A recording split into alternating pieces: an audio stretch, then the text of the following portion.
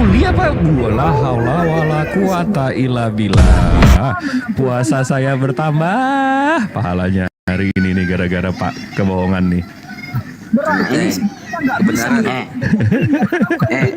Budak ayam di rumah aja. Ini data sekunder atau data primer ini? Coba Anda. Data sekunder, itulah kebohongan yang selalu tunggu. Weh. Ini dengar ya, ini kamu mute dulu. Alkitab terbitan 1928 sebelum akhirnya diedit oleh pendeta Albert de Meyer dari Gereja Reformis Belanda melakukan perubahan total terhadap Injil termasuk. sekunder itu Santo. Ada yang kau kumpulkan. Primer ini masih ada. Primer. Makanya jangan menggunakan Tunggu sesuatu dulu. yang tidak kita ketahui. Ini primer tazom. Kalau orang tetapi Ntar dulu, kamu diam dulu. Gitu loh. Naik, ntar dulu kita lihat baca sekunder mau primer kita baca dulu ada datanya. Naiklah encus, makanya di bawah jangan bawa dalil palsu kan. Ini data kalian ada tersimpan ini. Naiklah Yesus ke atas keledai betina seperti biasa Yesus Masya Allah ini bulan puasa ini memasukkan jari telunjuk dan kemaluan astagfirullah dalam lubang ini sekunder atau sekender sekunder ini saya tanya sekunder ini sekunder atau sekender Jawab itu, jawab. Ini Matius 20:2 sekunder sekender. Data sekunder. Jawab Ten. Kan Bibelmu direvisi. Tunjukkan data Ini tuh Jawab itu. ini kau jawab. Mengeluarkan cairan apa ini? Cairan apa ini? Cairan apa sekunder? Santo, siapa dulu Bang Zuma Santo? Itu data blender. Assalamualaikum warahmatullahi wabarakatuh. Silakan sahabat-sahabat. Saya nyimak dulu di blender lawannya. Iya, oke, kasih Bang blender biar Bang Zuma nonton dulu biar ketawa Bang Zuma. Iya. Ini bukan di blender, langsung dicambuk aja nih, kurang ajar tadi kebenaran. Iya. Dari tadi jawabannya mana aja. Asis sekunder aja. Ini Visten di bawah. Dia bawa di tadi palsu katanya. Nah, setelah di bawah ini kau naik baca ini Bible 1928 kau naik sini. Kau bantai ini. Ini ada loh masih tersimpan. Kan Bible kalian ini revisi ini. Ya kalau dibaca ini direvisi. Ditendang ini ayat-ayat ini. Nah, mau jawab apa kau Visten naik? Udah, kemana kau lagi? Mati. Mana kau lagi? Mati. Jawab. Woi. Jawab itu. Woi, Oten. Jawab ya. Pigi mati udah. Ambulan.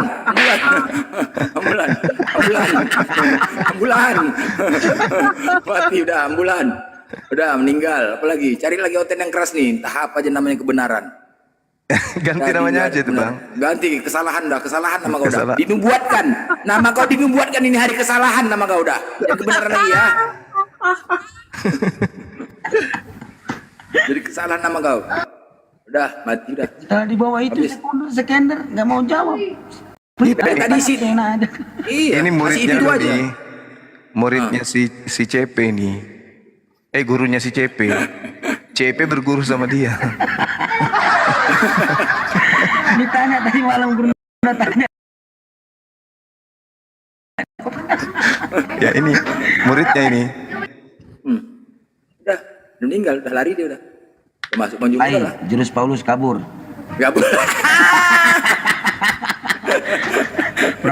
Ini di telepon bom Bang Blender, Bang Zuma ini di telepon bom ini. Oh. Anak muridnya juga di telepon. Ya. Dia muridnya juga. Dia ini gurunya. Coba. Dari Dia tadi telepon. itu aja. Muridku aku udah tua nggak bisa lagi. Os, besarin dulu semua, os. Biar nggak apa-apa deh, nggak apa-apa, biasa aja. Santai aja kita. Kasihan, jangan kasih takut kebenaran, lari nanti. Aduh, Kasihan, jangan kasih takut kebenaran, lari nanti. Aduh, masuk pula lagi Bang. Aduh, ini pula lagi masuk. Aduh, matilah. Ini hancur perpuluhan. Masuk lu kata mudan. Aduh, mati kita. Aduh.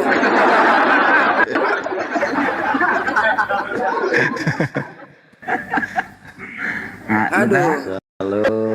Nah, ini bagus-bagus. Ya, salon. Gunda, signalnya kan bagus-bagus sih, nah. Nanti kalau udah mulai pertanyaan mulai susah, udah mulai nge-lag dia. Nah, sekarang saya nge-lag nih. Gitu ya. Salon tutup ya ini hari ya, salon tutup. Nanti habis buka salon. Full. Salon Iya, tutup. itu ada saudara saya blender mau kenalan Bang Luga. Ya. Ya.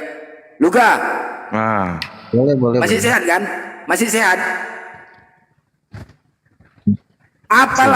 Apalah lebih benarnya karismatik dengan sekte lain? Coba Luga. Coba apalah lebih patennya karismatik dengan yang lain? Coba. Kenapa kau pilih karismatik? iya. Aku kan kemarin ribut terus sama orang Katolik. Jadi memang bagaimanapun kan jumlah mereka kan di dunia itu sekitar 1,2 miliar ya. Lumayan kan buat nambah-nambahin perpuluhan. Makanya aku juga lagi ke restoran ini. Benar. Kenapa? Apa lebih hebatnya karismatik tuh dibanding Katolik, Protestan, apa? Coba, apa lebih hebatnya karismatik tuh? Karismatik Coba, bisa Jadi gini, meraba-raba. kalau karismatik itu kan ada nubuat di dalam anggota jemaatnya ataupun di pendetanya ada bernubuat. Bernubuat tuh begini. Jadi dia bisa meramalkan atau apa yang akan terjadi di hari depan. Bah, Misalnya berarti dan dukun semua. dia bisa tahu bukan, Karismatik berarti bukan. dukun, peramal. Gimana nya? Gini, kalau dukun itu yang bekerja tentu Lucifer dan kawan-kawan. Kalau bernubuat yang bekerja adalah Roh Allah. Itu bedanya. Nah, jadi kalau misalnya gini, seorang nabi bernubuat besok akan jatuh bintang. Yang bisa menjatuhkan bintang kan Lucifer kan nggak mampu menjatuhkan bintang. Tapi Anak kalau mana Lucifer tuh? membuat Coba aku tanya dulu, Lucifer itu anak mana coba? Lucifer itu adalah bekas tangan kanannya Tuhan yang memberontak melawan Tuhan dan menarik sepertiga dari malaikat ke bumi. Mereka memberontak lalu Mikael adalah orang nomor 3-nya Tuhan dan setelah Lucifer jatuh tentu sekarang Mikael jadi nomor 2 ya. Jadi Mikael bekas pukul tangan kanannya Lucifer. Tuhan Luga. Hei, bekas tangan kanan Tuhan mati juga. Mati juga dia. Lucifer kan dia roh. Oh, roh. Lucifer itu kan roh, dia malaikat, dia nggak bisa mati. Oh, gitu. Gitu. Jadi masih ada dia sekarang ini? Jadi masih ada. sebentar, saya jawab dulu bang. Nah, sebentar dulu bang. Saya jawab dulu ya. Pertanyaan Anda kan saya jawab dulu. Jadi gini. Jadi kalau di gereja karismatik itu ada nubuat, misalnya dia tahu apa yang akan terjadi. Misalnya kalau gereja kami kan menubuatkan Indonesia akan dipakai Tuhan untuk menginjili 3/4 penduduk bumi sebelum kedatangan Tuhan Yesus yang kedua kali. Tapi kalau suara-suara seperti ini tidak ada di Katolik. Mereka yang taunya ke gereja pulang, udah gitu-gitu aja, nggak tahu menginjil juga arahnya mau kemana nggak jelas. Kalau kami kan arahnya menanti kedatangan Yesus yang kedua kali yang sudah tidak lama lagi dan Indonesia. Kenapa Indonesia? Kenapa bukan Cina? Kenapa bukan Malaysia? Nah, Indonesia Tuhan pilih untuk menginjili 3/4 penduduk bumi di akhir zaman ini, sekarang ini. Nah, makanya akan bangkit penginjil-penginjil tingkat dunia dari Indonesia. Ya, siapa itu orangnya? Ya, kalian bisa tahu lah siapa nanti. Enggak. Waktu kedatangan Yesus nanti di akhir zaman, dia ngapain? Mau ngapain dia kemarin? Dia akan pertama kan dia sebentar ketika di Wahyu pasal 19 Yesus akan turun dengan seluruh pasukan yang di sorga, beribu-ribu laksa malaikat, berjuta-juta malaikat akan turun perang Armageddon di lembah Megiddo Israel. Di situ nanti Bang Juma dan kawan-kawan, Bang Juma bukan sebentar. Mereka mau paduan suara kan? Benar nggak? Suka hati aja kau jawab Luga, tahap Bentar, Bang aja. Juma. Enggak. Ngapain coba Luga begini. Seandainya nanti Yesus datang, Luga, kalau Yesus datang menghakimi, ditanyanya, Luga Tamunan, sini, dipanggil lah kau sama Tuhan Yesus ya, sini. Kau namanya Luga Loh, Tamunan. kami datang nunggang kuda dari langit. Kami datang kuda dari langit. Lu ada aja lah. Dia bertanya lagi. Sebentar, mulut kau juga jangan kayak perempuan, dengar dulu. Kok kayak Jangan perempuan, jadi ketakutan mana, kalau Congor? mau begini. Congor kau pun tak kemana-mana, nggak Tenang aja. dulu, tenang, jangan takut. Aku nggak jahat kok. Tenang aja. Jadi gini, kami kan sudah rapture duluan nih, bangsa 10 tahun terakhir ini kan rapture. Rapture itu artinya kami diangkat ke surga. Hijau. melakukan pesta perjamuan sebentar. Pesta sebentar. dulu, pesta. Pesta perjamuan nikah Kan anak udah bilang domba. paduan suara kan? Mak- Udah percaya. Sebentar dulu, jangan sesat dulu, belum juga dia apa-apain udah langsung muncrat. Paduan suara, Jadi, paduan izin. suara. Kami Izin undur akan diri, turun di abang-abang perang di sini. Armageddon, Alhamdulillah dikatakan dengan akan segala firman-Nya. melemparkan Assalamualaikum binatang dan nabi warahmatullahi wabarakatuh. palsu. Waalaikumsalam. Waalaikumsalam warahmatullahi wabarakatuh. Bang Jibril. Ya, Silakan. kira-kira seperti itu. Jadi Pak, Yesus akan datang sebagai raja. Pertanyaannya ketika Yesus datang sebagai raja, Bang Juma dan kawan-kawan tolong dipersiapkan tuh tempat persembunyian. Masalahnya Yesus orangnya emosian. Takutnya Iya, ntar makanya. digulung di tempat. Luga, Tinggal paduan suara. nanti sama-sama. ketika dia Luga, Nah, ketika makanya datang Yesus. rencana Bang Juma ini mau saya rekrut jadi choir dari King of King untuk memuji-muji dan memuliakan raja segala Suka hati raja. kau aja lah Luga, iya suka hati kau. Sekarang begini Ayo, Luga. coba. Luga. Haleluya, haleluya, haleluya, gitu dong. Harus belajar sekarang. Haleluya, haleluya. Halusinasi.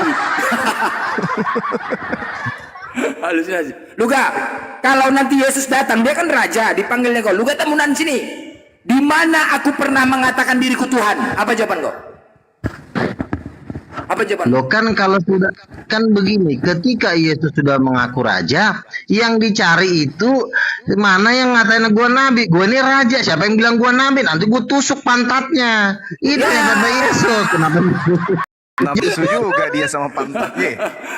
Raja itu gini loh, raja itu pemegang kekuasaan. Kalau Yesus raja turun dari surga, berarti dia penguasa surga. Ketika raja lu tuduh pembantu, nabi kan pembantu itu, pembantunya Tuhan. Raja lu tuduh nabi itu bahaya.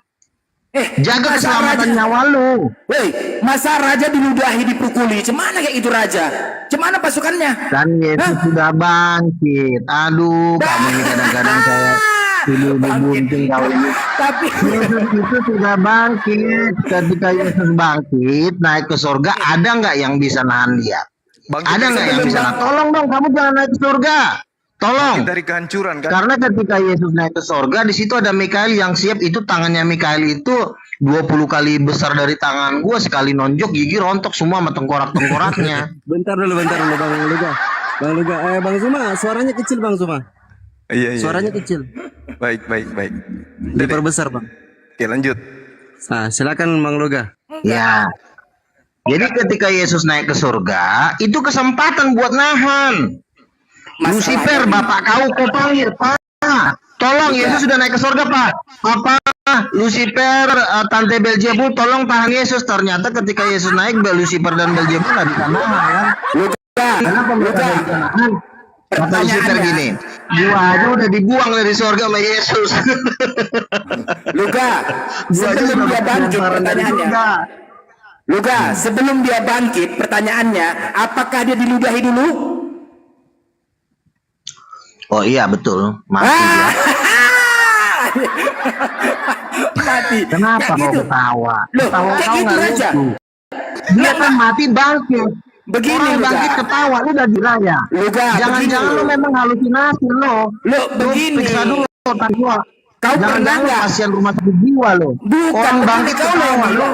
Dasar Kau yang apa gila, lo cuman- ketawa? Ucok. Begini Luga, kau pernah nggak Orang nonton film bangkit kerajaan? ketawa. Lu udah gila ya? Enggak gila lah orang minta raja diludahi dipukuli ya gila lah enggak Sekarang aja. dia udah bangkit, kenapa lo ketawa? Weh, Masa kalau orang aku- bangkit ketawa lo? Wah, kalau aku jadi rajanya. Kalau Gila, aku tolong jadi lu. Ya, kok kepanasan lo? Didanain ini buat masuk rumah sakit jiwa ini anak. Mati kau. Enggak, kalaulah aku jadi raja, ku pecatin semua pasukannya itu. Ku pecatin, enak aja raja dibiarkan aja dipukuli kayak gitu, enggak aja. Itu pasukan digaji loh. Masa dibiarkan Iya, Tuhan dipukuli? masalahnya lo mati nggak bisa bangkit, Ucop. Dengar Nanti ya. lo disuruh nyepong si Belzebul nanti lo. Pertama, lu gak dengar ya. Pertama nanti kalau kalian mati, 7 langkah keluarga kalian meninggalkan di kuburan, datang malaikat nukar langkir. Luga, sini kau. Kau tercipta dari apa? Dari tanah. Kenapa kau dari peti? Kenapa kau mati pakai peti? Katanya dihajar. Mana kau. ayatnya? Ajar. Mana ayatnya Ajar. ngomong? Ajar kau. Ayatnya mana? Ajar. Dodong. Ajar. Ah. Ayatnya mana? Lo enggak, siapa yang ngajarkan kalian mati pakai peti? Jangan Ayatnya ajar. mana? Lu jangan berasal dari conggoran lu Iya. sendiri. Sekarang Lu kan manusia berdosa. Siapa yang Lu ngajarkan ngapain kalian? Yesus? Loh, aku tanya, siapa yang ngajarkan kalian mati pakai peti? Siapa yang ngajarkan? Jawab. Kenapa lari ke peti lagi sini orang? Ya iya, siapa yang ngajarkan kalian mati pakai peti sama Lu pakai jas? itu mau debat apa sih? Ngapain lu ngomong? Lu mau jualan peti mati? Lah tapi kan pengikut Yesus. Siapa yang ngajarkan kalian mati pakai jas sepatu terbalik? Sepatu terbalik. Mati Kamu pakai jas. nggak Siapa usah yang lari dulu dari masalah. Udah, Yesus sudah bangkit dari kematiannya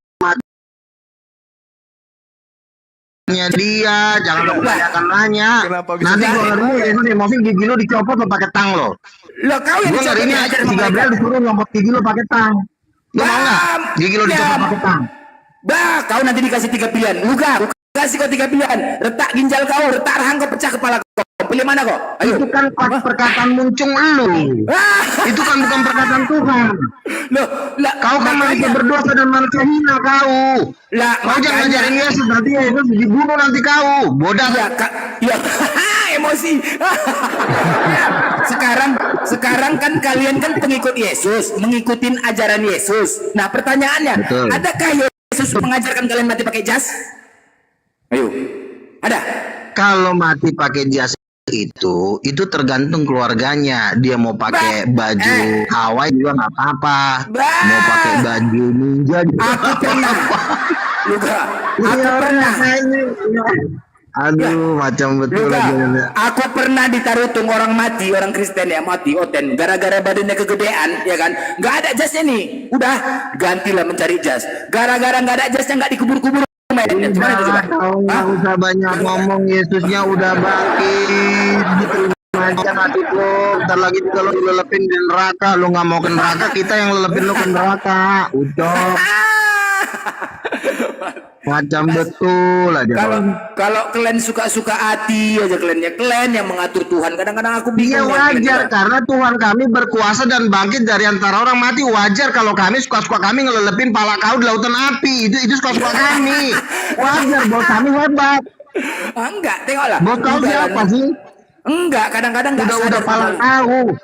Enggak, udah numpang di dunia ini udah Bandel numpang. kali kau ini ya. Dikasih, kalian cobalah, dikasih numpang, dikasih nikmat, dikasih hidup. Numpang apa? Lah, nggak numpang kalian di dunia ini? Nggak numpang? Itu surga dan bumi punya Tuhan kami. Kepadaku telah diberikan kuasa di surga. Baptislah mereka, jadikan segala bangsa muridku, kata Yesus. Itu punya Tuhan kami. Surga kalian jalan kebenaran gang harapan nomor 2. Biar tahu kalian, itulah surga kalian. Kalian cari surga kalian. Mana surganya coba? Kau sebutkan Ini surga kalian. orang mujizat nggak ada, congor kemana-mana. Ya iyalah, mana Kuasa surga kalian nggak coba? ada, becongor aja kawan ini. Lah jadi semana orang Becongor juga? aja. Ah, Nanti kalau Yesus juga. emosi disumpal pula nanti muncung kau itu kan. Besok nanti muncung kau. Hati-hatilah kau ngomong ya. Iya. Butet. Memang Susah iya, kali gua kan- diajarin. Kan memang kan ajaran Yesus yang kita pertanyakan di sini. Ajaran Yesus mana yang kalian ikutin? Iya, Coba, ajaran coba. Yesus. Dia berkata, aku adalah raja duduk di sebelah kanan Bapa. Jangan kau nabikan. Nanti Yesus emosi loh. Yesus emosi disumpel nanti muncung kau itu. Hati-hati kau. Itu ajaran. Iya ajarannya. Aku adalah raja, King of King. Itu Kau bilang nabi lagi. perkataan. Aduh, kucubit nanti pipi kau itu ya. Kucubit nanti kau. Itu Bandel kali. perkataan. Astaga, Perkataan perkataan sama pala. ajaran sama. Itu perkataan kan? Aku adalah raja. Sekarang ajaran Yesus mana yang kalian ikutin coba? Satu aja. Ajaran Yesus kau disuruh penuh Roh Kudus, bukannya penuh Roh Kudus kau malah penuh dengan Roh Kardus kau. Ya, aduh maaf. Hancur kali. Beginilah, makin parah. Macam betul aja kawan ini, macam betul aja. Jadi, Luka, aku bertanya. Jadi Katolik itu sama Protestan itu apa? Sesat itu, sesat. Sesat. Ya, betul. makanya kan aku tanya, jangan kau lawan aku, lebih baik kau posisi netral ya kan. Kalau kau posisi netral kan kau kan bisa kuamankan kau nanti. Iya, iya, iya. Jangan lu bertambungan diserang dengan Nepotisme kerajaannya. nanti di surga berarti. Nepotisme nih mau masuk. Iya maka. Nepotisme. Mau masuk surga nepotisme nih ya. Siapa yang baik-baik sama Luka dimasukin surga gitu. Kembali lagi Katolik, mending kalian nyerang Katolik, sikat kalian aja. Jadi gini, Katolik itu memang ajaran Kan harga kepausan itu kan sebenarnya organisasinya, cuma ormas-ormas organisasi biasanya itu. Mujizatnya nggak ada, cuma menang-menang gede-gedean baju, gede-gedean jubah, biar nakut-nakutin orang. Disangkanya kali kalau dia pakai jubah orang udah takut kali sama dia. Ujung-ujungnya juga pernikahan batang dengan batang kok dipermainkan. Ini kan Paus kan sudah menikahkan pernikahan sejenis.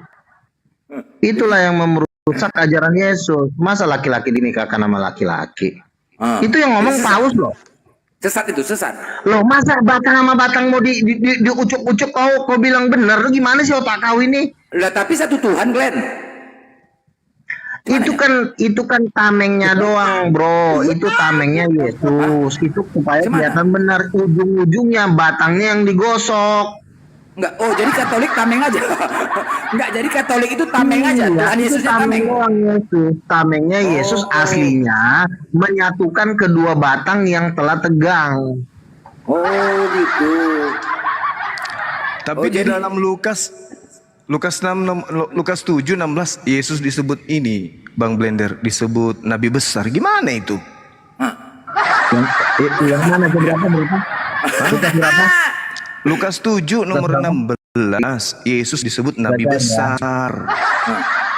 Bukan batangan besar, salah ente. Lukas 7 16. ayat berapa? 16. Lukas 7 ayat 16 ya.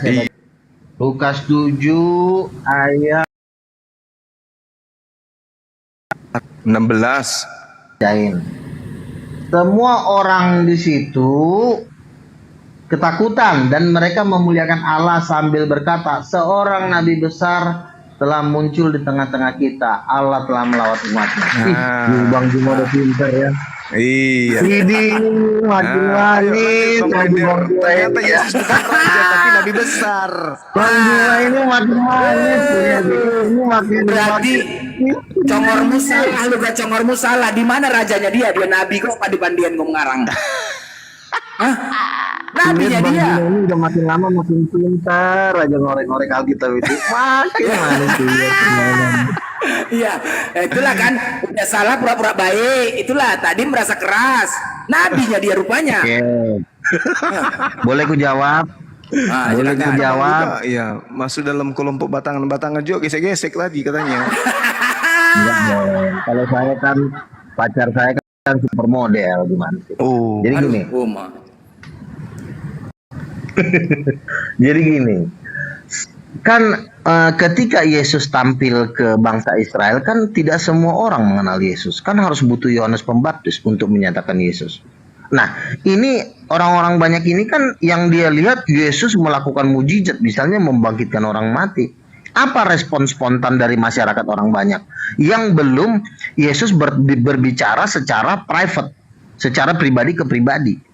Maka respon spontan adalah, waduh, nabi besar sudah muncul di tengah-tengah kita. Tetapi itu kan baru respon spontan dari orang-orang yang melihat mujizat Yesus.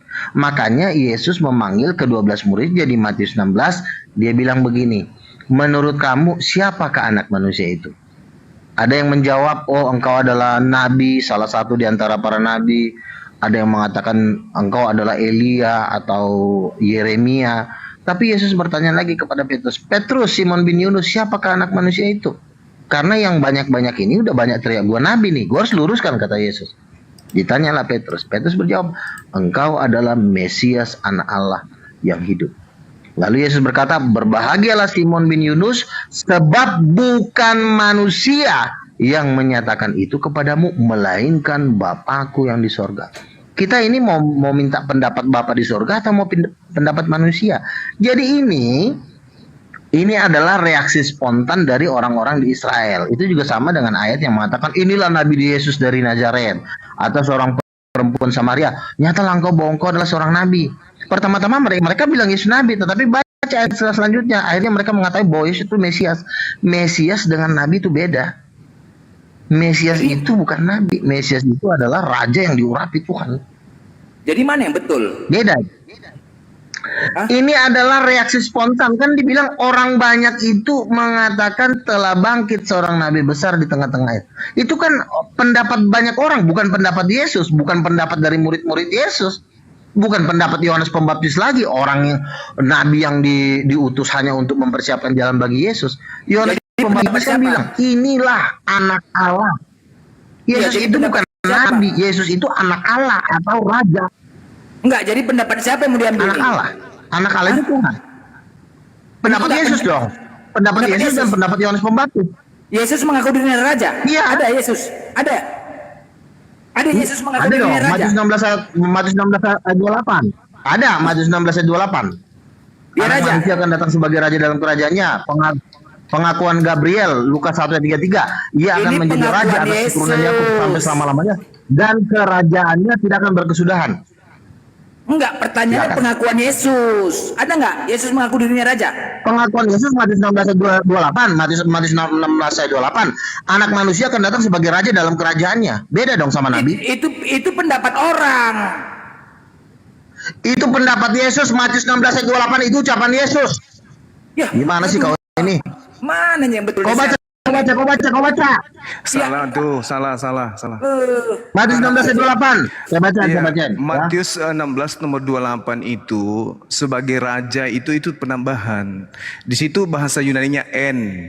En itu artinya dalam atau pada atau di dalam. Jadi terjemahan yang benar begini, Saudara Luga. Aku berkata kepadamu, sesungguhnya di antara orang yang hadir di sini ada yang tidak akan mati sebelum mereka melihat Anak Manusia datang ke dalam kerajaannya.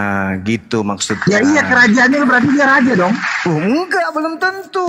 Prajurit juga punya Oke, kerajaan. buka. Lukas 1 ayat 33. Lukas 1 ayat 33 baca. Lukas 1 ayat 33. Coba baca. Lukas berapa? Lukas 1 ayat 33. Lukas 1. 1 ayat 33. Oke, Lukas 1 33. Ayat 33.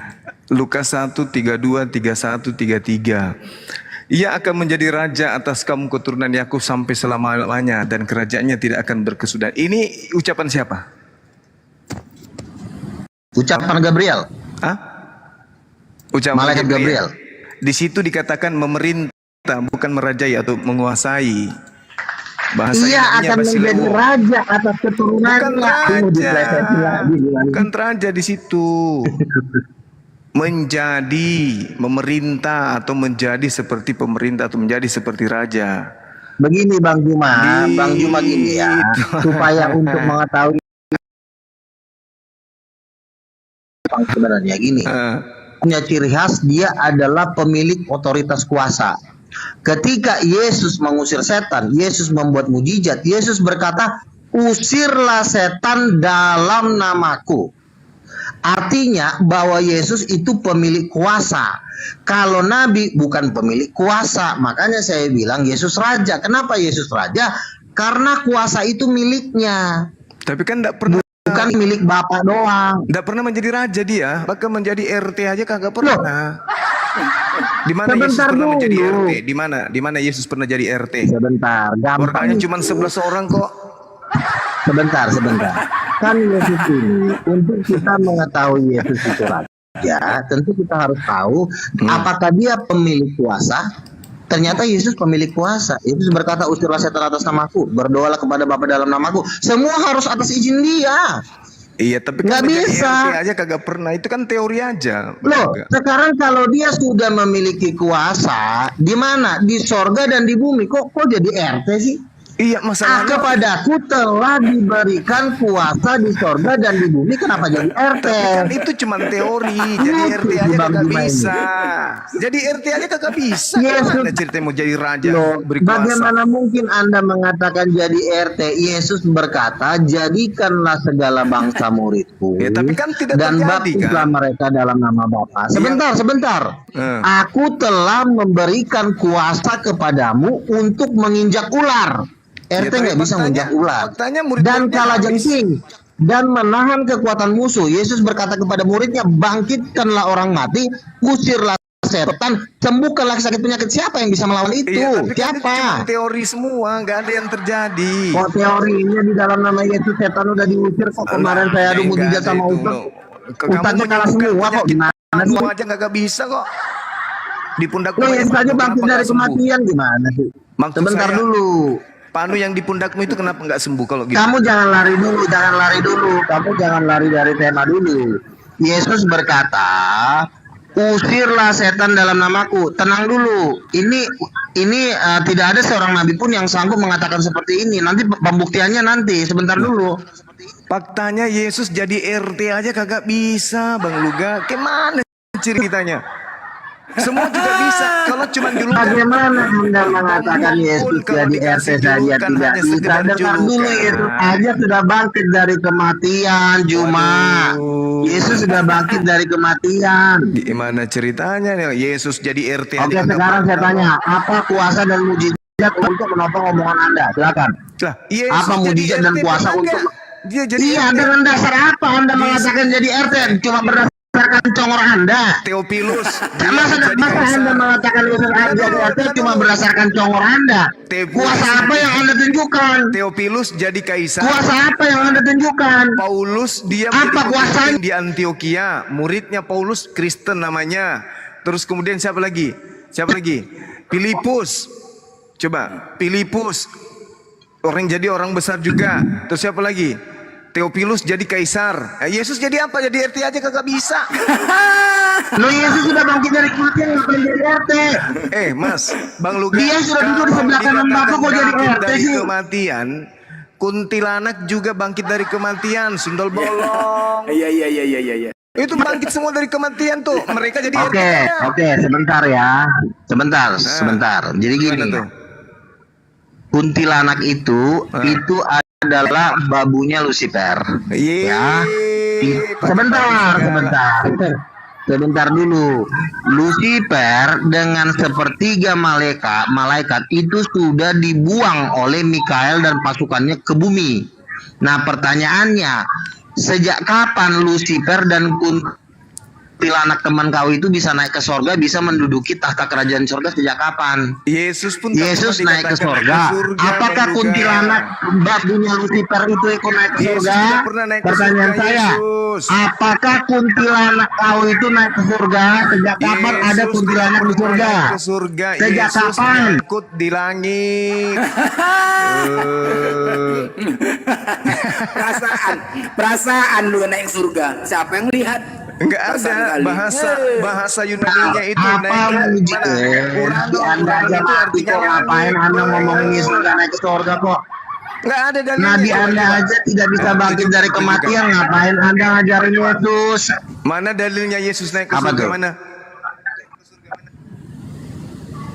Dalilnya dia naik Kan ke Yesus surga. sudah berkata di dalam Markus 14 ayat 62, Yesus berkata, mulai hari ini kamu akan melihat anak manusia duduk di sebelah kanan Bapa dan datang di atas awan-awan di langit.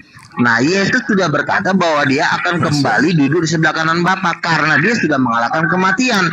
Sekarang saya tanya, siapa yang bisa melawan Yesus? Lucifer udah dibuang dari surga, nggak mungkin kuntilanak naik ke surga. Masa kuntilanak mau naik ke surga sih? Ada-ada aja nih ajarannya anak ratu nih. Bagaimana mungkin Yesus bisa melawan Lucifer? Apa? Jadi RT aja nggak kepilih dia, Bang. Gimana ceritanya? Sekarang saya tanya, nabimu bisa mengalahkan kematian nggak? Nabimu bisa mengalahkan kematian? Yang kamu bahasakan naik jadi Mengalahkan kematian nggak nabimu?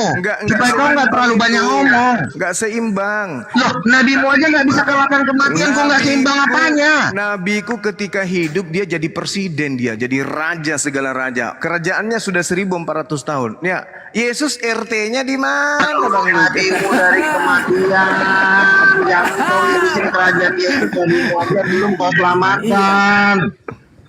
Selamatkan dulu nabimu dari maut. Enggak masalahnya. Bisa nggak nabimu bangkit dari kematian? Yesus jadi RT. Nggak bisa kan? Nggak bisa. Nabiku Masalahnya apa nabimu belum bisa? Pairing.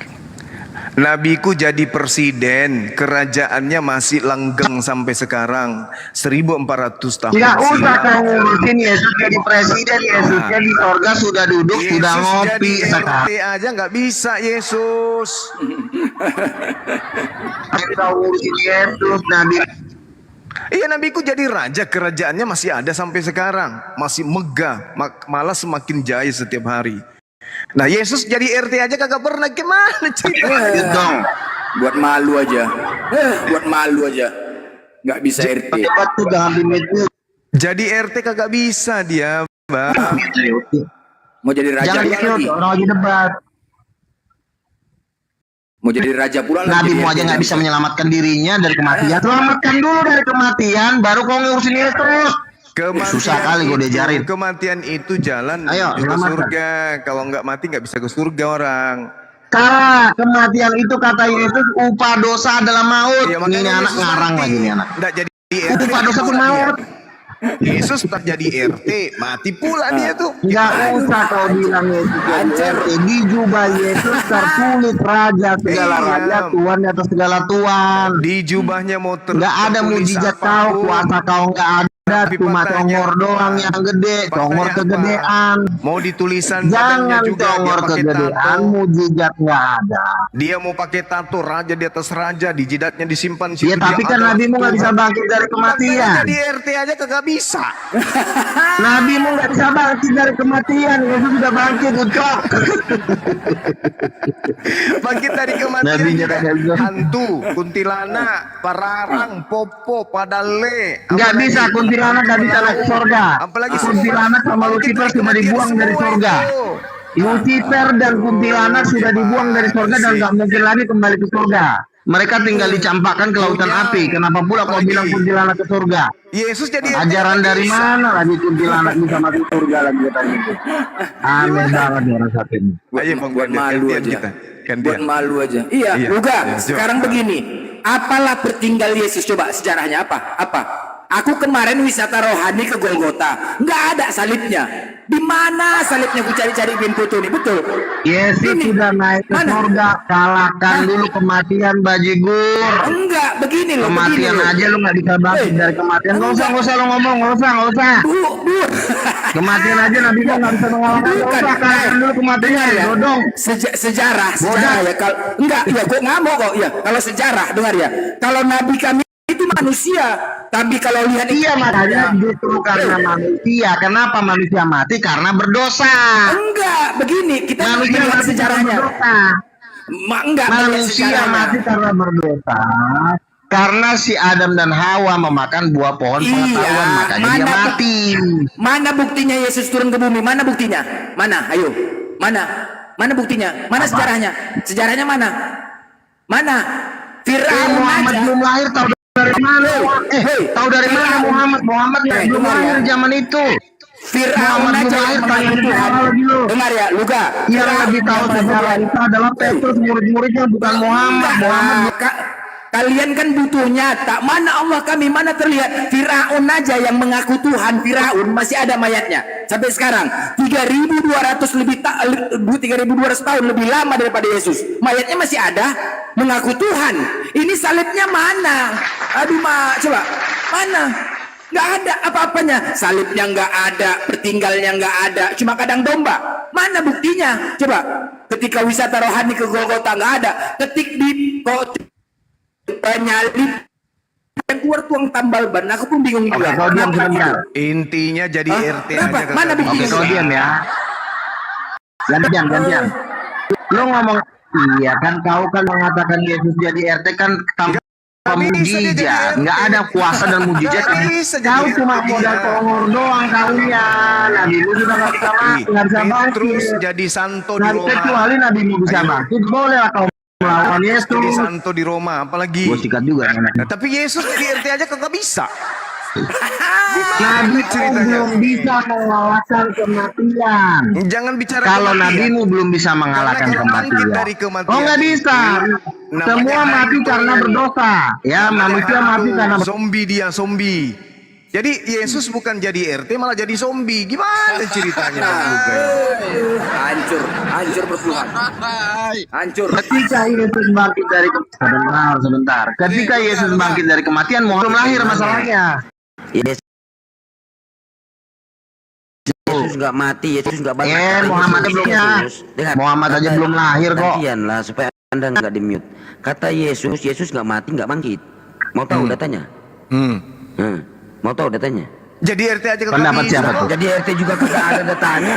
Kepala RT nggak ada datanya. Mau jadi raja Bodat, nadimu nggak bisa bangkit dari kematian. emosi. Aduh, parah. Gak Aci marah lah. Nadimu itu tidak bisa bangkit dari kematian. Lo nggak usah ngomong RT, kuasa lo tidak ada, mujizat lo nggak ada.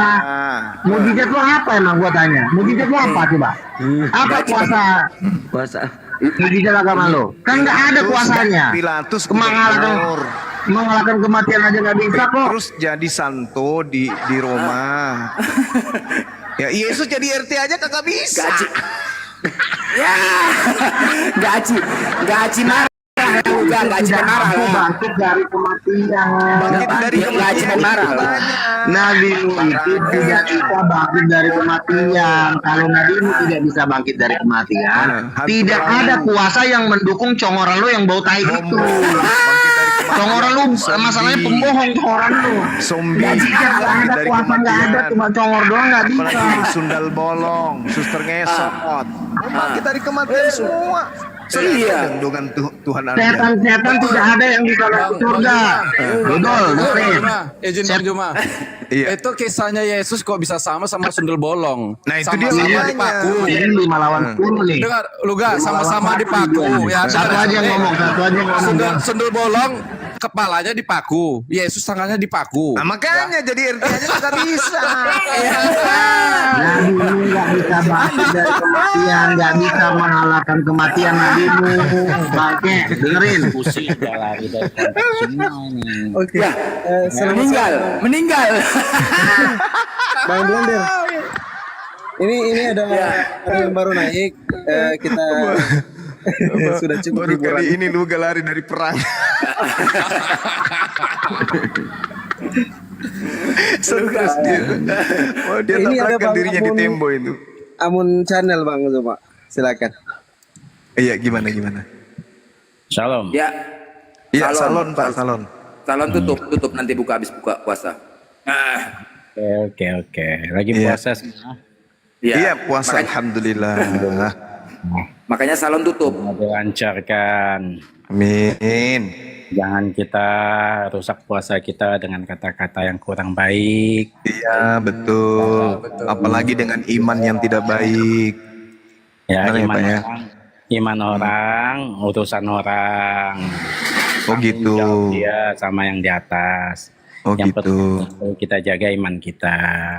Apalagi Jadi bulan kalau misalnya ada orang yang merusak iman kita, dibiarkan aja gitu, Pak. itu perkara mereka. Oh, nggak Yang bisa. penting kita meluruskan Harus diluruskan. Kalau kita melihat sesuatu kemungkaran, harus ditegur. bahasa yang santun. Kalau ada kemungkaran, Pak, itu harus Bukan ditegur, Pak. peradaban Islam. Itu baru ajaran kasih. Kalau ada kemungkaran dibiarin, itu bukan ajaran kasih, Pak. Itu ajaran bidat. Itu loh, Pak. Kalau saudara kita di sebelah masuk ke kategori ajaran bidat, itu perkara mereka. Kita Nggak bisa, karena dia mengambil data-data di kitab kita untuk dia pakai menyesatkan orang, Pak. Itu nggak boleh. perbandingan data itu yang merusak jiwa kita. Oh, Maka nggak bisa dengan mulut yang santun, tapi ternyata misinya menyesatkan manusia, itu nggak bisa dibiarin, Pak. Itu namanya ajaran kasihan. ketika dua kutub yang berbeda dibenturkan akan Iya. bertolak. Oh Saling betul, menolak. jangan dibenturkan, tapi diluruskan, Pak. Itu nggak Mestinya bagus. diluruskan dengan Nah, bahasa diluruskan. yang enak kita dengar. Oh Oh, mungkin tergantung orangnya juga. Itu tergantung. ya. Kalau yang datang serigala berbulu domba, ya harus kita kuliti kulitnya supaya kelihatan bahwa dia serigala bukan domba. Karena serigala, Pak, masuk di perkampungan bahaya. Utamanya anak-anak kecil. Jangan kita makan, nanti kita Bahaya tuh. Serigala masuk di perkampungan itu harus digebukin gitu ya, Pak. Jangan dipiara. Kalau serigala masuk ke dalam kandang sapi itu bahaya. Sapinya bisa mati semua. apalagi Bang Juma ini kan punya nama. Yang saya lihat di TikTok ini yang disebut-sebut Ya, justru Bang itu, Juma Pak. ini. Berarti Justru itu. bukan orang sembarangan nih pakar ini. Iya, justru itu, Pak. Memang tugas kita ini menguliti kulit serigala Pak, supaya jangan nyamar-nyamar seperti domba. Gitu loh Pak, kayak Bapak datang-datang, salon. Bapak orang Ibrani rupanya. Iya. Saya orang Indonesia. Kan Dan- orang Kristen harusnya selamat pagi, selamat sore. Ngapain pakai topeng-topeng segala Pak? Seperti kita assalamualaikum, apa bedanya? Ya kalau assalamualaikum itu kan umat Islam semua diperintahkan memang kayak begitu. Umat Kristen juga begitu. Mana perintahnya ucapkanlah salam kepada non muslim? Itu perintah. Malah dilarang Pak di agama Anda, jangan kau mengucapkan salam kepada umat Islam, itu nggak boleh di agama Anda. Dari mana? Hah? Nggak boleh ngucapin salam. Ada Pak orang yang datang kepadamu dan tidak membawa ajaran ini, maka jangan kau terima dia dalam rumahmu dan jangan kau beri salam kepada mereka. Ini dia makanya belajar Pak, jangan cuma mulut dilembutin, tapi ajarannya ajaran kucluk. Kitab apa itu namanya? Kitab apa itu? Ada, Bapak nggak tahu? Nggak tahu malah. Masya Allah. Dikatakan tidak membawa ajaran ini, maka jangan kau terima dia dari rumahmu. Iya. Bapak nggak tahu? Nggak tahu. Yakin?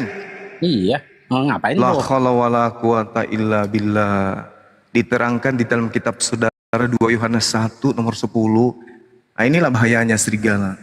Sukanya nyamar tapi tidak ngerti kitabnya sendiri. Giliran ditegur, diajarin, diluruskan, tersinggung. Jika seorang datang kepadamu dan ia tidak membawa ajaran ini, janganlah kamu menerima dia di dalam rumahmu dan janganlah memberi salam kepadanya. Ini ajaran kasihan ini Pak, ajaran kasihan ini. Yohanes berapa saya coba 2 Yohanes 1 nomor 10. ayat sebelumnya dibaca juga biar lebih. Ini bisa berubah ini. Data ini bisa berubah kalau dibaca data sebelumnya. Kok bisa berubah? Ya makanya ngapain dibaca data sebelumnya Pak? Toh hendak berubah ini. Oh, kan mesti dimengerti perikop-perikopnya. Gimana mau mengerti lah, orang Kristen diperintahkan jangan menggunakan akal kok. Paulus mengajarkan orang Kristen itu untuk mematikan akal Pak. Ada ke ayatnya? Ada. Gue buka. Waduh, gimana ini? Bahaya nih kalau semua kita yang mengajarkan Bapak. Di dalam 2 Korintus Pak, 2 Korintus 10 nomor 5. Apa bunyinya? Juga diterangkan dalam 1 Korintus 1 nomor 19. Bunyinya apa tuh Juma? Oke, dikatakan mau bahasa Yunaninya atau bahasa Indonesianya aja? Indonesia aja gua mau. Indonesia aja. Kalau Indonesia aja dalilnya gini.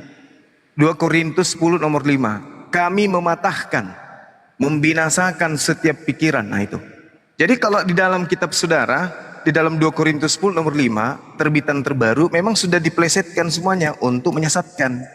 Maaf ya Pak ya, karena orang puasa itu nggak boleh berbohong, harus menyatakan yang benar, benar-benar pahit-pahit, salah-salah, manis-manis, tetap aja katakan salah. Kalau berbohong gunanya puasa untuk apa? Nah makanya saya nggak boleh bohong. Nah di kitab Anda kebohongannya begini. Kami mematahkan setiap siasat orang dan merubuhkan setiap kubu yang dibangun oleh keangkuhan manusia untuk menentang pengenalan akan Theos, akan Allah. Nah ini penipuan lagi nih. Dia pakai nama Tuhannya Islam sini, padahal sebenarnya sini adalah Theos. Menentang pengenalan akan Theos, kami menawan segala pikiran dan menaklukkannya kepada Kristus. Ini terjemahan yang menipu Pak. Original teksnya tidak berkata seperti itu. Original teksnya jelas mengatakan bahwasanya kateireo, logesmos, lalu kemudian dikatakan hopsoma gnosis theos, aiklamotesio noema Christos. Itu yang dikatakan. Artinya apa? Kami mematahkan alias kami membinasakan setiap pemikiran manusia dan merubuhkan semua kubu ketinggian pengetahuan Tuhan. Kami menawan pikiran dan menaklukkan pikiran manusia kepada Kristus. Gimana tuh Pak? Ya mungkin ayatnya cocok untuk kamu itu. Ini Paulus yang mengajarkan mematahkan dan mematikan akal pikiran. Kok jadinya ke saya? Waduh. Lagian juga di 2 Korintus 4 nomor 10, Kristen bodoh karena Karena siapa? Karena Kristus, Pak. Waduh, gimana sih Bapak ini? Itu dalil, Pak. Makanya orang Kristen kalau bicara tentang pengetahuan dunia, hebat orang Kristen itu, Pak. Kita tepuk tangan kehebatan orang Kristen. Tapi ketika berbicara mengenai agama, Pak, berbicara mengenai Bible, seketika mereka tak berakal. Itu fakta. Itu loh, Pak. 1 Korintus 4:10, betul. Itu kan Ya. pemikiran. Lalu mau pakai apa, Pak? Memahami Bible itu pakai apa? Daun talas. Ya toh, pemikiranmu cuma. Lalu coba terangkan saya tentang 2 Korintus 10:5 tadi. Saya lagi di luar nih. Dan Oh, jadi nggak bawa Bible di kepala enggak? enggak. Oh, kasihan. Di sikap hidup saya, perilaku saya, bukan di kepala saya. Oh, Semua ayat. sama seperti burung beo saya, Pak. Burung beo saya juga pintar dia. Begitu ada orang lewat, Selamat pagi. Selamat pagi. Di kepala. ada juga burung beo saya itu kalau yang Muslim datang, Assalamualaikum, Assalamualaikum. Tapi pas lagi waktunya ibadah, Pak, dia malah naik hitumannya. Makanya dia setiap lihat orang dia Assalamualaikum, Assalamualaikum gitu. Iya kayak burung beo, Bapak kayak gitu. Bapak kayak gitu. Jadi cuman teori aja nggak ada praktek. Kitab sucimu di kepala. Oh iya harus. Jadi kayak burung beo. Sebagaimana dia sucinya di kepala. Bagaimana ceritanya? Bapak kalau cinta, Pak, saya tanya dulu. Bapak kalau cinta kepada anak atau cinta kepada istri, kemana-mana Anda bawa di kepala kan? Benar gak? Benar gak? Kalau cinta, kalau sayang kepada anak, sayang kepada istri, kemana-mana kita bawa. Bahkan sering di kantor kita kerja sambil senyum-senyum, ingat mereka yang kita cintai. Ini Bible disimpan di mana? Di mana, Pak? Di bakul nasi. Gimana nih orang tidak cinta kepada kitabnya? Aduh, parah. Pas giliran ditanya, di kitabmu itu ada perintah mematikan akal. Oh, di mana dalilnya? Kitab apa? Nomor berapa? Di mana rumahnya? Berapa sepatunya? Makanya Pak belajar, Pak. Orang punya kitab itu disimpan di otak, di kepala. Kenapa Anda tidak menyimpan kitab itu di Masa istri otak? kamu bawa ke kepala? Kenapa kemudian kitab Anda tidak bawa di otak? Karena kitab Anda tidak masuk akal. Buatan saya baru kehidupan. Karena otak Anda itu tidak cocok dengan Bible. Bible itu tidak cocok dengan akal manusia. Otak saya nggak cocok sama kamu, walaupun Enggak hati bisa, saya Pak. Otak Anda itu tidak cocok untuk Bible. Tidak disetting untuk Bible. Karena Bible itu tidak Otak saya nggak rasional. cocok untuk Bible. Nah, Bible otak saya taruh di Anda. hati saya, bukan di otak saya. Nah, kalau begitu ketika hati meluapkan suatu ungkapan, dengan otakmu. apa yang disimpan di hati bisa diluapkan oleh mulut dengan kerja mesin. Mesinnya namanya otak. Sekarang saya tanya, bisa enggak Anda menunjukkan dalil yang ada dalam hati Anda tentang Tuhan Anda Yesus itu netek di ibunya? Bisa enggak? Di kitab mana? Kita mana? Nah, itu bertanya lagi kita mana kan?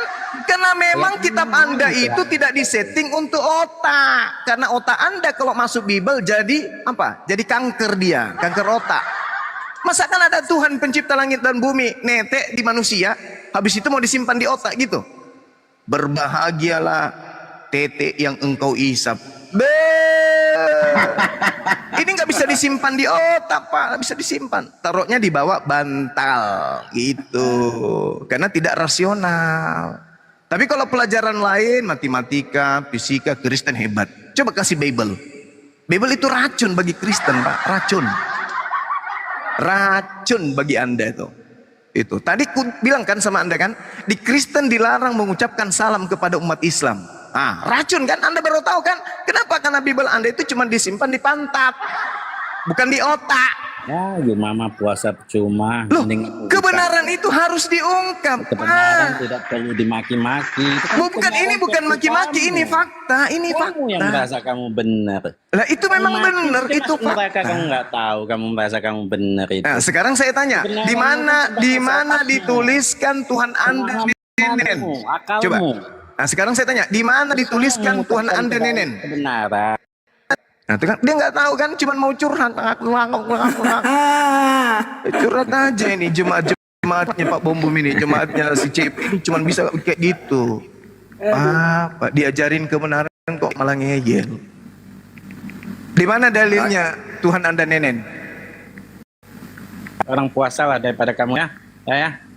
Loh, kok nangis Pak? Yang mesti nangis mati masuk neraka. Ini yang mendengarkan di bawah 1.100. Di antaranya ada 50 Kristen. Mendengar itu kaget. Kok ada Tuhan kita nenen? Akhirnya apa? Hidayah. Itu bukan untuk ente datang-datang salon. Bang Blender bilang salon tutup puasa. Nyamar jadi Yahudi salon. Dikasih tahu merajuk, baper, Nah, cabut, itu itu aja lah kerjanya. Gitu aja kerjanya. Luka juga tadi merajuk. Luka emosi, pakai bodat.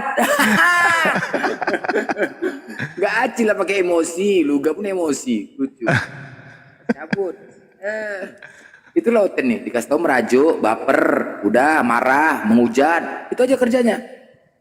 Habis itu lari, udah menceritakan konten-konten lain, begini begitu, udah menggibah, udah, itu aja lah kerja kalian. habis itu dibilangnya Bang Suma penghujat.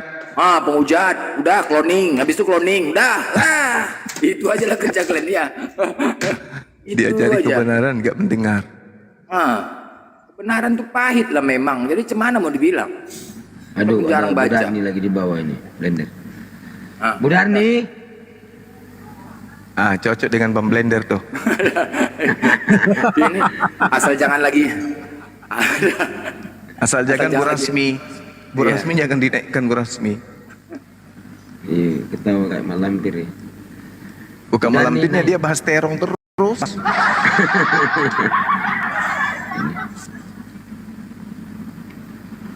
Bu Darni. Yang lain kalau ada. Os, coba lihat Os. Ya saya lagi cek ini Bang Ya, Santos. Stefanus, Adrianus, itu nama-nama kan? Adre Prats ini tapi karena dia pakai apa ya, ada bendera Palestina jadi mungkin bukan Kristen. Bang Bang Biring Kristen atau Muslim? Coba typing ya, yang teman-teman Kristen typing di bawah kalau mau naik. Piring Kristen itu kayaknya. Saudara Sembiring, Jeki Sembiring. Cuman jangan baper lah kalau naik, jangan baper. Kadang-kadang hotel ini baper, nanti merajuk, sakit hati. Kadang-kadang itulah lucu. Janganlah baper-baper. Udah tua pun udah dewasa, masa merajuk-merajuk macam anak-anak ya kan? Assalamualaikum Biasa aja. warahmatullahi wabarakatuh. Waalaikumsalam. Waalaikumsalam. Oh, ini Islam. Terima kasih ya host sudah dinaikkan untuk 2 kalinya gabung bersama Bang Juma. Boleh nanya sedikit nggak Bang Juma? Tentang ibadah puasa sih. Assalamualaikum. Ya, silakan Bang. Gini Bang, tadi kan saya kan sedang menjalankan ibadah puasa. Terus tadi pas saya sholat Jumat, kebetulan saya di sapnya tengah. Kebetulan saya batuk dan pada saat batuk itu ada sedikit maaf ya, ada sedikit dahak dan kemudian dahak itu saya telan. Apakah puasa saya batal apa gimana Pak? Bang Juma, Enggak tolong batal, penjelasannya. Sekarang saya masih meneruskan ibadah puasa, belum saya batal. Enggak batal itu Bang. Dahak itu selama ini setahu saya bukan makanan. Bukan juga minuman itu. Apanya kalian ceritakan itu? Aduh ya Mang. Ya Bu Darni tolong diam dulu Bang Darni. Bu Darni jangan dulu dicampuri Bu Darni tentang ibadah kami Muslim. Iya. Apa? Kesimpulannya di situ. Hah? Oh iya. Sama Iya, dengan Pak. nelan liur. Kecuali kalau nelan liurnya itu kena natap makanan, nah itu bisa makruh. Apalagi kalau sampai masuk sepotong ikan goreng ya batal Bang. Iya. Oh. Kecuali Cuman itu kalau aja. di gigi Anda misalnya ada paha ayam terselip, disimpan untuk persiapan siang, baru diambil, itu batal itu. Oh, Iya. ya cuman nanya itu aja Bang Juma, karena takutku kan puasanya nggak sah, Insya alangkah Allah baiknya aman. saya batalkan gitu aja. Iya, insya Allah Ya, aman, cuman Kak. kan sekarang saya masih menjalankan ibadah puasa Iya. gitu aja. Yang penting besok jangan dipura-purain bedah perut. Telan akhirnya ada 1 kilo. Enggak lah Bang Juma. Makasih ya sudah dinaikkan untuk 2 kalinya gabung sama Bang Juma. Iya, makasih, Mudah-mudahan Bang. sehat selalu, selamat menjalankan Amin. ibadah puasa buat kita semua, saudara-saudaraku. Izin ya Bang, turun ya. Assalamualaikum warahmatullahi wabarakatuh. Waalaikumsalam warahmatullahi wabarakatuh. Ya, sebelum dilanjut Ito. bentar Bang Blender, di tap-tap layar dulu teman-teman ya, dibawa biar komalnya kita kuat. Bang Blender sampaikan dulu Bang Blender. Ya, buat teman-teman di bawah ya, mohon ditetep layar ya. Ini ada apa nih? Pangeran dari apa ini? Ito Darni nih. Waduh, congornya. Itu lagi halangan? Enggak. Aman ya? Udah siap 2 hari yang lalu. Oh, udah siap, aman, udah agak aman ya, udah agak aman. Ya kalau udah lagi halangan ya. Udah aman, udah bisa go live. Go ya. Tapi congor tetap juga, congor tetap. Oh, pasti dong, pasti. Oh congornya. iya. Nggak Congor bisa tetap dirubah. ya. Nggak bisa dirubah ya. Itu Iyalah. sebenarnya Tuhan Yesus ini anak mana sebenarnya itu? Maksudnya Tuhan Yesus anak mana? Anak pancur batu atau anak kerajaan surga gitu? Enggak, aku pikir enggak. Dia Tuhan apa preman? Ku tengok balik-balikan meja di pasar. Itu cuman aja nih. Si Blender percaya nggak sama si malaikat? Lah kemana larinya kok malaikat? Aku Ya. lihat Tuhan Yesus. Iya, aku mau tanya, Blender percaya nggak sama malaikat apa? 1.225.000 uangnya, ya? Ya udah 1.225.000. Udah. Yang jualan itu. Iya itu, makanya aku kalau pagi-pagi siang-siang gini repot, bising, kompresorku hidup di pinggir jalan. Maka tadi aku nggak naik-naik, takut ribut di sini. Gitu. Loh, itu apa? Uang tambal ban enggak? Ada Jualan kompresor, ban, bukan, bengkel? jualan ban mobil, ban baru, ban bekas, nempel ban tubles, nubles iya, orang iya, yang iya. bocor. Kalau ada manusia yang bocor, boleh ditubles. Gitu. Nah, aduh mah itu aku pernah ketik di YouTube, penasaran aku, penyalipan Yesus di Golgota. Kok keluar tuh uang tambal ban itu? Aku juga bingung kenapa gitu ya. Udah pernah itu coba? Berarti komputermu itu udah error. Oh, error. Iya, error. Rambutnya gondrong mula. Oh iya. Jadi lagi jualan cuma mau fokus ini. Enggak, ketika Yesus balik-balikan meja, preman apa Tuhan itu? Ya, namanya dia kan sebagai manusia pada saat itu marah karena di bait suci itu orang berjualan. Bayangkan kalau di masjid ada orang berjualan atau di gereja orang berjualan, pasti kita tumbang balik semua jualannya ya kan. Es cendolnya, kalau ada burung merpatinya pasti kita buang karena mereka sudah melanggar peraturan gitu. Nah, itu dia. Enggak, harus membalikkan meja. Udah kalah Satpol PP. Harus membalikkan meja. Nggak bisa dengan cara teguran. Awalnya pasti itu dan itu mereka itu kan sudah tahu bait Allah itu kan tempat rumah ibadah, tapi mereka keras kepala, bebal, jogal kayak kalian menolak Yesus Tuhan, menolak Yesus juru selamat, makanya mereka itu semua jualan-jualan mereka nggak sopan, mereka sudah membuat keonaran di dalam rumah ibadah, sama seperti di gereja atau di masjid orang berjualan jualan burung pula itu, ya kan, tai-tainya di situ berserakan, es cendolnya berserakan di situ, plastiknya marah dong para pendeta, gitulah Yesus. Para pendeta marah. Emang Yesus kenal sama pendeta? Nah, contohnya kalau di gereja ada jualan pasti pendetanya marah dan umat-umatnya yang memang betul-betul beriman pasti juga marah. Begitulah dulu Yesus. Kenapa dia marah? Karena ke belakang sebentar aku. Bising kali. Begitulah dulu Yesus. Kenapa dia marah? Karena pada saat itu orang-orang pada saat itu berjualan di gereja. Bayangkan berjualan gitu. di rumah ibadah berjualan. Punya otak enggak itu manusia itu? Iya. Punya otak Sekarang enggak punya otak lah. Oten yang enggak punya otak, pertanyaannya. Ya Oten yang enggak punya otak. Maksudnya gini, Ya, Ada Yesus enggak, mengajarkan jangan. Salah kamu. Tadi kan kamu tanya, kenapa Yesus marah? Apa itu enggak kayak preman? Kan kamu bilang. Iya. Terus Malah kalau orang membiarkan berjualan di masjid, di gereja, itu enggak punya otak. Nah, itu iya, otaknya masalahnya udah error. begini. Itu apakah ada Yesus mengajarkan ibadah ke gereja? Ada. Ada. Setiap hari Sabat, Yesus masuk ke rumah. Tunggu. Setiap hari Sabat, Yesus masuk ke rumah ibadah membaca Taurat dan Injil. Jadi kami umat Advent setiap hari Sabat, hari Sabtu membaca Taurat dan Injil. Nah itu dia. Di mana gerejanya? Ya gerejanya di rumah ibadah. Di rumah ibadah dibuatlah rumah ibadah khusus untuk pertemuan orang-orang kudus bersekutu untuk memuji dan menyembah Tuhan itu. Nah itu dia. Nah itulah yang membuat Yesus marah itu. Aku nggak pernah mengenal gereja. Itu dia marahnya. Kenapa kalian pandai-pandaian beribadah ke gereja? Apa Yesus ada mengajarkan ke gereja? Kan sudah saya bilang, setiap hari Sabat Yesus masuk ke rumah sinagog. Yesus berkeliling-keliling ke rumah ibadah untuk membaca Taurat dan Injil. Nah, setiap hari Sabat ya, bukan hari Jumat, bukan hari Senin, bukan hari Minggu, bukan hari Rabu. Sinagog itu apa? Sinagog. Sinagog itu rumah ibadah. Apa?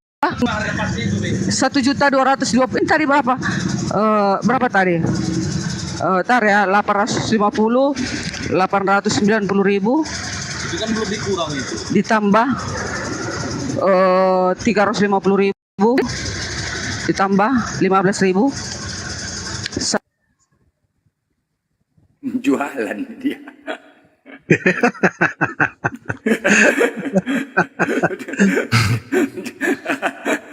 Jualan. Hebat Ibu Darni ini, hebat. Hebat menjawabnya Bang ya. Iya. Hebat menjawabnya, suka-suka hatinya aja. Suka-suka hati menjawab ya.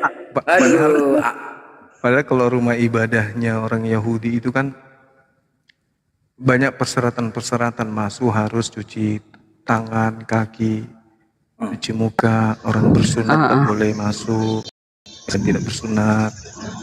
Tapi di Advent juga begitu kan, tak makan babi. Iya, enggak. Kalau di Advent gini Bang Juma, kalau dulu kan kenapa orang disuruh masuk rumah ibadah cuci kaki, cuci tangan? Dulu susah air Bang Juma. Kaya air dulu, jadi makanya ditaruh di depan gereja itu, di depan rumah ibadah itu seperti apa namanya itu, ada tempatnya tapi terbuat dari tembaga Bang Juma, dibuat dari tembaga karena dulu kan susahnya didapati air di Yerusalem sana, ya kan? Kalau sekarang Bang Juma banjir airku, air sumur lagi, dipakai dap, ditarik air itu banyak kali, masa cuci tangan aja masuk gereja?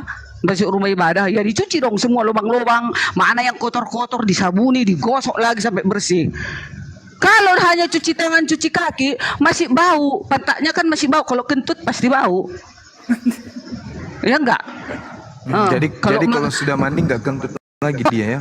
Ya, kentut pun dia paling tidak sudah steril Bang Juma. 85% steril, bersih. Apalagi dia pakai parfum ya kan, yang dibeli dari Arab itu ya kan, yang harga 800. Ada parfum kawan-kawan harga 1,5 juta. Wangi kali, apalagi pakai itu. Jangan kau tahan itu, ketawa aja kalau kamu Iya kan. Nah tadi kan ceritanya kalian bilang mau masuk rumah ibadah harus cuci tangan juga. Jangan kan cuci kaki tangan, harus bersih dong. Semua harus dibersihkan. Hati itu yang lebih utama dibersihkan Bang Juma. Bukan hanya mandi, bukan hanya cuci tangan kaki, tapi kalau hatiku kotor masuk aku ke rumah ibadah, nol, sia-sia. Jadi kalau ke rumah ibadah itu bersihkanlah hatimu dari segala bentuk kejahatan. Jauhkanlah dirimu dari segala bentuk kejahatan. Datanglah engkau kepadaku. Ah itu baru kebenaran. Masuk ke rumah ibadah bersih badan, udah mandi, udah pakai parfum. Tapi yang disembah manusia itu gimana? Kebenaran itu? Enggak ada kami sembah manusia Bang Juma. Lah Yesus ini apa? Yesus datang sebagai manusia. Dia datang ke dunia ini. Tidak, dia kan dari mana? Malaikat aja mengatakan kepada Maria akan melahirkan seorang anak yang berasal dari Roh Kudus. Namailah dia Yesus, katanya Bang Juma. Memang berasal dari Roh Kudus. Artinya informasinya itu datang dari Roh Kudus gitu loh. Iya. Makanya Yesus mengatakan, aku datang bukan atas kehendakku. Nah, apa tuh maksudnya?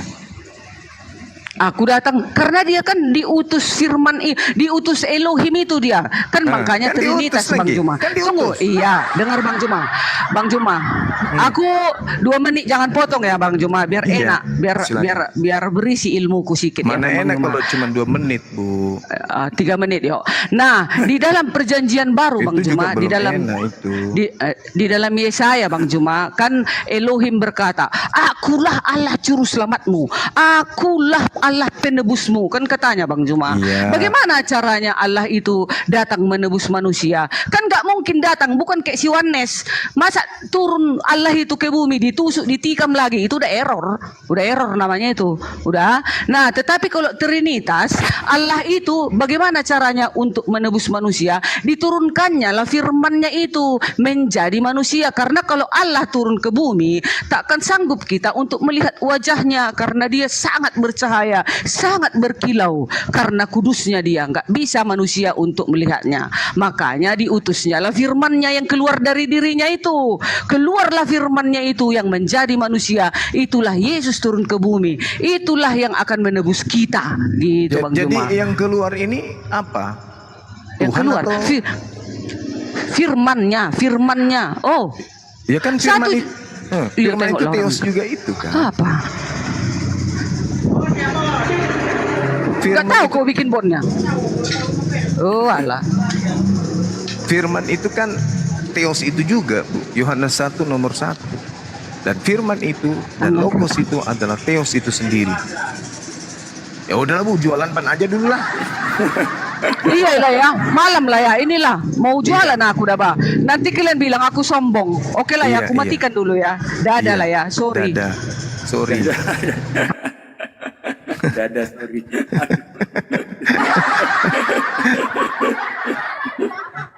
Suka hati. Dia marah sama orang Yahudi kemarin. Woi, kalian ya yang kurang ajar orang Yahudi, kalian telah bunuh Tuhan kami, kurang ajar kalian kata. Dimarahinnya orang Yahudi. Ini orang Yahudi nih kurang ajar nih. Orang yang bunuh Tuhan kami nih, kurang ajar kalian ya katanya. Giliran tadi ditanya, katanya bukan Tuhan, manusianya dia. Tuhan jadi manusia. Darnis suka hati mau jual jawab ya. Tuhan jadi manusia. Sembah manusia berarti. Gimana ya? Bukan sembah manusia katanya. Lalu apa? Yesus itu apa kalau bukan manusia rupanya? Dia adalah firman yang menjadi manusia. Lah, firman ini kan Theos itu sendiri, Yohanes 1 nomor 1. Filipi 2 nomor 6 sampai 8, Kolose 2 nomor 9. Jasad Yesus, biologis Yesus itu adalah Theos itu sendiri. Jadi kukunya, rambutnya, giginya, semua itu Theos. Giliran dibilang nyembah manusia, bukan nyembah manusia. Di mana pisahnya kan Bang? Di mana pisahnya coba ya kan? Itulah dia. Aku dan Bapak adalah satu.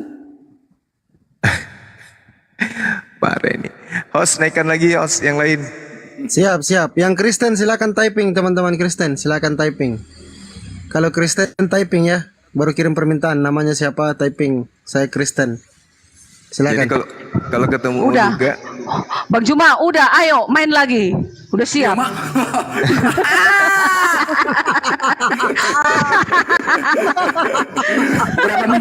Berapa menit? Ini kayaknya udah pergi dia, udah pergi. Nah, Main lagi, Bang. kembali kepada ketuhanan kami tadi. Kenapa Yesus itu turun ke bumi? Kenapa dia diutus oleh Elohim itu? Yang kami pelajari adalah untuk kan penebusan. Kalau dulu kan Bang Juma orang menebus dosa kan memotong kambing atau melihat situasi dan kondisinya. Kalau kaya dia memotong lembu, kalau miskin dia memotong ikan Ikan lele. Nggak bisa lele, haram lele kami. Belut. Jadi merpati paling kecil lah, merpati dulu ya kan. Itulah dikorbankan untuk penghapus dosa. Nah, jadi aku sudah muak dengan korban-korbanmu itu kan katanya.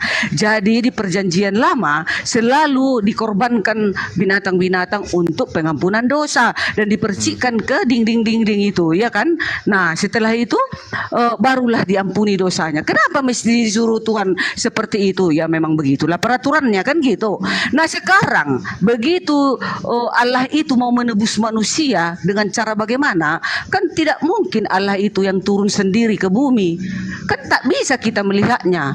Makanya diutusnya lah firman-Nya yang keluar dari dirinya itu, diturunkannya lah firman-Nya yang menjadi manusia. Itulah Yohanes 1 ayat 1 dan 14. Firman-Nya yang telah menjadi manusia, diam di antara kamu kan katanya.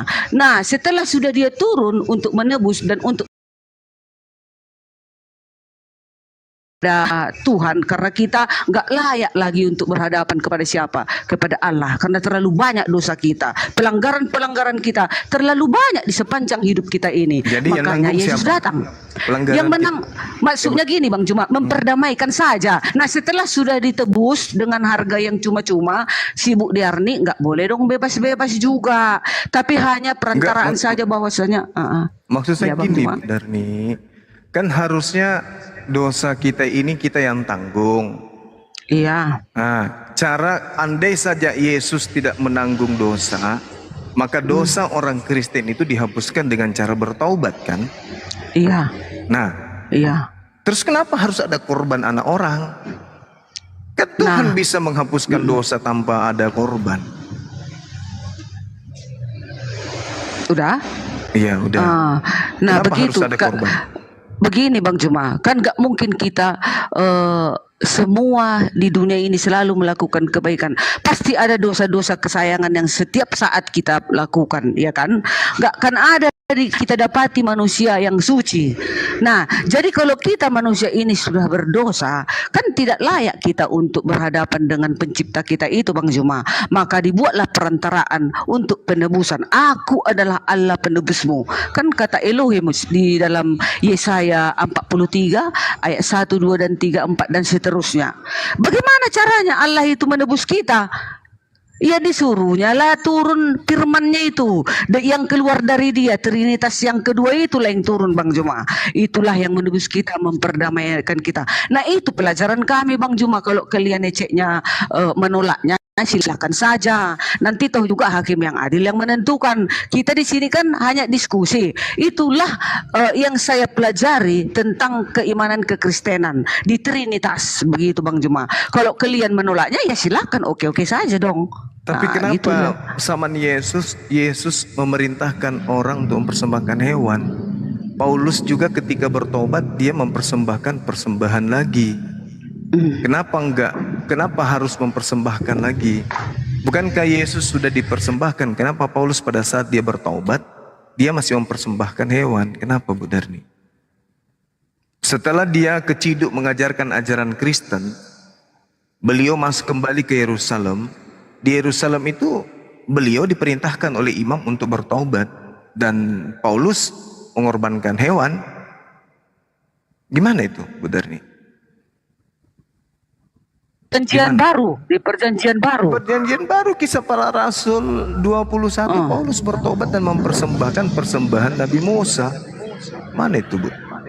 Mana coba kita baca Kisah Para Silakan. Rasul 21 Ibu baca dari data nomor 15-nya coba. Satu perikop Ibu baca. Paulus bertobat itu. Kisah Para Rasul 15 21. Iya.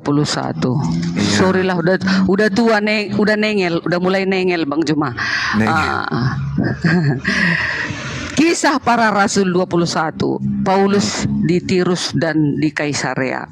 Yang ayat yang apanya di mana tadi? 15 Ayat? sampai 26 atau 20, iya 26. Oh, pertemuan Paulus dengan Yakobus di Yerusalem. Sesudah beberapa hari lamanya, tinggal di Kaisarea, berkemaslah kamu, lalu berangkatlah ke Yerusalem bersama-sama dengan kami. Turut juga beberapa murid dari Kaisarea. Mereka membawa kami ke rumah seorang yang bernama Manason. Ia dan Petrus dan sudah lama menjadi murid. Ya, kami akan menumpang di rumahnya. Ketika kami tiba di Yerusalem, semua saudara menyambut kami dengan suka hati. Ayat 18. Pada keesokan harinya pergilah Paulus bersama-sama dengan kami mengunjungi Yakobus. Semua penatua telah hadir di situ. Paulus memberi salam kepada mereka, lalu menceritakan dengan terperinci apa yang dilakukan Allah di antara bangsa-bangsa lain oleh pelayanannya. Mendengar itu, mereka memuliakan Allah. Mereka memuliakan Allah.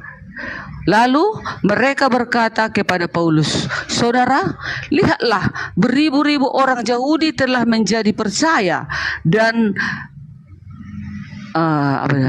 mereka semua rajin memelihara hukum Taurat." Ayat ke-21.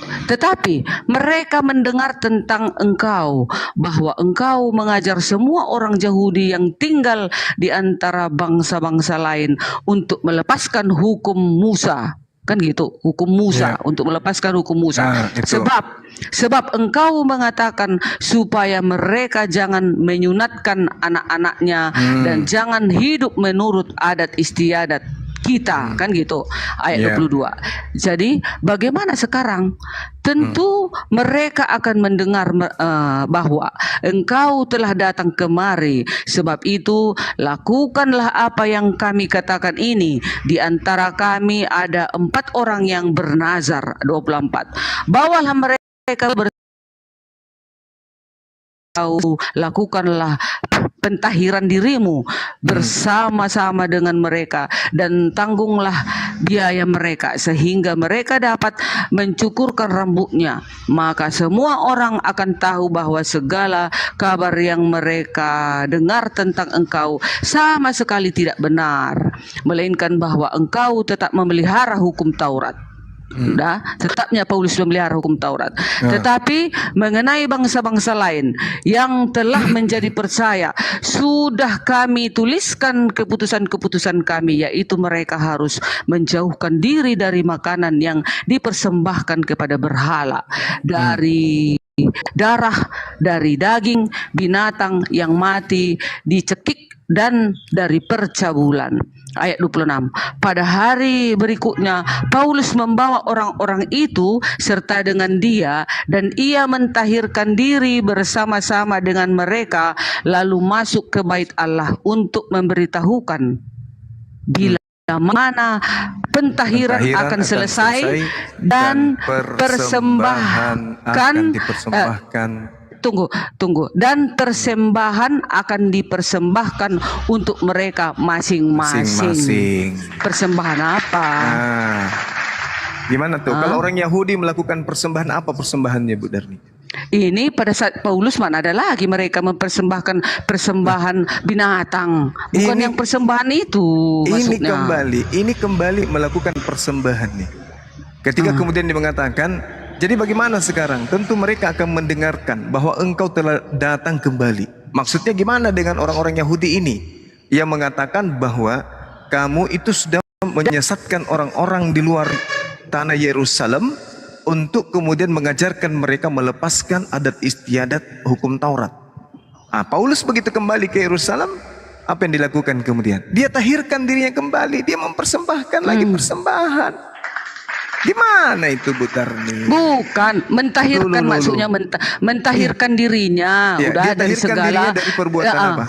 Iya, kejahatan. Kejahatan yang mana? Mentahirkan, membersihkan diri maksudnya. Mentahirkan itu kan membersihkan diri kita. Iya. Dan membawa persembahan-persembahan. Contoh kayak kami di gereja ini, Bang Juma, persembahan-persembahan, contoh persembahan perpuluhan yang kita serahkan kepada bait suci. Nah, itu dia, itu maksudnya, Bang Juma. Ini orang Yahudi pada masa itu Engkau mengajar semua orang Yahudi yang tinggal di antara bangsa-bangsa lain untuk melepaskan hukum Musa. Sebab engkau mengatakan kepada mereka supaya mereka jangan menyunatkan anak-anak mereka dan jangan hidup menurut adat istiadat kita. Adat istiadat di sini menurut hidup Torah. Paulus sudah mengajarkan itu. Artinya dia mengajarkan kekristenan. Makanya di dalam Galatia 5 nomor 16, aku diutus untuk non-Yahudi, aku diutus untuk orang di luar daripada Yerusalem ini. Aku diutus kepada mereka orang-orang yang bersunat. Makanya dia mengatakan kepada orang Yahudi saya mengaku sebagai orang Yahudi. Kepada orang yang hukum Taurat saya mengaku sebagai orang yang tunduk kepada hukum Taurat. Meskipun saya tidak tunduk kepada hukum Taurat. Nah ini dia. Lalu bagaimana sekarang? Tentu mereka akan mendengar dan bahwa engkau akan datang kemari. Sebab itu lakukanlah apa yang kami perintahkan ini. Di antara kami ada orang yang bernazar. Bawalah mereka bersama engkau. Lakukanlah pentahiran dirimu. Tuh, disuruh sucikan dirinya. Iya. Berarti pengajaran membatalkan hukum Taurat itu adalah pelanggaran yang sangat berat. Maka sehingga Paulus diperintahkan mentahirkan dirinya dan kemudian diperintahkan untuk mempersembahkan persembahan. Berarti Paulus bertobat dari mengajarkan ajaran Kristen, Bu Darni. Ayo. Iya, yang jelas yang pernah saya Bang Juma, yang belum kuyai perkataan. Enggak, maksudku gini Bang Juma, yang pernah ku dengarkan seminar tentang ini, bagaimana apa arti kalau pendeta-pendeta itu kadang kami kan gitu Bang Juma, ada kami bareng 2 jam setelah selesai ibadah, ada 2 jam mana ayat-ayat Alkitab yang mau dibahas-bahas gitu Bang Juma. Contoh kayak ini, apa itu artinya mentahirkan diri dan mempersembahkan persembahan, maksudnya kita membersihkan diri kita ini dari segala bentuk kejahatan, dan kita persembahkan, dan kita persembahkanlah, dan kita persembahkanlah, kita bawalah persembahan kita di dalam gereja. Kalau sekarang di Masehi Advent hari ke-7, persembahan itu maksudnya itulah persembahan syukuran, kayak persembahan perpuluhan lah, persembahan yang terbaik yang kita untuk membantu kemajuan ibadah dan pekerjaan Tuhan itu. Itu maksudnya. Ini beda kasusnya, ini beda. Sama seperti enggak, artinya itu pun katanya Matius 8 enggak Bang Juma. Artinya ini pun kata pendeta seperti itu juga Bang Juma yang kami seminarkan gitu loh Bang Juma. Ke situ itu menurut tujuannya pendeta, gitu. tapi Paulus di depan Bani Israel tidak kayak gitu Ibu, beda. Kalau di dalam Matius 8 itu beda lagi. Yesus memerintahkan kemudian pengikutnya untuk mempersembahkan persembahan Nabi Musa. Di situ dikatakan, lalu Yesus berkata kepada mereka, ingatlah jangan engkau memberitahukan hal ini kepada siapapun, tetapi pergilah, perlihatkanlah dirimu kepada imam, persembahkanlah persembahan yang diperintahkan Musa. Ini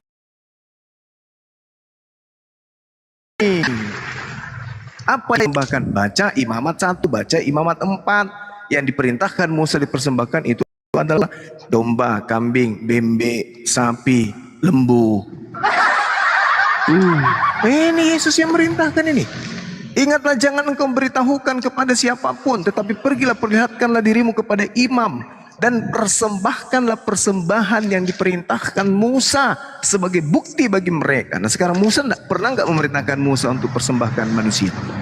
Atau mempersembahkan Tuhan, atau mempersembahkan Mesias, atau mempersembahkan Kristus, atau Musa hanya memerintahkan persembahan hewan. Lagi Paulus juga bertobat dari tindakan mengajarkan kekristenan, Bu. Itu loh. Ini dalil ini. Udah? Ya, silakan. Nah itu tadi makanya kan ditulis juga di dalam Yesaya 1 ayat 10, untuk apa itu korbanmu yang banyak-banyak firman Tuhan, aku sudah jemu akan korban-korban jantan dan akan lemak dari anak lembu gemukan, darah lembu jantan dan domba-domba dan kambing jantan tidak aku sukai lagi. Kan katanya Yesaya 1 ayat 16, basuhlah, bersihkanlah dirimu, jauhkanlah perbuatanmu yang jahat dari depan mataku, berhentilah berbuat apa? Berbuat jahat. Efesus 5 ayat 2, dan hiduplah di dalam kasih sebagaimana Kristus Yesus juga mengasihi kamu dan telah menyerahkan dirinya untuk kita sebagai persembahan dan korban yang harum bagi Allah. Nah, itu Bang Juma. Ya, Jadi makanya kami setelah Yesus ada Bang Juma, nggak ada lagi memotong-motong korban. Karena Yesus sudah memberikan pengorbanan itu sekali saja. Itu sudah diberikannya sebagai persembahan dan korban yang harum bagi siapa? Bagi Allah. Nah, nggak lagi menyuruh memotong lembu, memotong ini, nggak lagi. Cukup sekali itu saja. Nah, setelah kita sudah ditebus, sudah diberikan pengorbanan dari Yesus yang darahnya yang suci itu, saya Ibu Darni nggak boleh juga melenggang-lenggang, masih tetap juga saya meneruskan mengajarkan kepada anak-anakku dan sekitarku, dan aku sebagai orang tua yang sudah berumur mengajarkan kepada yang muda bagaimana cara-caranya melakukan kebaikan dan kebenaran. Nah, itu maksudnya Bang Juma kalau sudah di perjanjian baru gitu. Oke, berarti bertentangan dengan Yesus. Jadi gini Bu, kalau Ibu membaca Yesaya 1, ini firman Tuhan untuk Bani Israel. Di situ diterangkan begini. Jadi memang data nomor Yesaya 1 ini kutukan demi kutukan. Kutukan demi kutukan kemudian yang terjadi kepada mereka. Dengarlah hai langit, perhatikanlah hai bumi, sebab Tuhan berfirman, aku membesarkan anak-anak dan mengasuh, tetapi mereka memberontak terhadap aku. Lembu mengenal pemiliknya tetapi Israel tidak. Keledai mengenal palungan yang disediakan tuannya tetapi umatku Israel tidak memahaminya. Celakalah bangsa yang berdosa, kaum yang syarat dengan kesalahan, keturunan yang jahat-jahat, anak yang berlaku buruk. Mereka meninggalkan Tuhan, menista yang maha suci Elo Israel, dan berpaling membelakangi dia. Di mana kamu mau dipukul lagi? Kamu yang bertambah murtad, seluruh kepala sakit dan seluruh hati lemah lesu. Dari telapak kaki sampai kepala tidak ada yang sehat. Bengkak dan bilur dan luka baru, tidak dipijit dan tidak dibalut dan tidak ditaruh minyak. Negerimu menjadi sunyi sepi, kota-kotamu terbakar, di depan matamu orang-orang asing memakan hasil tanahmu. Sunyi sepi negeri seolah ditunggak-balikan orang asing. Putri Sion tertinggal sendirian seperti pondok di kebun anggur, seperti gubuk di kebun mentimun, dan seperti kota yang terkepung. Seandainya Tuhan menista alam, semesta alam, tidak meninggalkan pada sedikit pun orang yang terlepas, kita sudah menjadi seperti Sodom dan sama seperti Gomora. Ini diceritakan kemudian, makanya dikatakan dengarkanlah firman Tuhan. Hai pemimpin-pemimpin manusia Sodom, perhatikanlah pengajaran Eloh kita. Hai rakyat manusia Gomora, untuk apa korbanmu? Untuk apa korbanmu yang banyak-banyak seperti itu? Aku sudah jemu ini untuk siapa? Untuk orang-orang yang ada di Sodom dan Gomora, bukan untuk siapa-siapa. Aku udah jenuh, domba-domba dan kambing kamu tidak aku sukai. Memang untuk mereka, tapi untuk Bani Israel itu adalah syariat. Makanya Yesus mengajarkan. Yesus tidak hidup di Gomora, Yesus tidak hidup kemudian di Sodom. Yesus hidupnya di Yerusalem. Maka yang dimaksud di sana, data yang Anda ambil dari Yesaya, tak ada hubungannya dengan pengajaran Yesus. Jangan dikait-kaitkan. Kalau Anda memaksakan, ibu memaksakan ini untuk keseluruhan Bani Israel, itu tidak mungkin. Tidak mungkin. Kenapa? Karena Yesus sendiri di dalam Matius 8 nomor 4 memerintahkan mempersembahkan persembahan Nabi Musa. Jangan ibu cegat ajaran Yesus dengan mengambil kitab Yahudi Yesaya 1 ini nomor 11 dan seterusnya, jangan. Karena itu tidak relevan. Ibu menjadi pembangkang terhadap Yesus. Orang yang hidup sesama Yesus saja diperintahkan, pergilah, kata Yesus, perlihatkan dirimu kepada imam. Dan ini perintah, persembahkan. Perintah ini, prospero ini, persembahkan persembahan yang diperintahkan oleh Nabi Musa. Apa yang diperintahkan oleh Nabi Musa? Jelas. Di dalam Imamat 1 nomor kita lihat, di situ perintahnya sangat jelas. Bicaralah kepada Bani Israel. Perintah Musa nih. Bicaralah kepada Bani Israel. Katakan kepada mereka, jika apabila di antara anak-anakmu hendak mempersembahkan persembahan kepada Tuhan Elohim, wajib baginya mempersembahkan. Apa yang kamu persembahkan itu adalah persembahan dari ternak. Dari ternak, bukan dari manusia. Yakni lembu, sapi, kambing, domba, bom-bom. Ini perintah dari Musa. Persembahan kambing, domba, sapi, lembu. Mana manusianya? Gak ada.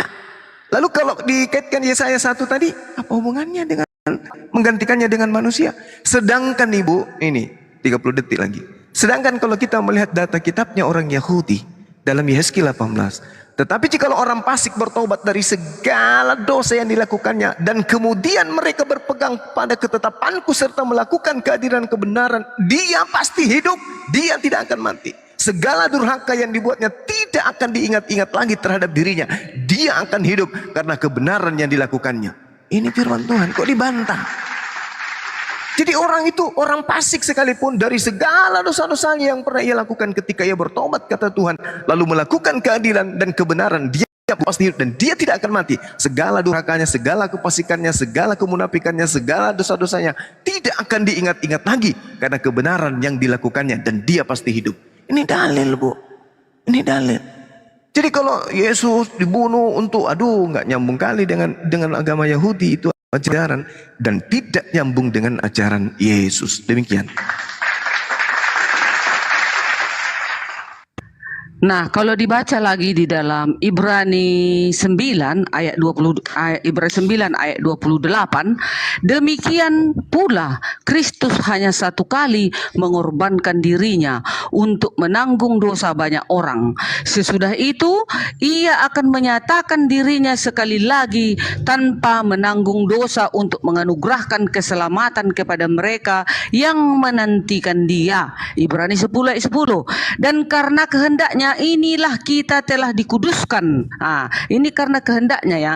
Ini kehendak Tuhan itu, makanya inilah kita dikuduskan satu kali untuk selama-lamanya oleh persembahan tubuh Kristus. Jadi tubuh Kristus itulah yang sekarang yang dipersembahkan untuk memperdamaikan manusia itu kepada siapa? Kepada Allah. Itulah di pelajaran kami umat Kristen. Nah, kalau teman-teman Muslim mau menyangkal ini, itu sah-sah saja, itu urusan kalian. Itu kan iman kalian. Tetapi kami di dalam iman kekristenan, itulah makanya kami mengimani tentang penyaliban dan pengorbanan Yesus untuk kami seluruh manusia.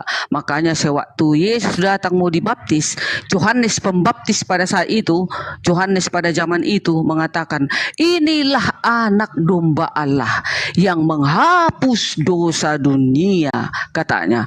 Karena yang berhak menghapus dosa dunia ini adalah siapa?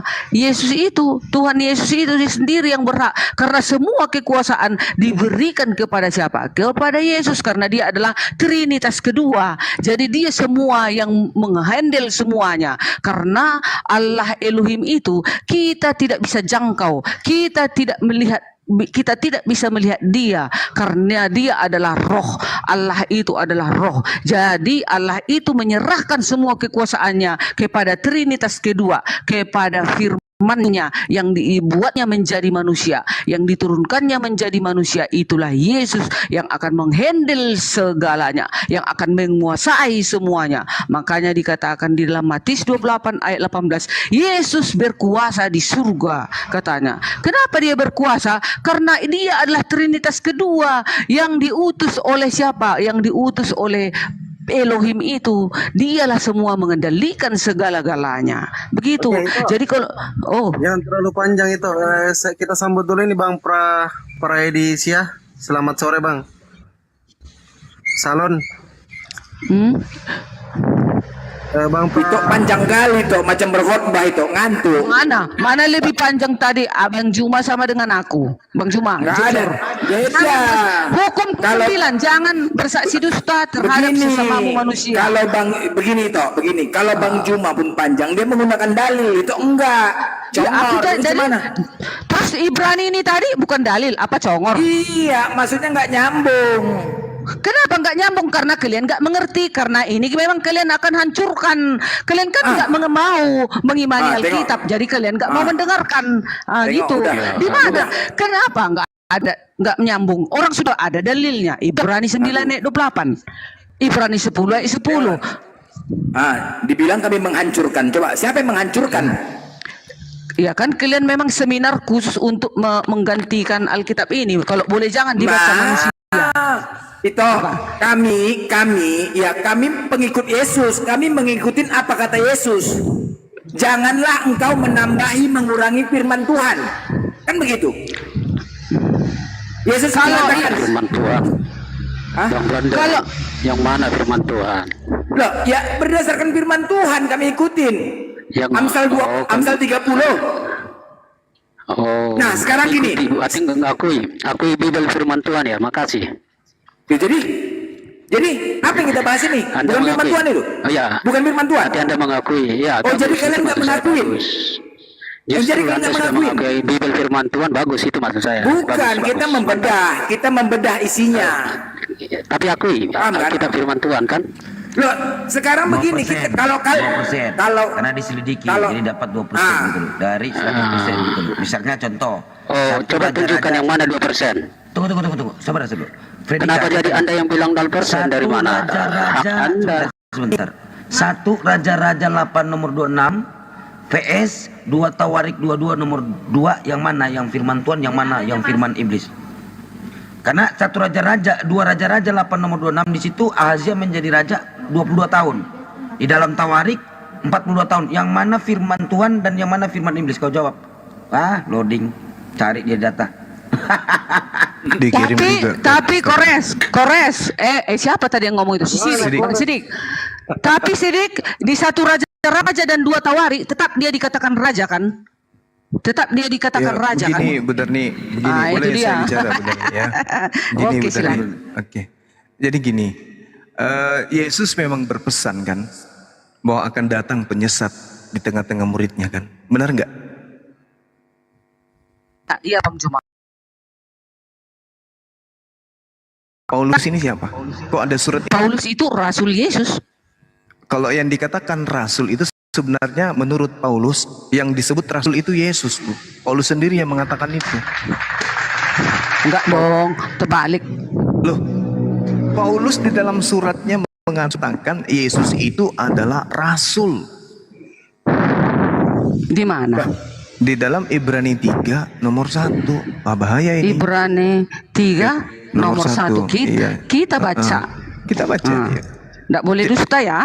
Iya, saya orang belajar, tidak seperti predika ini. Orang tidak perlu belajar, modal iman Hukum saja. hukum ke-9 jangan bersaksi dusta lu. Selamat sore Bang Iya, Juma. Kenapa sore. langsung framing begitu Bang Juma? Iya, kan Bang bukan Juma. firman Tuhan, Anda katakan firman Tuhan gimana ceritanya? Ibrani Ibrani Ngerti 3 tidak nomor pernyataan 1. saya, Bang Duduk Juma? yang cantik dulu, Bung. Duduk yang cantik, atur napas, ambil pulpen, ambil kertas, Oke. belajar. Oke. Ayo, Bu, Ibrani silakan. 3 ayat 1. Sebab itu hai saudara-saudara yang kudus, yang mendapat bahagian dalam panggilan surgawi, pandanglah kepada rasul dan imam besar yang kita akui, yaitu Yesus. Itu dia. Yang mana yang rasul sebenarnya nih? Yesus atau Paulus ini? Yesus Bang Juma, sewaktu dia berada di bumi, dia dikatakan anak Daud. Dia dikatakan Allah perkasa, dia dikatakan nabi, dia dikatakan utusan, dia dikatakan lebih daripada nabi, dia dikatakan Tuhan oleh malaikat, dia dikatakan Mesias, dia dikatakan penasihat ajaib, dia dikatakan semuanya raja dari segala raja.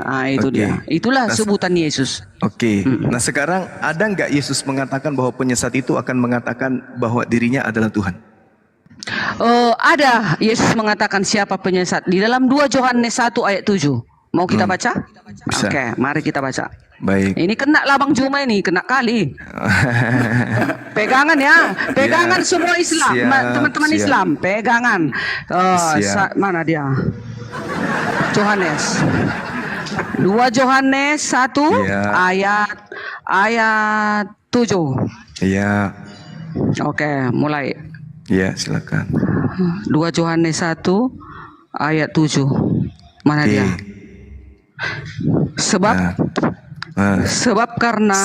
Sebab karena namanya mereka telah berangkat dengan tidak menerima suatu pun dari orang-orang yang tidak mengenal Allah. Bukan di situ, salah. Sabar. Sabar. Sabar. Jangan ada. Kami udah menggantung. Kami udah menggantung, bukan pegangan, menggantung kami. Iya ya, kayak di kereta api ya.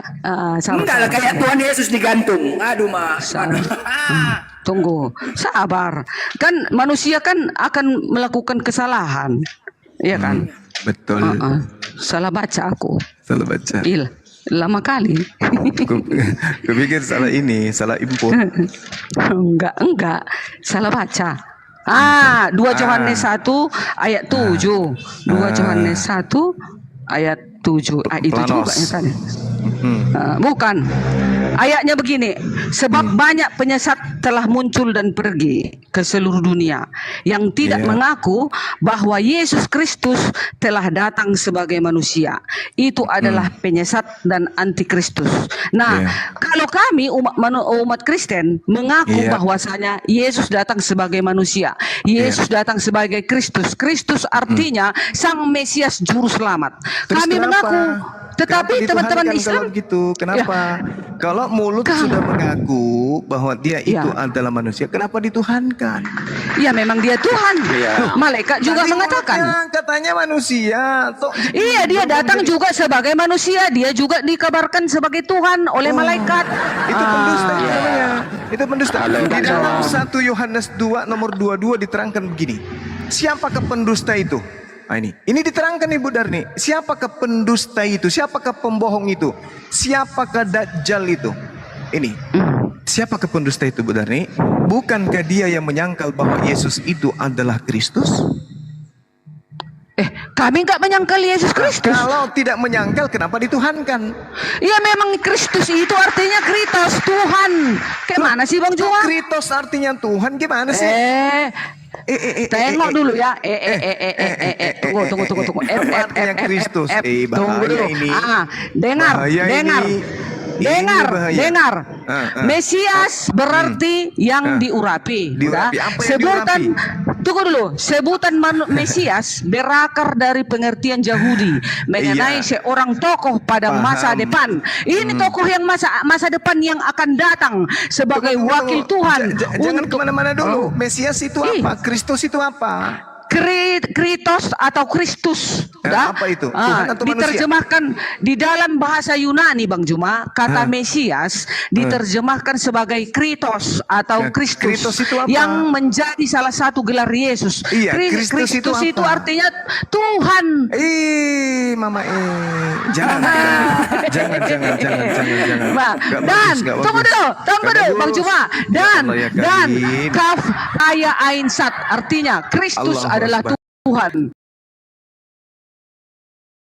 Ini Kristus itu artinya manusia yang diurapin. Makanya Tuhan mengatakan di Mazmur 105, Tuhan mengatakan jangan kau ganggu jangan kau ganggu Mesiasku, katanya. Jangan kau mengusik orang-orang yang kuurapi. Kenapa dikatakan orang-orang yang kuurapi? Masyiah. Termasuk Yesus di sini. Jangan kau ganggu Yesus, karena Yesus itu adalah orang yang diurapi oleh Tuhan. Jangan mengusik orang-orang yang kuurapi. Jangan berbuat jahat kepada nabi-nabiku. Makanya Yesus disebut rasul, Yesus disebut nabi, karena Yesus itu Masyiah, Mesias atau Kristus. Jadi kalau Anda mengaku dengan mulut Yesus itu Kristus, tapi faktanya Anda menyembah dia, berarti Anda menyangkal kalau dia itu adalah Mesias. Bang Juma, sesuai data Lukas 2 ayat 11, hari ini telah lahir bagimu juru selamat, yaitu Kristus Tuhan di kota Daud. Baik. Sekarang yang lahir itu Tuhan atau manusia? Itu Tuhan dong yang lahir, tapi datang sebagai manusia. Bagaimana ceritanya Tuhan yang lahir tapi datang sebagai manusia? Gimana ceritanya? Sedangkan Bilangan 23 nomor 19, Tuhan bukan anak manusia dan Tuhan bukan manusia. Halo Bang Juma. Bukan anak manusia dan bukan anak manusia. Hosea 11 nomor 9, Tuhan bukan manusia. Nah, tadi Anda mengatakan Lukas 2:11 telah lahir Tuhan. Kalau dia lahir Tuhan, berarti dia datang sebagai apa? Sebagai Tuhan, yang lahir Tuhan. Gimana sih? Telah lahir ayam, telah lahir kambing, berarti yang datang lahir sebagai bebek. Bang Juma, berarti yang lahir adalah nyomet. Berarti Bang Juma nggak percaya malaikat ya? Loh, di situ dikatakan telah lahir Tuhan. Sementara kitab yang Anda bawa apa? Siapakah penyesat itu? Bukankah dia yang telah menyangkal? Bukankah dia yang menolak bahwa Yesus itu sebagai apa? Tunggu. 30 detik. Dengarkan saya. Siapakah penyesat itu? Ini coba ini pakai kepala dingin coba. Siapakah Planos ini? Siapakah pembohong, penyesat ini? Siapa mereka penipu ini? Planos dalam bahasa Yunani. 2 Yohanes 1 nomor 7. Siapakah pembohong ini? Sebab banyak penyesat telah muncul dan pergi ke seluruh dunia yang tidak mengaku bahwa Yesus Kristus telah datang sebagai antropos. Dia datang sebagai manusia. Sedangkan yang ada di dalam kitab saudara tadi, itu datang sebagai theos. Berarti Yesus datang sebagai Tuhan. Kalau dia datang sebagai Tuhan, berarti dari bayi dia Tuhan. Karena dia datang sebagai Tuhan. Tapi datanya 2 Yohanes 1 nomor 7, siapakah pembohong itu? Dialah yang tidak mengaku bahwa Yesus datang sebagai manusia. Mana yang benar, datang sebagai Tuhan atau datang sebagai manusia? Oke, baik, saya jawab Anda ya. Benar nih, udah dikarungin benar nih. Oke, sekarang ente. Assalamualaikum warahmatullahi wabarakatuh. Waalaikumsalam. Abang Guru, masalah. Lanjut Bang. Oke. Makasih Bang Juma. Oke, mohon saya diberi waktu ya sebentar. Oke. Jadi begini. Memang saya datang di pertengahan, saya tidak tahu persis awal dari pembicaraan, tapi saya memetik di bagian akhir ini soal penyesat tadi, pembohong itu. Jadi itu kan ditulis oleh Yohanes di dalam suratnya. Jadi sebenarnya Yohanes sedang mau menjelaskan kepada pendengarnya pada waktu itu, karena pada waktu itu sudah ada yang disebut dengan gnostik. Nah, pemahaman gnostik itu adalah orang-orang yang mengatakan bahwa Yesus itu sebenarnya adalah Allah, tetapi tidak asli manusia. Jadi seperti maya begitulah. Itu sebabnya surat itu ditulis untuk menyatakan bahwa Yesus itu datang sebagai manusia. Paham gnostik tidak menyangkali Yesus adalah Allah, tetapi mereka menyangkali Yesus sebagai manusia. Nah, akhirnya surat itu diberikan ke sana. Nah, hal yang sama yang harus kita pahami, Yohanes itu dia adalah murid Kristus, dia adalah saksi Kristus. Di dalam seluruh suratnya atau Injil itu dia menyatakan bahwa Yesus itu manusia, tapi juga dia adalah Allah. Kalau tidak mau, cobalah misalnya baca di dalam 1 Yohanes 5 ayat 20 itu, ia adalah Allah. Yohanes mengakui bahwa Yesus itu adalah Allah. Tetapi bagi siapa yang menyangkal Yesus sebagai manusia, itu penyesat, itu pendusta. Karena itu dulu pendapat gnostik yang mengatakan bahwa jika Yesus adalah Allah, dia kudus, tak mungkin dia akan berinsani, karena insani itu dianggap pemahaman gnostik itu adalah sesuatu yang salah. Tubuh itu jahat, tetapi firman itu benar, firman itu mulia, ilahi. Dan kalau disatukan rasanya tidak mungkin, maka mereka mengakui Yesus Allah tapi tidak manusia. Tetapi sekali lagi itu yang dijawab oleh surat Yohanes. Jadi terima kasih kalau Anda mau mengotot mengatakan bahwa Yesus adalah sebagai manusia, betul, supaya jangan jadi penyesat. Tetapi di dalam surat yang sama, di dalam kitab yang sama, atau di dalam Injil Yohanes, Yohanes mengakui Yesus adalah Allah. Kalau Anda juga mengakui, mengerti apa yang disebut dengan istilah datang di situ adalah istilah Yesus hadir itu bukan sebagai yang berpindah tempat dari satu kota di bumi ke kota yang lain, bukan. Tapi Yesus seringkali berkata di dalam Injil Yohanes, aku datang dari surga, dari Bapa. Itu menyatakan bahwa asalnya bukan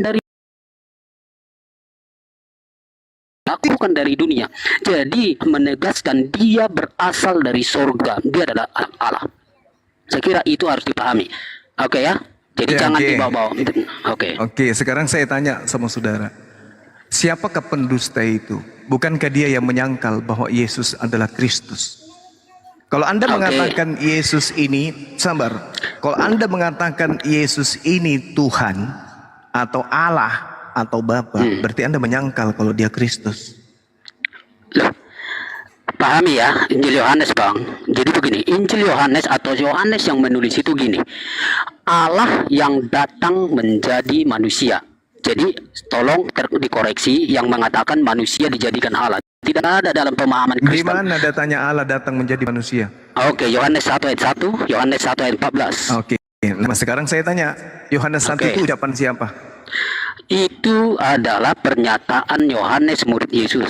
Saya tanya, itu ucapan siapa? Yohanes murid Yesus. Ada ucapan Yesus seperti itu? Oke. Begini, supaya Anda tahu apapun apapun yang sudah ditulis itu, karena itu adalah ilham roh, itu adalah firman Allah, dan Ilham itu tidak roh. salah. Kenapa bukan Yesus yang mengatakan sendiri? Bukankah yang menerima firman pada saat itu Yesus? Oke, Yohanes 13 ayat 13 kalau mau kejar terus. Ya, Bahwa begini, dia Bung. mengaku dirinya adalah Ini dia mengaku Yohanes dirinya Tuhan. muridnya Yesus. Sabar dulu. Oke. Ini Yohanes muridnya Yesus atau Yohanes ini setara dengan Yesus? Muridnya Yesus. Apa yang menjadi persoalan?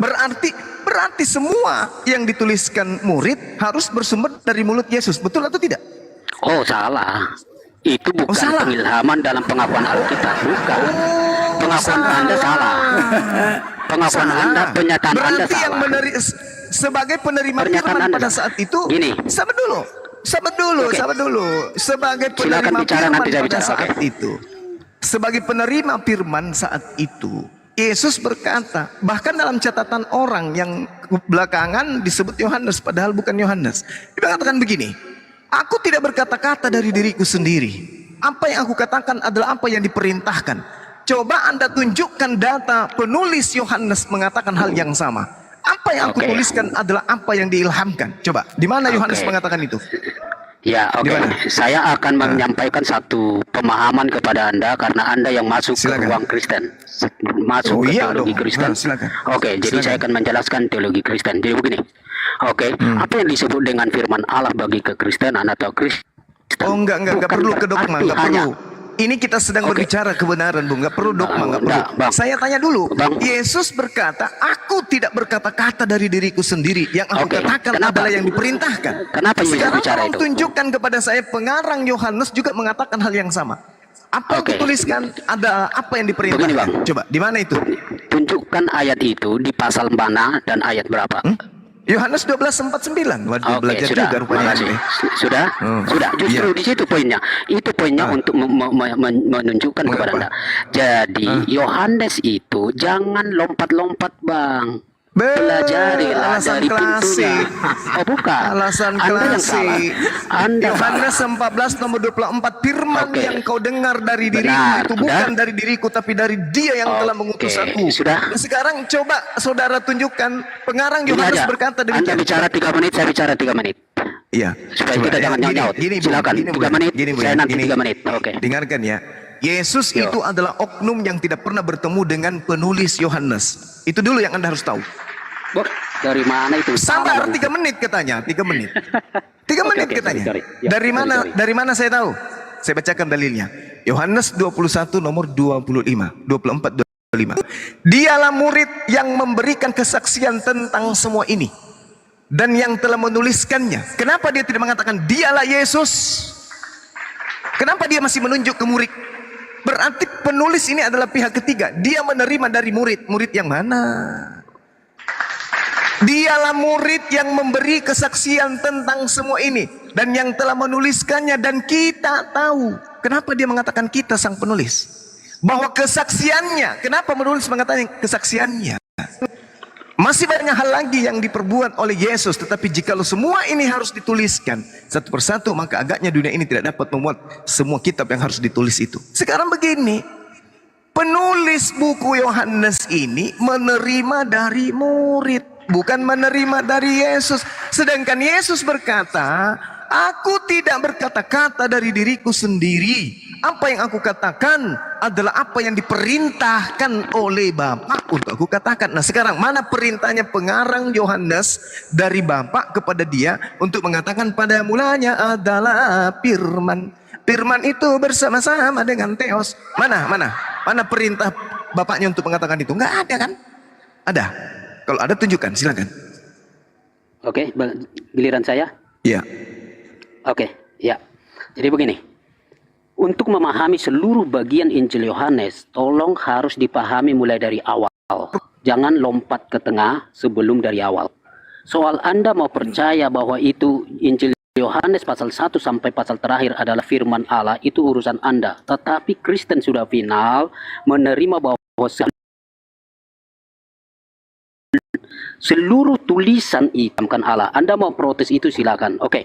Nah, lalu kedua begini, ketika kita memahami Injil Yohanes pasal 1 itu adalah pembukaan yang justru dia memberikan sebuah kesimpulan yang kokoh terhadap seluruh bagian Injilnya, bahwa dia berkata, pada mulanya adalah firman. Firman itu bersama-sama dengan Allah, dan firman itu adalah Allah. Jadi ada yang disebut sebagai sang firman, dan firman itu sudah ada sejak pada mulanya, yang dia adalah kekal, dan dia ternyata bersama-sama dengan Allah, dan dia adalah Allah. Ayat 14, dan ia telah menjadi manusia.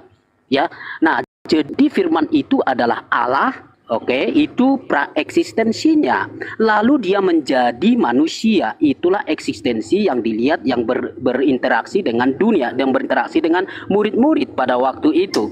Nah, ketika itu kita pahami dengan baik, maka yang di depan yang menjadi pertanyaan abang tadi, kenapa Yesus berkata bahwa aku melakukan kehendak Allah, bahwa segala macam pun nanti apa yang dia katakan ini? Ya wajar, karena pemahaman kita sudah dijelaskan di bagian ayat 1, namanya Allah yang mengambil tindakan, mengambil rupa menjadi manusia. Maka sebagai manusia yang akan menjadi juru selamat itu, sang juru selamat itu, maka dia adalah utusan. Dia datang sebagai utusan, dan sebagai utusan ada pengutus, itulah Bapa. Dan dia adalah yang sang diutus. Nah, sebagai utusan maka dia tunduk kepada sang pengutus. Jadi itu tidaklah kontra, justru itu adalah sebagai hal yang wajib, karena Bapa mengutus dia. Tapi siapa Yesus? Dia adalah Allah yang datang menjadi manusia. Anda terima atau tidak? Jadi udah 3 menit. Tapi jadi, itu ya, udah 3 menit. supaya Anda jangan lari, supaya jangan liar. Oke ya. Enggak menjawab. Bantah saya di situ. Kan sama Bunda, bentar ya. Bantah saya. Di mana tertulis Yohanes mengatakan seperti Yohanes 12:49 gitu loh. 49 dan 50 perintah Tuhan untuk menyampaikan firman kepada Yohanes gitu. Ditanyakan itu, Anda dari tadi nggak bisa menjawab. Ya, Aku aja. Saya jelaskan. Beri saya kesempatan. Mana dalilnya? Saya jelaskan. Mana dalilnya? Oke, saya jelaskan ya. Udah, poin Bang, jangan kamu jelaskan, kamu tunjukkan dalil. Lanjut. Oke. Udah 3 menit. Saya jadi gini ya, saya di luar, saya tidak sedang pegang Alkitab ya. Enggak ada mau pegang Karena memang enggak ada dalilnya. Bang Juma, aku dulu Bang Juma. Tadi aku dengar, tunggu dulu. Aku ya dengar ya, pegangan lagi ya, pegangan. Nah, teman-teman Islam kan selalu menolak kita Matius, Markus, Lukas, Yohanes, dan sementara itu semua adalah murid-murid Yesus. Tentu para menulis mendengarkan semua itu dari murid-murid Yesus, yes, karena Yesus sudah naik ke surga. Nah, sekarang aku mau tanya, kenapa kalian menolak buku-buku ini, tetapi kalian menolak kitab gajah, kitab semut, kitab kursi, kitab laba-laba, kitab sapi betina, kitab apa lagi Bang Juma? Apa lagi Bang Juma? Kitab Kenapa itu kalian percayai? Itu nama-nama binatang semua. Binatang itu untuk apa kita masukkan ke dalam kitab suci? Kenapa Matius? Tunggu dulu. Sebentar. Iya, jadi gini, saudara-saudara Kristen, jadi gini. Kalau saudara mengatakan Yohanes ini murid Yesus, yang menulis Yohanes, berarti Yohanes ini kan sezaman dengan Yesus, berdampingan dengan Yesus. Ini Yohanes dapat ilmu dari mana ini? Pada mulanya adalah firman, firman bersama-sama dengan Theos, dan firman itu ini Yohanes kan berdampingan sama Yesus nih. Yes. Ah, pernah nggak Yesus mengucapkan ucapan ini? Itu dulu. Yesus kan berdamping. Oke terus nih orang satu nih. Padahal kalau mentok dia katakan apa? Enggak lagi di luar kata dia. Nanti dia bilang potong. Sabar dulu, tak ajarin dulu. Ente tak ajarin dulu. Jadi gini. Tadi ente membawa surat Paulus mengatakan segala tulis yang diilhamkan. Segala tulis yang diilhamkan memang bagus untuk jadi pelajaran. Betul itu. Yang diilhamkan. Ini karangan Paulus juga mengatakan bahwa segala surat yang diilhamkan, segala kemudian tulisan yang diilhamkan oleh Allah memang bermanfaat untuk yes, memang betul. Tapi ini kan bukan diilhamkan oleh Allah. Kenapa? Karena surat Timotius itu dari Paulus. Nih tak bacakan. Timotius, dengarkan. Dari Paulus Rasul Kristus Yesus menurut perintah Theos, juru selamat kita dari Kristus Yesus, dasar pengharapan kita, kepada Timotius anakku yang sah di dalam iman, karena kasih karunia rahmat dan sejahtera dari Elo Bapa dan Kristus Yesus Tuhan kita menyertai engkau. Ini Timotius, Pak, surat pribadi Paulus untuk orang yang bernama Timotius. Ini bukan ilham ini. Sama dulu. Ya. Dari Paulus. Nah, ini dari Paulus. Nah, sekarang mana dari Yesus yang mengatakan hal yang sama? Ada enggak? Pada mulanya adalah firman, firman itu bersama-sama dengan Theos, dan firman itu adalah Theos, firman itu menjadi daging, dan seterusnya. Di Yohanes 1, nanti di data nomor 38, Yesus muncul, tetapi Yesus mau mereka mengikuti dia, lalu berkata kepadanya. Tuh, setiap ada perkataan Yesus pasti diawali lalu berkata kepadanya. Sekarang Yohanes 1 nomor 1, berkatalah Yesus, pada mulanya adalah firman. Baru betul. Baru ini disebut sabda Yesus.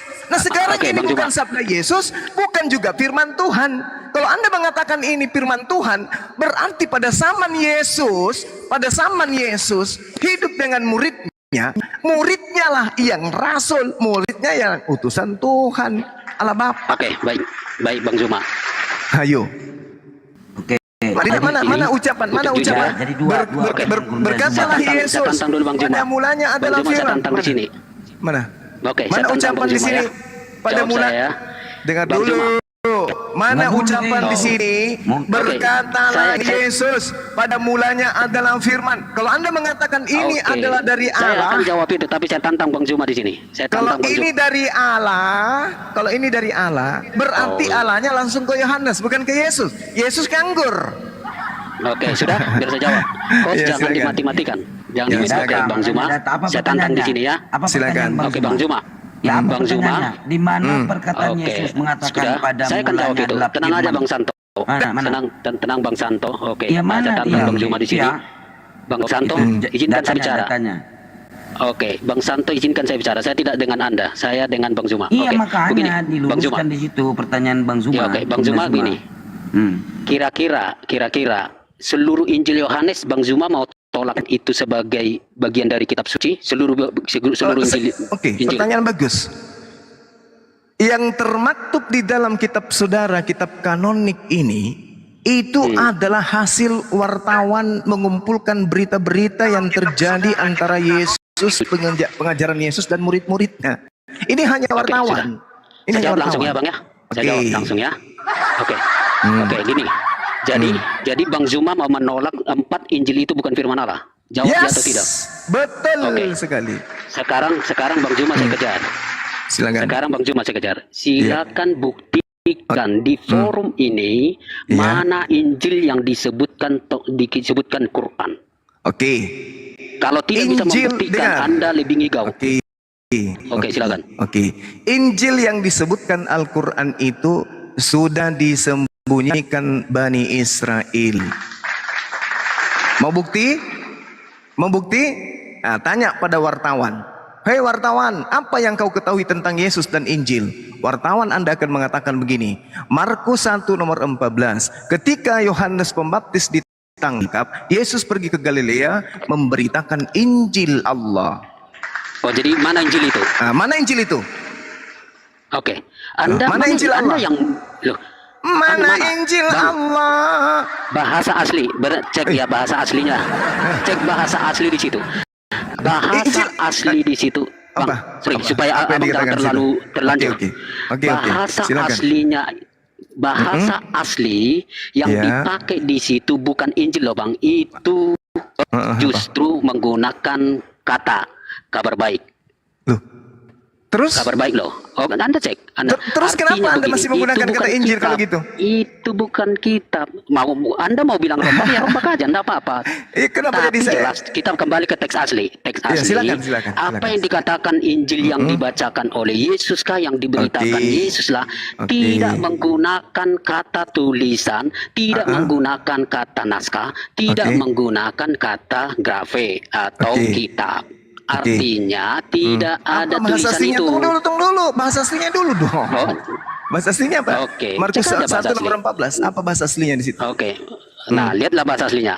Ya, apa? Silakan baca aja. Saya Mati dia. tidak bawa Alkitab, Bang. Wah, lagi-lagi. Aduh. Anda mau ngajarin saya gitu? Anda mau memerintahkan Oke, saya kalau saya menggunakan bisa- apa? oke. Di situ Saya keluar jelas sekali dari- dikatakan saya- Angelion, Theos, Injil Theos. Keluar dari Tidak dikatakan Injil Lukas, Oh. Injil Markus, tidak, tapi Yesus tahu Angelion, kata memberitakan. Angelion. Loh, ini dikatakan apa? Tahu Angelion? Angelion tahu. Itu bukan oke, itu bukan kitab, Injil Bang. itu kabar baik. Jadi toh, Kalau yang dikatakan kabar baik berarti firman Tuhan yang diterima ya, supaya kemudian jangan oleh sok para pintar, nabi. Masa. Jangan Gimana sih orang ini?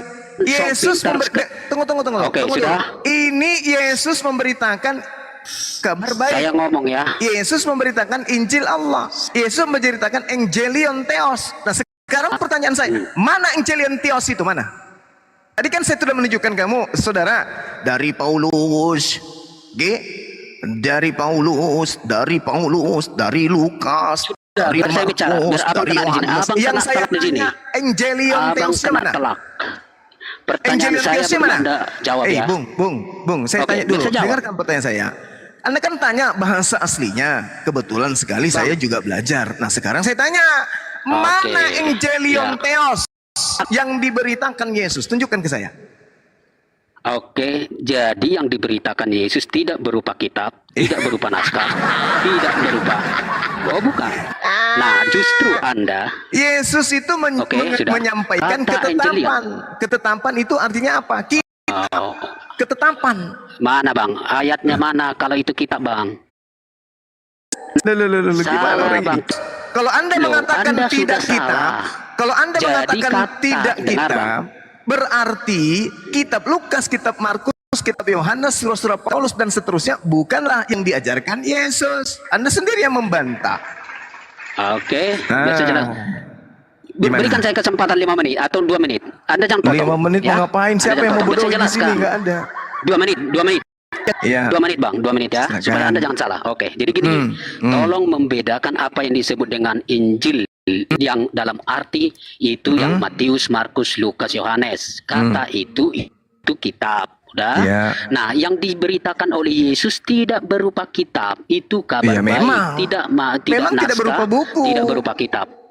Memang Oke, tidak sudah. berupa buku, ya. Nah, jadi yang ada yang berupa buku adalah 4 Injil, Bang, berupa buku, sudah. Nah, pertanyaan saya balik. Oke. Jika begitu, mana kitab yang disebutkan Quran itu? Karena Al-Quran yang mengatakan di apa? waktu zaman Yesus, Al-Quran waktu zaman Yesus mengatakan itu apa? bukan berupa kitab. Al-Quran mengatakan apa? Mengajarkan Kitab loh, hikmat kitab-kitab Injil. sebelumnya, Hikmat. kitab loh. Kitab itu Kata kitab ketetapan. ada, Bang. Yesus mengajarkan Bang, ketetapan. Anda jangan Yesus lari. mengajarkan Ada kata sebuah kitab. Coba. 5 rukun iman, rukun iman aja. Kitab sebelumnya kan, Bang? Iya, sekarang begini. Abang kalah loh di sini. Sekarang gini. Anda jawab dulu saya. Mana Oke. kitab-kitab sebelumnya? Oke, baik, tak ajarin. Oke. Al-Quranul Karim menjelaskan begini. Dalam surah Ali Imran, Allah Subhanahu wa taala menjelaskan kemudian.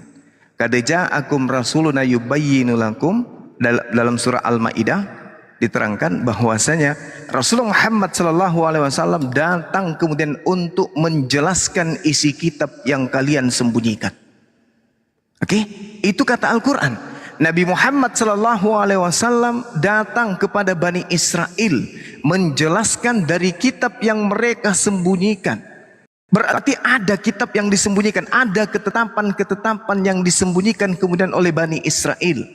Di situ diterangkan kemudian di dalam Al-Quranul Karim dalam surah Al-Maidah bahwasanya beliau Rasulullah Muhammad sallallahu alaihi wasallam diutus oleh Allah untuk menjelaskan dari apa yang mereka sembunyikan. Nah, ya ahlal kitab qad ja'akum rasuluna yubayyinu lakum katsiran mimma kuntum tukhfuna minal kitab wa ya'funa an katsir. Wahai ahli kitab, wahai Bani Israel. Bukan untuk Kristen ini, tapi untuk Bani Israel. Sungguh Rasul kami Nabi Muhammad telah datang kepadamu menjelaskan kepadamu banyak dari isi kitab yang kamu sembunyikan. Oke, kitab ini berupa hikmat yang kemudian menjadi poin pengajaran para nabi. Sama seperti ketika Rasulullah Muhammad SAW disampaikan kepadanya, zalikal kitabul la raiba fihi hudal lil muttaqin. Kitab Al-Qur'an ini. Nah, mana Al-Qur'an itu? Padahal tidak ada Al-Qur'an pada saat itu, belum ada kitab. Jadi kitab itu artinya juga bisa ketetapan. Begitu, Bung. Jadi Al-Qur'an dikatakan zalikal kitabul la raiba fihi hudal lil muttaqin. Rasulullah menerima pewahyuan surah Al-Baqarah ini belum ada buku Al-Qur'an. Tapi sudah dikatakan sebagai kitab. Artinya ketetapan-ketetapan. Nah, sekarang ketetapan Injil yang dimaksud oleh Al-Qur'an adalah firman Tuhan yang datang kepada Bani Israel, kepada Nabi Isa alaihissalam untuk Bani Israel berupa ketetapan, tetapi ajarannya disembunyikan. Lalu kitab yang munculkan itu adalah karangan manusia. Surah Al-Baqarah ayat 78. Fawailul lil ladzina yaktubunal kitaba bi aidihim. Mengapa dikatakan celakalah orang yang menulis buku dengan tangannya sendiri? Dari mana dia menulis buku ini? Dari mana? Dari hasil penyelidikan. Oke, baik Bang, udah? Gitu Bang. Saya jawab ya? Yes. Oke, saya jawab. Masih di pertanyaan saya itu. Jadi gini, saya ikuti Ya sama, saya juga Abang. bertanya. Anda juga harus jawab. Oke. Mana ketetapan Oke, yang saya Yesus ajarkan sebagai Injil Allah? Mana? Mana? Itu Abang, ketahuan. Abang buat pertanyaan dari situ. Lucu Oke, ente udah. itu. Gini. Bang, 30 detik, dengarkan saya. Kalau Al-Quran bercerita tentang Injil, itu adalah ketetapan untuk Bani Israel. Minta kepada yang punya kitab. Nah sekarang kalau saya mintai tentang Yesus, Anda punya kewajiban untuk menunjukkan karena ente itu adalah muridnya katanya sih. Nah saya minta, mana Injil Allah? Mana Injil Allah itu? Sudah, biar saja. Tunggu. Di dalam kisah para rasul, di dalam KPR 8 juga dikatakan, Filipus memberitakan Injil Yesus. Mana Injil Yesus itu? Mana? Tunjukkan ke saya. Mana. Filipus memberitakan Injil Yesus kepadanya. Yesus memberitakan Injil Allah.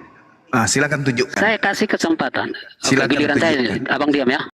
Ya. Oke, giliran saya yang bicara, Abang diam. Oke, gini ya. Giliran Anda menunjukkan. Abang. Saya kan mengatakan bahwa ketetapan Injil yang datang kepada Nabi Isa disembunyikan. Itu disembunyikan. Dengar Bang, supaya sekarang jangan Anda yang melakukan menunjukkan kesalahan yang sama. Injil Yesus dan Injil Allah itu mana? Silakan. Bang, udah. Supaya Abang jangan melakukan hal yang salah, bolak-balik. Saya luruskan Abang, jangan diulangi lagi. Kata Mana Injil yang di situ Injil bukan berupa Allah? kitab, bukan Injil berupa naskah. Yesus mana? Bukan berupa naskah. Ngapain Abang tanya? Bukan berupa Ngapain Abang? naskah. Karena itu bukan kitab, Bang. Jadi bukan apa yang kitab, dimaksud? Bang. Apa yang dimaksud dengan Injil Allah? Berita. Apa yang dimaksud Injil Allah? Ya, Berita. itu Mana berita itu? soal Mana berita Yesus itu? sudah datang Mana berita sebagai itu? penebus. Mana berita itu? Bang, itu bacalah semua apa yang Nenekmu disebut. kiper suruh baca Mana itu berita berita itu? dari mulutnya Lukas bilang itu Injil Allah, kabar dari Allah. Pada Ya, mulanya Abang adalah jangan firman, lu berikan bilang itu dari Allah. Berarti Semua ditanya yang Anda tidak disebut bisa buktikan. Injil Yesus Anda tidak bisa keluar dari buktikan mana mulut Injil yang Yesus. disebutkan dulu, Bang. Bang Juma, aku tahu jawabannya Bang Juma.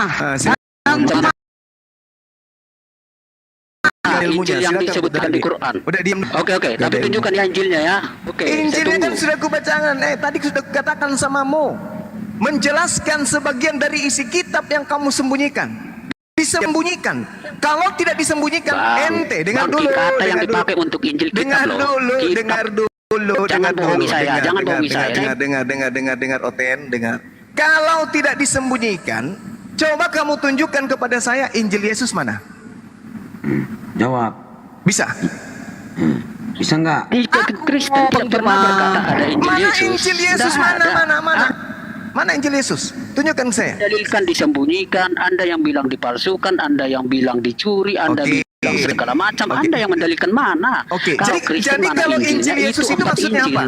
Kalau Injil Yesus itu maksudnya Itu apa? bukan kitab. Lalu apa? Itu bukan kitab. Lalu Tapi apa? Yesus yang sudah datang sebagai sang Lalu juru selamat. Injil Dia Yesus itu mati, dia apa? bangkit, dia hidup. Injil Yesus itu apa? Berita. Berita apa? Oke, yaitu Yesus sudah datang, dia mati, dia bangkit, Nenekmu dia kiper. hidup, dia adalah juru selamat. Injil Baca Yesus aja. itu dengarkan. Injil Yesus itu Anda maksudnya. tidak bisa. Injil Yesus itu artinya Injil, kabar yang keluar dari mulut Yesus. Injil Allah artinya kabar gembira atau kabar sukacita atau Bang kabar Zuma duka ngarang. yang keluar dari mulut Tuhan, keluar dari Allah. Itu Injil Allah.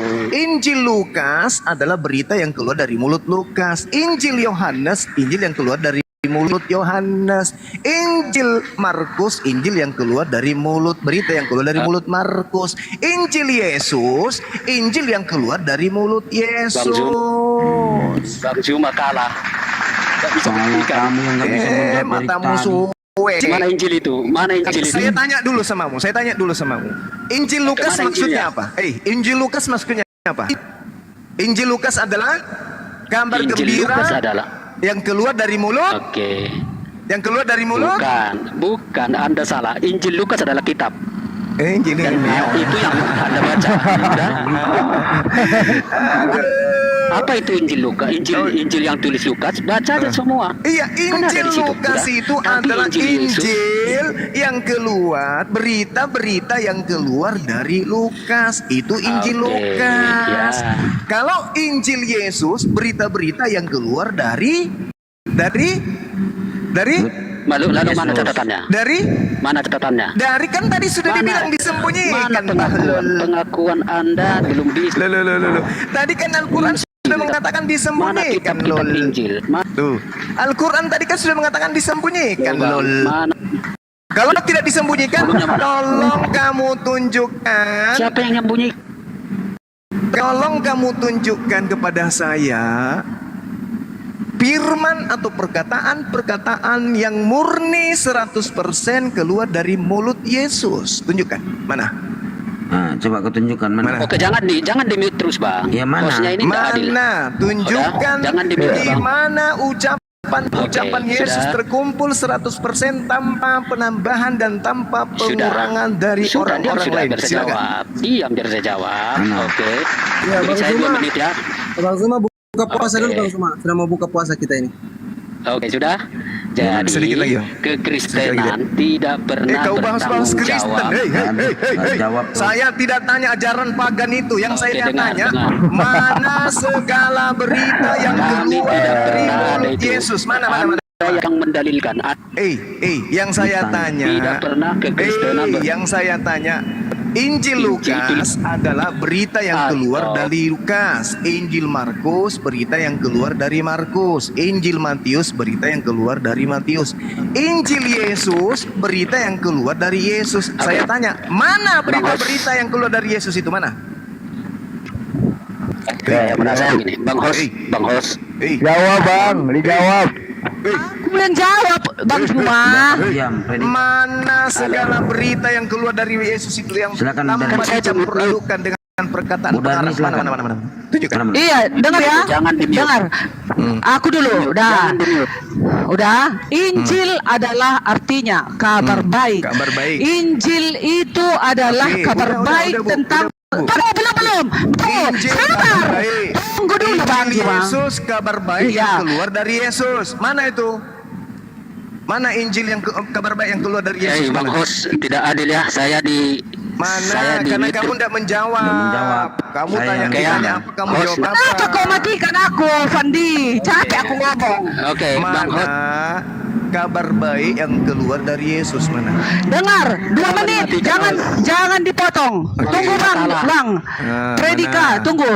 Injil adalah kabar baik Kabar tentang kedatangan Yesus, kelahiran Yesus, penyaliban Yesus, penderitaan Yesus, dan tentang Sekarang bebas sama Injil aja yang penipu dibawakan Yesus juga mana? ini. Perkataan Injil itu kabar baik. Titik. Jangan kamu tambah-tambah, wahai pendusta. Nggak boleh pendusta-pendusta ini Bang jangan. Zuma. Jangan biasakan begitu pendusta kalian ini, ya Allah ya Karim. Bang apa Zuma, kalian saya dustanya kesempatan. kalian? Injil Aku ngomong. kabar kabar baik. Kasih saya Jangan kau kesempatan tambah-tambah. ngomong. Kalian korupsi kali berasal dari kalian. dua kata saja, Evan dan Gileon. Kasih saya kesempatan bicara, kabar Bos. baik. Jangan kau buka ya, saya buka ya. Kita buka kamera supaya tidak dibilang penipu. Ini kalian itu memang temannya iblis, suka Oke. nipu orang dan menyesatkan orang. Silakan, Kau silakan. dari tadi oke Saya lebih terus setuju kau. bukan teksnya, Bang. Dari Buka tuh- teksnya aja, Bang. Oke, saya buka. Oke. Markus 1. Iya, kampret kali kau ya, aku mati-matikan aku ya. Ya, makanya jangan nipu. Sekarang ini zamannya orang udah pintar, Bu Dardi. Bukan Aku lagi. nipu. Bukan lagi zaman gereja saya ini. pengen nipu, Kalau di saya gereja boleh nipu, boleh. Tapi kalau depan nggak ada jangan. nipu. Nipu itu namanya. Bang Juma. Enggak, itu kan iman kami. Ya, Itu iman kami, Bang Juma. Nah, coba. Enggak. Yang sopan. Ini Injil. Ah, Oke? mana? Injil Allah. Oke. Kita ketik Injil dalam bahasa Yunaninya apa? Nah, Injil. Oke. Nih, Evangelion. Apa artinya? Ah, nih. Oke. Ini Injil apa? Oke terus. Oke dari terus. Oke. Sudah. Mana? Berita tentang kebangkitan. Lalu abang mau tanya apa? Abang mau tanya apa ini artinya Mana Injil? kabar baik dari Yesus? Ini kabar baik. Justru Kabar saya mau baik. izinkan saya jawab. Ini. Justru itu, Bang, itu menghantam abang. Dengarkan dulu wahai manusia penipu. Ini Evangelion. Evangelion artinya kabar baik. Mana itu? Kabar baik tentang kematian Yesus. Biasa jawab. Bang Host jangan hebat. Mana? Oke, sudah. Biar saya bicara. Bang Juma diam. Ya, aku mana tahu ada di belakang. Bang Juma diam ya. Atau di sini atau di Oke. di sini. Bang Juma diam biar saya jawab. Kasihan Mana Anda ini. dulu mana? Udah. Mana di sini. Di sini. Gak ada. Bang Juma Di bawah meja. Aduh, Di bawah ada meja. nanti. Coba Nggak bisa. Enggak ada. Gimana ceritanya? Makasih ya, Bang Host ya. Bang Host kalau mau. Ngapa kau nipu aja? Kasih Jadi saya kesempatan. Evangelion itu atau Injil itu artinya kabar baik. Kalau Injil Lukas kabar baik dari Lukas. Injil Markus kabar baik dari Markus. Injil Yesus kabar baik dari Yesus. Kisah para Rasul 8. Dengarkan saya. Kisah para Rasul 8. Udah dari tadi abang ngomong.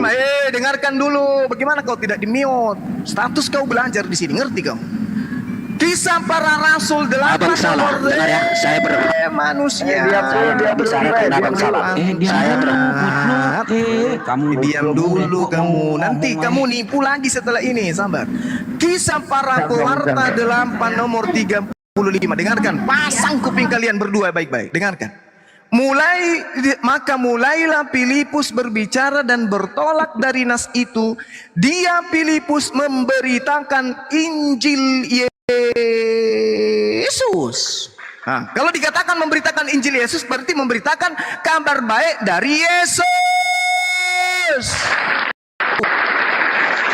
Tahu itu. Pertanyaan saya, mana kabar baik dari Yesus itu yang tidak bercampur dengan kabar baik dari Lukas, dari ini, dari Grandong, dari Popok dan semuanya perakang? Mana? Tunjukkan ke saya.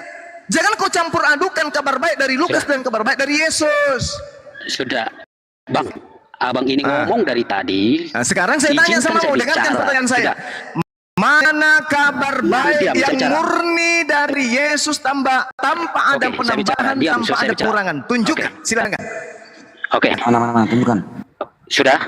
Kristen tidak bertanggung jawab dengan pertanyaan Kenapa Anda. larinya ke Kristen? Saya tahu Kristen itu ajaran dari Barat, ngerti saya. Tidak ada. Yang saya Omong tanya kosong Anda kabar bilang itu baik dari Yesus mana?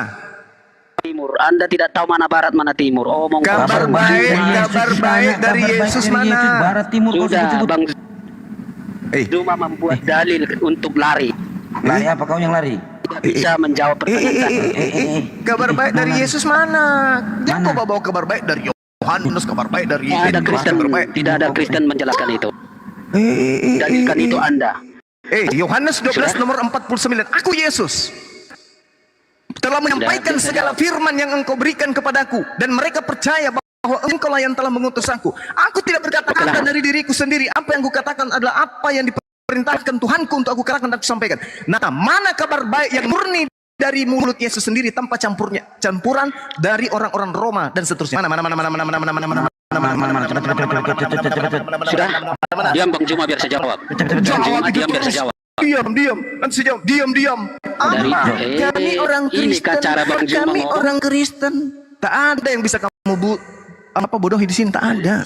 Oke, buka Matius pasal 4, Bang. Oke, Matius pasal 4. Baik. Oke. Nomor berapa? Saya keluar dari sini untuk Alkitab ya. Anda mau framing lain terserah. Matius berapa? Oke, enggak usah marah gitu, Pak. Ya saya tanya. Ya ampun. Matius 4 nomor 4. Di googling. Matius berapa ya? Beleng-beleng dia Bang Febri. Tetapi Yesus menjawab, ada tertulis manusia hidup bukan dari roti saja, tetapi dari setiap firman yang keluar dari mulut Elohim. Nah, mana firman yang keluar dari mulut Elohim? Jangan yang keluar dari mulut Lukas, karena Lukas bukan Elohim. Jangan yang keluar dari mulut Yohanes, karena Yohanes bukan Elohim. Mana. Udahlah ya, aku tinggalin lu makan kolak dulu. Assalamualaikum warahmatullahi wabarakatuh. Mudah-mudahan ente sembuh dari penyakit ini. Ini penyakit antikristus kalian ini. Antikristus kalian tidak sadar kalau kalian antikristus. Demikian. Salam satu Tuhan. Buka puasa dulu Bang. Di sini lagi berapa menit? Aku tadi menjawab, kalian kok nggak mau dengar loh. Iya, tidak bagus ini. Yang mana? Datanya mana Matius? Dengar ya. Aku dulu Pak, tunggu dulu. Aku dulu. Tadi kalian yang tadi sudah menolak Injilnya Matius, Markus, Lukas, Yohanes. Sementara Injilnya Matius, Markus, Lukas, Yohanes, di situ semua mengabarkan tentang kelahiran, kematian, dan penyaliban Yesus. Itulah Injil, dan tentang kerajaan Allah. Itulah Injil. Makanya dikatakan Injil ada 4, Matius, Markus, Lukas. Disitulah kabar baik itu tentang kedatangan Yesus. Kenapa kalian tolak lagi? Mana kabar baik itu mana dari Yesus? Mana? Kabar baiknya itu dari tentang mana? Kelahiran Yesus, kedatangan Yesus. Itu Mana Injilnya, kabar baik dari itu kabar Yesus? baiknya. Kabar baiknya tentang kerajaan Allah yang akan diberitahukan Yesus, kalau kan kamu mau cari diberitakan kabar Yesus. dari Yesus, ini apa? di dalam Lukas 24 Anda baca. Sekarang itulah Injil. Itulah Injil. Jawabannya saya kasih pertanyaan guru tadi Lukas 24 44 46. Coba itu saya bantu. Buka, coba baca. Coba baca. Baca Bu Darni. Dibantu nih saya. Baca dulu, kok diam. Edik, baca dulu itu saya bantu. Orang di mute si Pandi terus. Enggak, udah kamu baca Lukas 24. Itu coba baca. Itu kabar baik dari Yesus. Baca dulu. Iya, ayat 24. Ayat 44. 24, 44 sampai 46. Coba baca. Iya, tahu aku itu tentang apa itu kan? Udah tahu aku itu. Nah, itu kata Yesus. Kata Yesus, dia mati dan bangkit pada hari yang ketiga tertulis di kitab Musa. Nah, mana itu tertulis kabar baik itu mana? Di dalam kitab Musa. Nah, sekarang aku tanya. Dengar ya, udah ya jangan potong-potong ya. Tentang kedatangan Yesus sudah ada dikatakan di dalam Taurat. Itulah di dalam di dalam Yesaya. Tunggu dulu. Di dalam Yesaya sudah dinubuatkan tentang kelahiran Yesus. Dan juga di dalam Matius, Markus, Lukas, Yohanes tetap diceritakan tentang kedatangan Yesus mati dan bangkit. Apalagi? Coba. Mati dan bangkit pada hari yang ketiga tertulis di 5 kitab Musa. Itu berita baik dari Yesus. Dicari nggak ada. Itu berita apa itu? Berita baik. Makanya ditanya berita baik dari Yesus mana? Berita yang benar dari Yesus. Nah, sementara penulis sebentar. Anda jangan kau matikan 8 dia. Makanya ditanyakan tadi berita yang benar yang dikatakan Yesus itu mana? Kalau ditarik berita-berita tentang Lukas, contoh dikasih tadi Lukas 24, ternyata bohong. Lukas menulis Yesus yang berkata, mengerti paham? Yesus berkata begini menurut Lukas, dia akan mati dan bangkit pada hari yang ketiga, tertulis di dalam 5 kitab Musa, Keluaran, Bilangan, Ulangan, Imamat. Dicari mah nggak ada. Makanya tadi ditanya mana berita baik, berita benar dari Yesus. Paham nggak? Kalau dari Lukas nggak bisa dipercaya. Udah kami jawab, gitu tapi loh. kalian menyangkal, Ya coba mana 5 kitab Musa, mana 5 kitab Musa yang mengatakan mati dan bangkit Yesus ini pada hari yang ketiga. Tunjukkan predikal. Ibu Darni diam dulu. Dengar. Nah, dengar ya. Ibu Darni diam. Ibu Darni itu PR udah 2 tahun, 3 tahun. Gini loh Bang ya. Coba mana. Lagi ngomong ini, Bang Santo. Iya. Bang Santo. Bisa jawab enggak? Coba.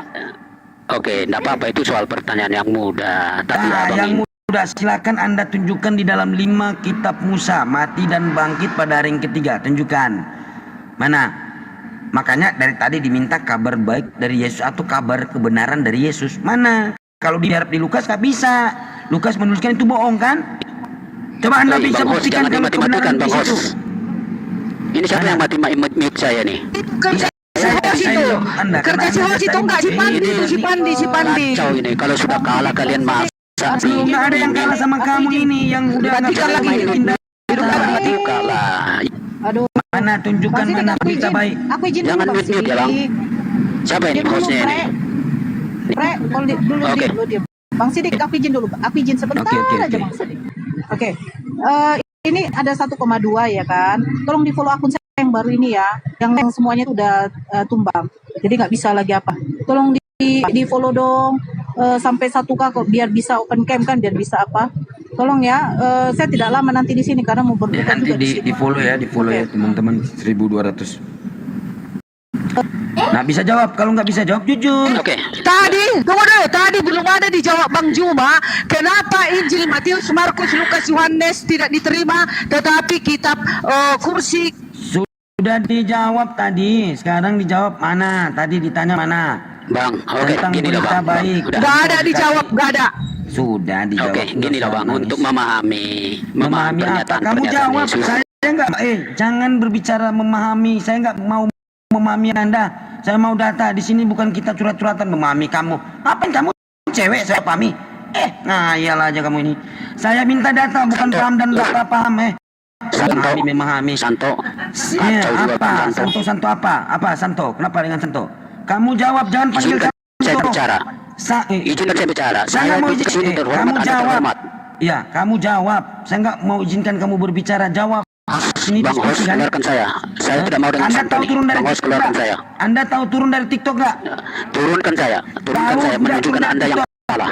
Tuh, tahu Anda nggak Anda kalah. turun dari TikTok? Anda tak Kami beretika. akan jadikan kamu berhala kalau kamu nggak akan turun. Dengar ya Bang Santo. Kamu jawab. Dengar dulu ya. Mana berita baik atau berita Kamu kebenaran dari bicarakan Yesus? itu. Contoh, Anda mengatakan tadi itu dari Lukas. Nah, Lukas Kamu seperti tadi yang datang ke dijelaskan. kitab Apa yang dikatakan Lukas, itu yang dibicarakan Lukas. Nah, makanya diminta Sepintar, Kak. mana berita kebenaran dari Yesus. Dijelaskan, Sementara Sob. Lukas ini katanya Anda- menuliskan, dengarkan. Santo. Katanya penulis Bible ini termasuk Matius, Markus, Lukas Santo ya. kacau. Ya, Izinkan saya dipenuhi bicara. dengan Roh Kudus menulis. Saya jawab kamu. Ternyata setelah ditanya di dalam Lukas 24, 44, 45, 46 dituliskan oleh Lukas. Lukas menulis begini bunyinya. Soal Yesus akan mati dan bangkit pada hari yang ketiga. Tertulis di dalam 5 kitab Musa. Mana di situ? Berarti di sini Yesus tidak mati dan tidak bangkit. Tidak mati pula dia. Sudah, oke. Sudah, mana? Tunjukkan data. Sudah apa? Diamlah kamu Santo. Ya, mana? Perempuan atau 5 laki-laki sih? kitab Musa saya minta mana? Ngaco Kalau enggak kamu. saya mute. Kalau enggak saya Biar mute. saya jawab Anda Oke, itu. mana? Saya Di jawab mana? Anda Kejadian itu. keluaran Anda mana? diam. Ya, mana? Tunjukkan. Oke, Tunjukkan. Anda diam biar saya jawab. Ya, tunjukkan. Mana? Anda diam biar saya jawab ya. Oke, mana? Tolong Anda Kejadian. diam biar saya jawab. Sudah? Ya, sudah. Oke. Mana? Apa yang dinyatakan oleh Yesus tidak seperti pertanyaan Anda. Kalau Anda baca Lukas 24, Jangan dimatikan. 44, 45, 46. Jangan congor. Jangan congor. Woi, Weh, predik. Anda baca. Kau dengar dulu predik. Kau jangan modal congor sini predik. banyak Kau congor udah kau, kubantai banyak kau di sini, bacot. kau. Bukan, Anda Banyak tidak cetek. Kau dari tadi kuperhatikan mulai congor. Aku nggak ada Turunkan bicara saja. di sini. Ah, Congor mulai tadi. siapa kamu yang ngomong? Turunkan saya. Anda akan saya jadikan berhala di sini. Anda tahu turun dari kompal. Sudah. Kenapa malu? Udah nggak bisa menjawab. Terus mengatakan Bang Suma teman-teman Muslim kalah. Saya mau jawab, Anda jawab. Oke, Anda jawab. Saya persilakan. Saya Kejadian mau ngomong. 5 kitab Oke, Musa. saya ngomong, Anda ngomong. Kejadian keluaran Imamat Diam, Anda bilangan biar saya Kau ngomong. jawab. Kau jawab. Oke. Mana mati Anda dan diam, bangkit pada hari yang jangan ketiga? disanggah. Iya, mana? Sudah? Sudah? Oke, Kejadian? Anda diam ya. Ya, Anda mau bahas kejadian Loh. keluaran atau yang mana? Anda diam biar saya jawab. Iya, mana? Silakan. Di saat Anda nggak jawab, saya mute. Oke, sudah? Sudah. Ya sudah. Sudah. Kalau Anda mute saya keluar. Berarti Anda Silakan, kalah. silakan. Berarti Anda nggak bisa Sudah? menunjukkan, betul? Oke. Bahwa Kalau berarti Anda tidak mute dapat saya, membela oke, biar Yesus, jelaskan. oke? Oke. Anda tidak Sudah. dapat membela Sudah, Yesus sudah, dari jawab. fitnah Lukas, oke? Makanya Oke. diminta mana Sudah. berita kebenaran dari Sudah. Yesus, betul? Tunjukkan. Oke, sudah. Berarti Anda Saya menjadikan, kalau Anda tidak bisa menjawab, Anda menjadikan Yesus pendusta. cerewet mungkin. Anda dan Lukas menjadikan Tuan juga Yesus kamu, seorang Santo. pembohong, pembual, pendusta. Betul? Betul. Coba Anda bela. Santo, kamu udah kasih saya kesempatan ngomong loh. Silakan tunjukkan data. Kasih saya kesempatan ngomong loh. Iya, data. Oke ya, biar saya jelaskan. Apa yang dikatakan oleh Yesus di dalam Lukas itu? Saya yang tanya tentang mana di 5 kitab Musa. Jangan banyak congor di sini. Mana di 5 kitab Musa mati dan bangkit pada hari yang ketiga ya? Coba. Jangan modal congor. Baru kau bawa premium. Anda diam dah. Ada apa? Ini saya naik Gurunda Zuma kalah. Teman-teman debater Muslim kalah. Di sini bukan berbicara kalah dan menang di sini. Di sini berbicara data. Netizen Anda yang di tidak bawah bisa yang jawab menonton. pertanyaan saya. Anda Mana? tidak bisa jawab pertanyaan saya. Pertanyaan sudah dijawab. Anda. Setelah ditanya kamu bolak-balik. Mana, udah 5 terus pertanyaan mana? nggak bisa dijawab. Sekarang Anda tunjukkan. bukti, Anda tadi mau menjawab nih. Di mana 5 kitab Musa? Mana Coba. kitab? Bang Sidik, Di mana Bang 5 Sidik, kitab aku udah Musa? bisa dapat. Ya, coba Aku silakan. Diam, menjawab. kamu, Mana, Freddy, Sidik? Diam. Aku menjawab. Silakan. Udah? Nah, di dalam Injil Lukas 40 ayat 42 sampai 44 itu dijelaskan mengenai kerinduan Yesus untuk memberitakan Injil. Kerinduan ini sangat dalam dan kuat. Ia datang ke dunia menunjukkan kepada manusia misi surgawi, yaitu memberitakan Injil, melenyapkan berbagai penyakit dan mengusir setan-setan. Itulah makna dari Lukas 4 ayat 44 sampai 44. Oke, dibaca lagi open cam. Dibaca lagi. Gak usah. Itu aja. Itu makna dari Lukas 4 ayat 42 sampai 44. Sekarang jawab pertanyaan Dingin dulu, tadi. Gak ada kalian jawab. Kenapa kalian Budarni. Ada tertulis di 5 kitab apa Musa. cengeng? Jangan kau matikan aku, Pandi. Saya yang matikan, saya bukan Pandi, jangan fitnah. Saya yang matikan. Di dalam 5 kitab Musa. Kenapa Anda kalian jujur. tolak Matius? Hei, Budarni jangan berbohong. Kalian menerima kitab kursi. Tunggu. Jujur aja, jujur dulu ya, jujur ke saya. Ini PR pernah saya kasihkan ke Anda, betul? Kenapa kalian itu terima? Ya, apa tunggu itu dulu. jin? Apa itu kursi? Apa itu? Tunggu dulu. Ini PR pertanyaan ini Anda akui dulu. PR ini pernah saya berikan ke Anda, betul? Jangan bohong, banyak orang yang nonton. Jangan bohong. Kelakuanmu kotor, Pandi. Saya yang mute Anda, saya moderator, saya yang Jawab. mute. Saya yang mute Ibu Darni dan Apa Felix kalian saya mute. buat kitab yang 4 itu? Saya tanya, Bu, jangan Kalian dulu. terima kitab jin. Yang dikatakan Bunda tadi kabar baik dari Yesus. Gajah. Mana kabar baik, kabar kebenaran Kenapa dari Yesus? Kalau kabar kebenaran yang dikatakan Lukas itu tidak benar.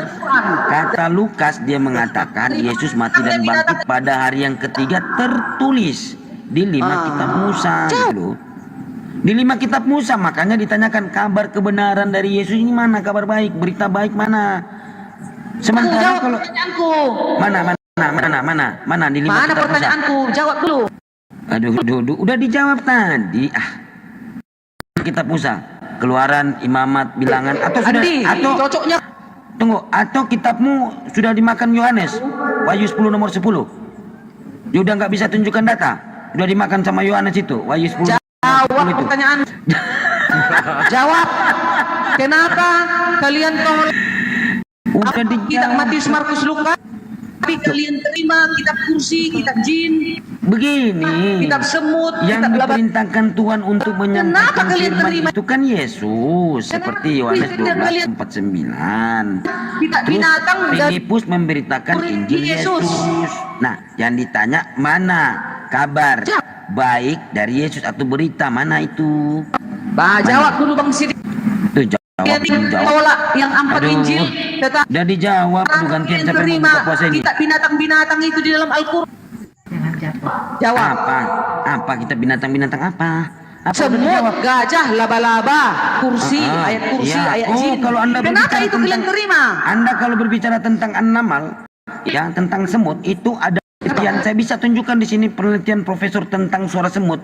Nah, di situ di dalam kejadian di situ itu jelas bahwasannya di situ, dengar dulu. Di situ semut itu bisa bersuara. Dan aku diam, Setelah ya, aku kalau- diselidiki oleh profesor itu, ternyata memang benar ada suara-suara semut. Ini bayangkan ya, sains membuktikan loh. Sains modern membuktikan gitu loh. Nah sekarang Anda ditanya jangan lompat-lompat. Ditanya kabar baik Tunggu, satu lagi pertanyaan. Atau Anda sudah nggak bisa menjawab karena Wahyu 10 nomor 10 telah dimakan kitabmu itu oleh Yohanes dan terasa pahit. Tunggu dulu, janganlah. Kan. Anda tadi mengatakan apa? Lukas 24. Saya tanya tertulis di 5 kitab Musa toh? Mana? Kenapa Tertulis. kalian mati-matikan? Jujur aja Bu Dani, masih mau PR atau kita lanjut? PR itu karena saya kan pernah bertanya kepada Anda. Anda sampai sekarang nggak bisa jawab. Mati-matikan ini? Iya, Kayak karena mana aku kamu mau nyerocos. menjawab? Masih PR atau ada jawabannya? Coba. Oh, kenapa? Kau yang tak bisa menjawab. Sudah dijawab, mau jawab apa? Semut, binatang-binatang, nama-nama binatang kau masukkan Oh di iya, kalian. iya jelas Sementara- dong. Jelas di situ ada. Yesus, kalian tolak Kalau mentah-mentah. kita lihat di dalam sains misalnya lebah. Gila, kalian baru gila. Itu ada penyelidikan dari profesor-profesor gitu loh. Tentang madu, obat itu kan gitu. Itu tentang semut. Dan ini udah mulai masuk menghujat dia tuh bang. Iya, sekarang Anda jawab coba di mana? Kalau Anda mau tarik-tarik di situ, sekarang saya tanya kepada Anda, Yesaya 7:20, Tuhan itu pinjam pisau cukur, itu firman Tuhan atau bukan? Yesaya 7:20, Tuhan pinjam gila semua pisau kalian. cukur. Tuhan pinjam pisau cukur. Pisau cukur itu dipinjam Tuhan. Kok Tuhan ini pinjam? Terus pisau cukurnya udah dikembalikan apa belum? Woi, Masa kita binatang kalian? woi. Yesus kalian. Pisau cukur, kamu cuma berbicara jiwa itu. kalian. Oke. Wahyu 5 nomor 6. Ya. Bisa kici. Wahyu 5 nomor 6, Tuhan itu bermata 7 bertanduk 7. Itu bermata 7 bertanduk 7 kayak apa itu? Kayak Gundurwo kok di situ begitu. Kabur.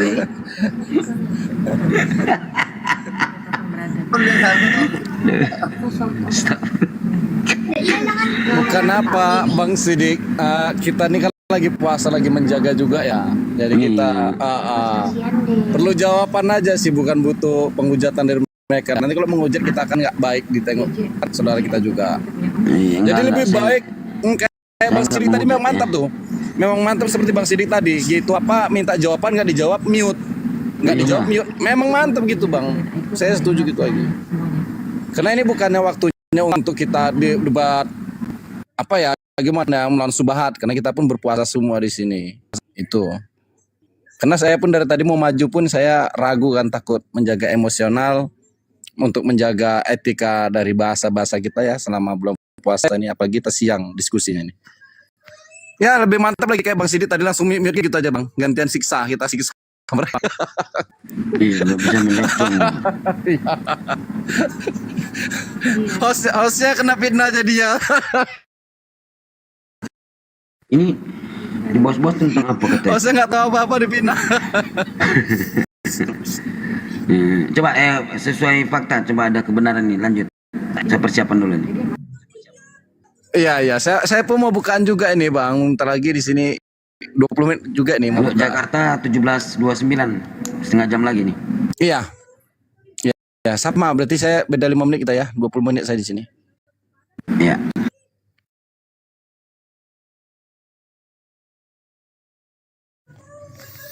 Ya, kami ganti-ganti sip dulu ya di sini ya. Ya, selamat sore Bang Kebenaran. Halo Bang Kebenaran. Selamat sore. Silakan gantian, Bang Agus, Bang sesuai fakta gantian. Ya, Bang Agus gimana? Kerja. Ya, kerja ya Bang Agus ya. Assalamualaikum warahmatullahi taala wabarakatuh. Waalaikumsalam warahmatullahi wabarakatuh. Ya. Dari tadi kita nyimak di bawah. Kira-kira gimana kebenaran? Sebentar. Bang, aku izin turun dulu ya. Ini ntar lagi mau maghrib di tempatku di Malang. Oke. Ya, aku tutup dulu ya. Makasih banyak semuanya. Assalamualaikum warahmatullahi wabarakatuh. Waalaikumsalam. Waalaikumsalam warahmatullahi wabarakatuh. Jadi kebenaran. Halo. Iya. Halo. Jadi siap berdiskusi ya kan? Siap. Diskusi monolog atau dialog nih? Ya kita dialog. Nah, bertanya dan ditanya. Oke. Ya kan? Oke. Coba kira-kira pertanyaanku begini. Aku menemukan di Bibel Anda ada dua sosok Yesus. Dua sosok Yesus di dalam Lukas 2 nomor 7, yaitu yang lahir di dalam palungan. Dan di dalam Matius 2 nomor 11 lahirnya di dalam rumah. Kira-kira yang mana di antara dua sosok ini yang dikategorikan sebagai Yesus yang benar itu? Yang mana? Karena suara murah apa ramai kali di tempat kamu ya? Ya.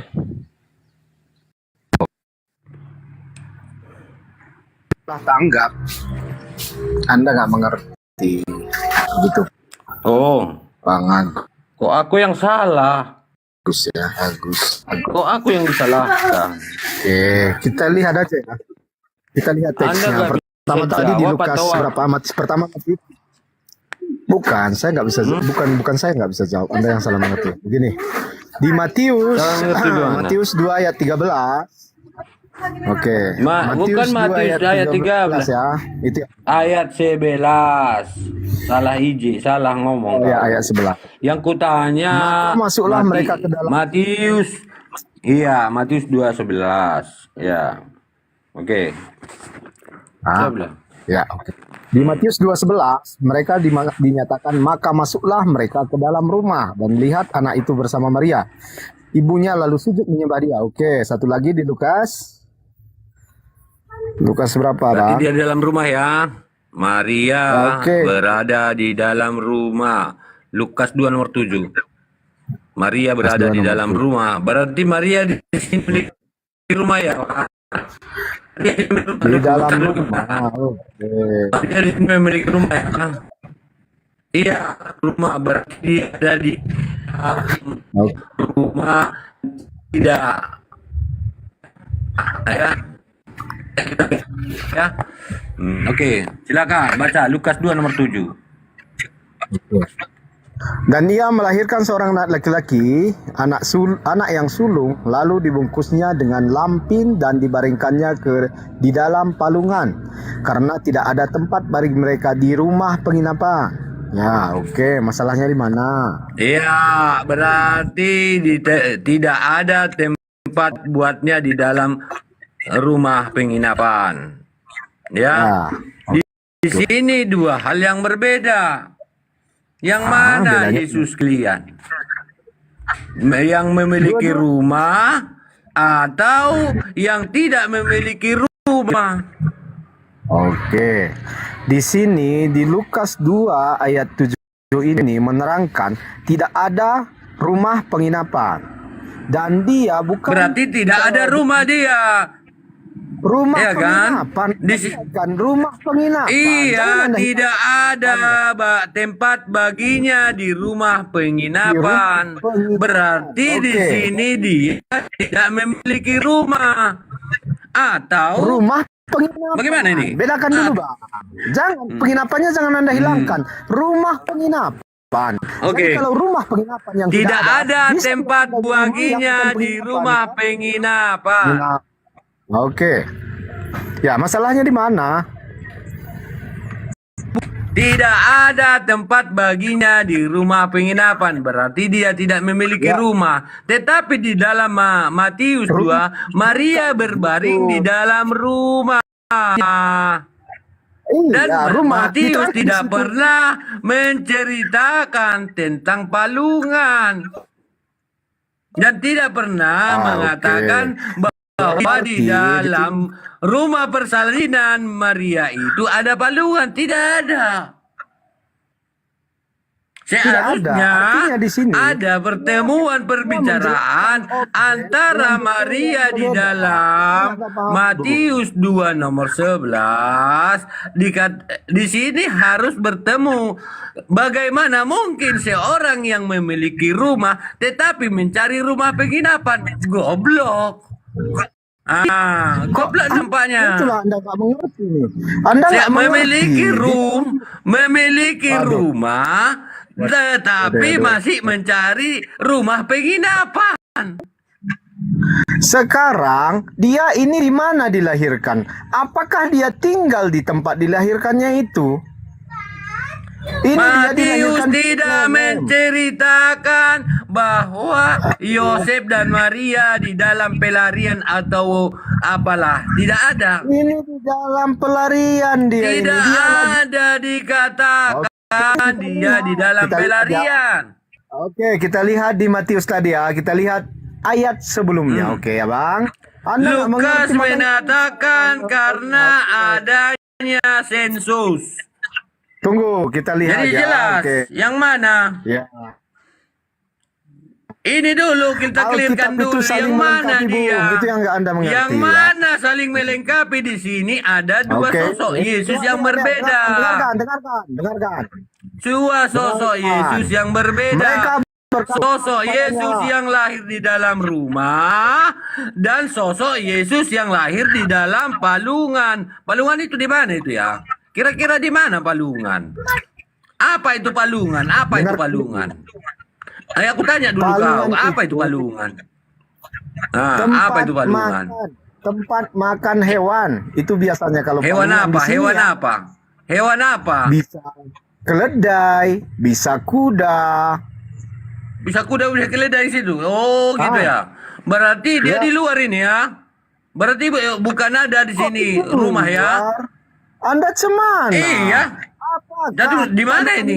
Di mana itu? Di mana itu? Apakah palungan Nggak tidak bisa bisa lah. dibawa ke dalam rumah? Kok nggak bisa? Palungan itu kan tempat kok bisa masukkan dalam rumah? Sedangkan bagi dia tidak ada tempat baginya di rumah penginapan. Mana tidak ada tempat baginya di rumah penginapan, berarti dia adanya di luar penginapan. Ya, dia tinggal Karena di rumah tidak ada bukan tempat. rumah penginapan. Itu yang harus Anda akui. Tidak Dia bisa ada tinggal tempat dalam rumah, baginya di tapi rumah bukan penginapan, berarti dia tidak ada tempat, tidak ada rumah dia. Lalu membungkus anaknya dengan lampin dan membaringkannya di palungan, berarti dia tidak memiliki rumah. Karena dia sedang berada di Bethlehem. Di Matius 2 ini dijelaskan. Iya, jelas bahwa Di dia Bethlehem, tidak di dalam memiliki rumah. Saya nggak rumah. bisa diskusi dengan modal congor, Bung. Saya lebih baik mundur kalau modal congor aja. Kalau Anda nggak bisa mendengarkan. Kenapa susah. kamu dari tadi datamu nggak bisa? Apa nggak Nggak ada? bisa Ini kamu semua- menemukan. Kamu nggak bisa Kenapa menyatukan nggak bisa? dua hal yang berbeda. Nggak berbeda. Saya terangkan kenapa tidak berbeda. Anda nggak mau mendengarkan. Jadi kalau kita keras-kerasan Aku menerangkan kenapa ada ini gunanya. bisa berbeda. Kenapa ini bisa berbeda? silakan Karena terangkan. si Lukas bukanlah pelaku utama atau mendapat ke situ cerita Anda yang bawa. sama. lihat dari Cerita orang yang sama, ini orangnya berbeda. Itu udah asumsi. Iya. Asumsi. Jadi Hitam bisa jadi enggak putih. asumsi. Bisa jadi Bukan asumsi. Nyatanya Lukas 1 ayat 1 menyatakan dia adalah penyusun yang datang 100 tahun yang kemudian. Penyusunnya atas. Dia itu sejaman dengan Yesus, Bung. Lukas. Sejaman, tunjukkan datanya kalau Yesus itu ada bersama mengajar dengan Lukas. Tunjukkan data. Di mana Lukas tertera? Sedangkan murid yang dipilih murid 12. Di dalam murid yang 12 itu bukan aku yang memilih kamu, bukan kamu yang memilih aku, tetapi aku yang memilih kamu, katanya. 12 muridnya ini adalah murid pilihannya yang sudah diurapi, yang sudah dinubuatkan sebagai muridnya. Jadi jelas murid yang 12 inilah yang berhak mengajarkan Injil, bukan Lukas yang notabene bukan murid Yesus. harus dipahami. Jadi Lukas ini tidak terdata di dalam murid yang 12. Paham? Ini bukanlah murid Yesus. Bahkan ini datangnya setelah penyaliban. Mencari-cari, mengais-ngais cerita. Dia orang Yunani mengais cerita di Yerusalem. Paham tak? Baca Lukas 1 nomor 1. Theophilus yang mulia. Ini hanyalah suratannya Lukas kepada Theophilus.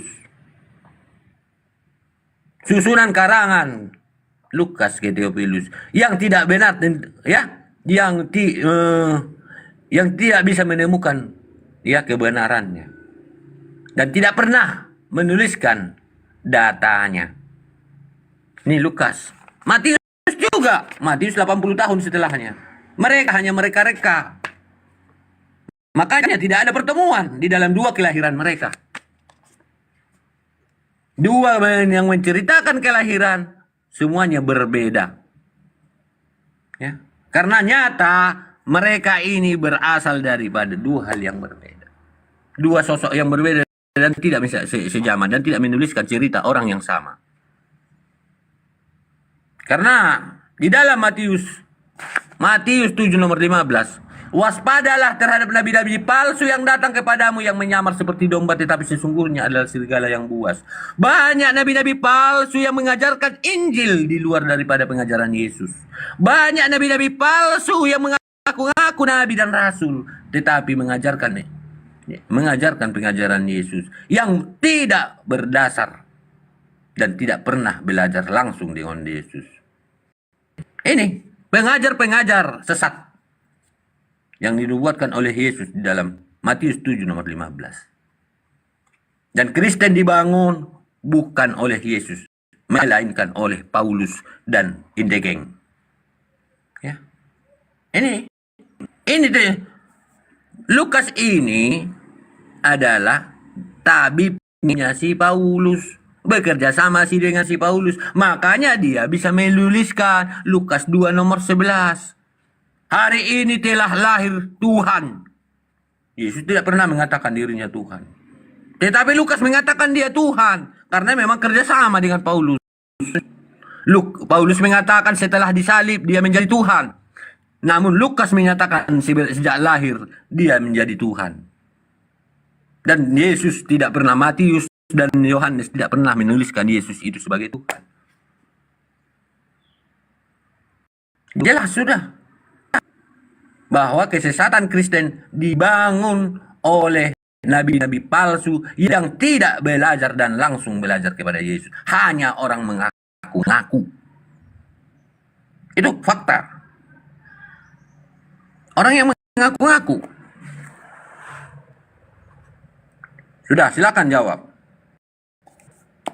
Buat narasimu, jika memang itu adalah orang yang sama. Oke. Di Matius 2 ayat 11, maka masuklah mereka ke dalam rumah itu dan melihat anak itu bersama Maria dan ibunya lalu sujud menyembah dia. Artinya di sini memang Yesus dilahirkan dalam sebuah rumah. Tidak dijelaskan di ayat ini dia di rumah penginapan atau di rumah apa. Jadi di dalam Lukas, saya buka lagi di Lukas. Kalau di Lukas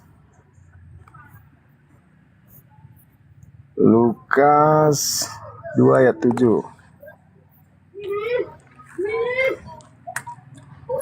Dan ia melahirkan seorang anak laki-laki, anaknya yang sulung. Lalu dibungkusnya dengan lampin dan dibaringkannya di dalam palungan. Karena tidak ada tempat bagi mereka di rumah penginapan. Dari sini sebenarnya dijelaskan dia tidak di rumah penginapan, tapi tidak dijelaskan di rumah apa. Artinya bisa saja dia tinggal di dalam suatu rumah yang tidak lagi dihuni. Di sini hanya dijelaskan. Jangan asumsi, kita baik data. Jangan asumsi. Di mana datanya? Jangan asumsi dong. Datanya di mana? Jangan ceritanya. Oke, baca data, baca. Matius harus menceritakan sama dengan menceritakan sama si Lukas. Sedangkan Lukas dan Matius Meskipun yang diceritakan detailnya berbeda, tapi kalau Anda membacanya ini tidak dalam arti dia di tempat yang berbeda. Satu menjelaskan dia dilahirkan di dalam rumah, satu menjelaskan dia diletakkan di dalam palungan. Jadi nggak ada kecuali tadi di Matius dijelaskan dia dilahirkan di rumah penginapan, baru ini kontroversi. Tetapi ini bukan kontroversi karena satu di ayat Lukas dijelaskan dia diletakkan di dalam palungan, tidak dia dijelaskan di dalam rumah siapa. Dia hanya dijelaskan bukan di rumah penginapan, itu aja penjelasannya. Sedangkan di Matius dia dijelaskan lahir di dalam rumah, tidak dijelaskan diletakkan di mana. Jadi ini bukan kontroversi, hanya dia menceritakan detail yang berbeda. Begitu saja, ini nggak kontroversi. Oke, terima kasih. Berarti dia Itu penjelasan kalau yang menurut bisa saya aku berikan. oke lah. Dari sini, Oke.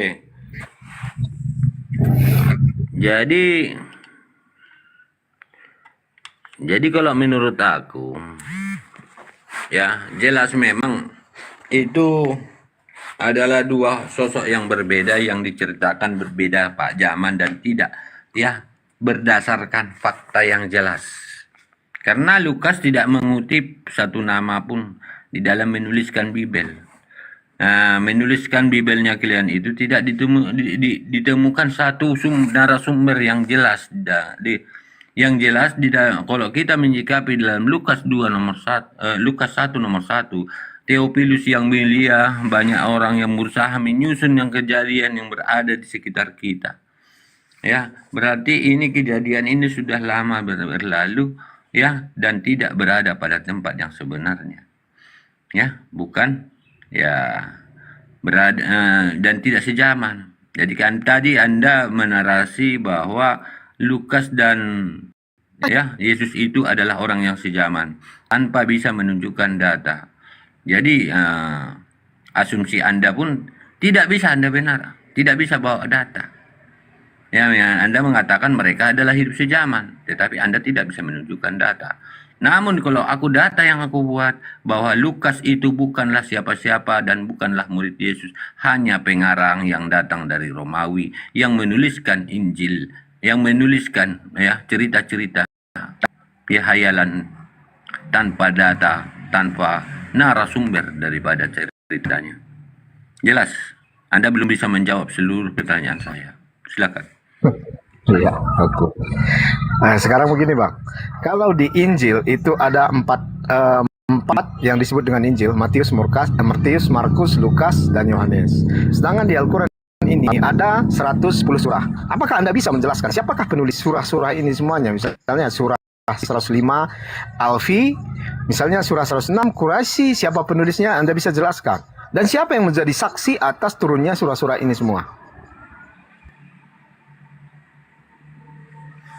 Jadi begini, di surat Daud juga dikatakan ya, bagi yang menerima firman dia tak butuh saksi.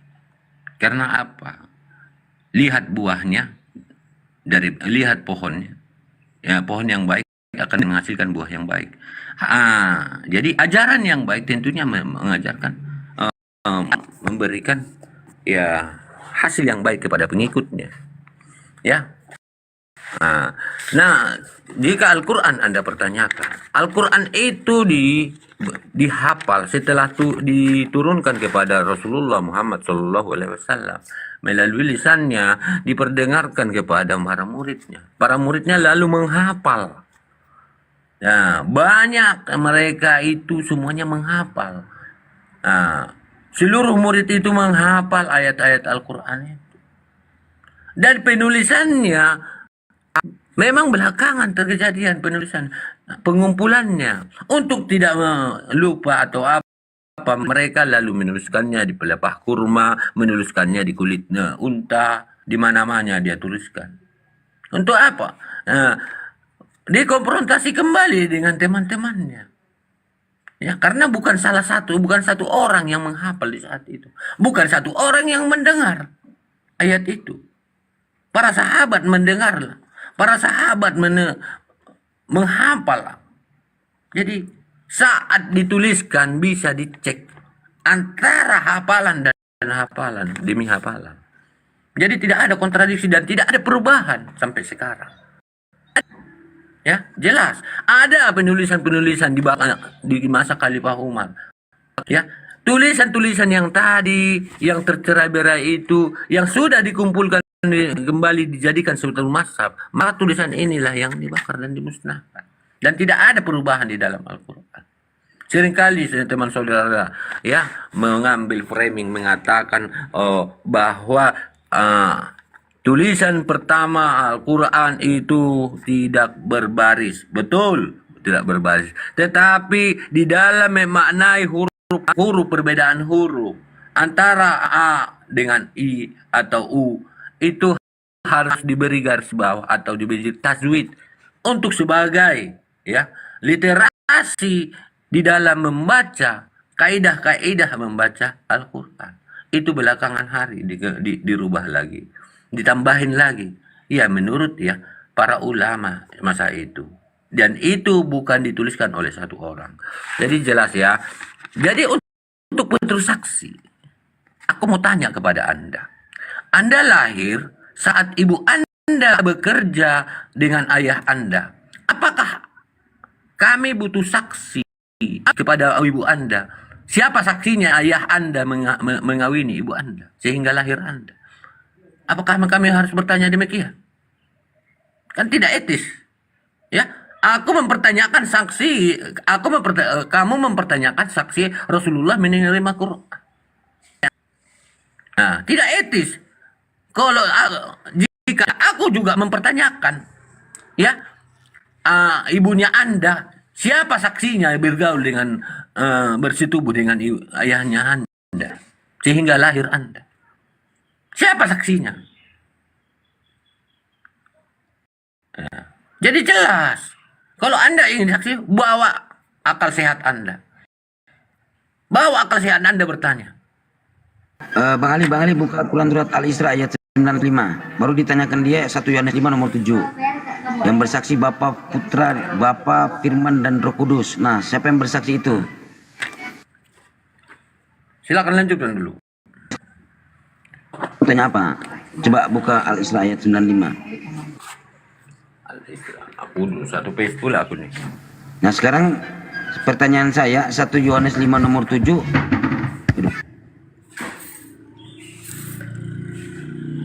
Kurangnya semua. Iya, masih lanjut materi yang tadi.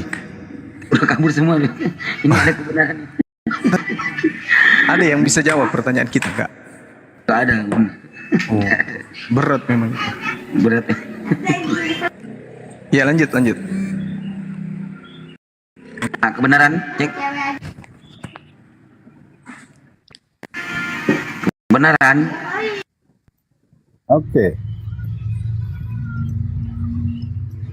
Halo. Iya, kebenaran Anda bisa nggak jawab di 1 Yohanes 5 nomor 7?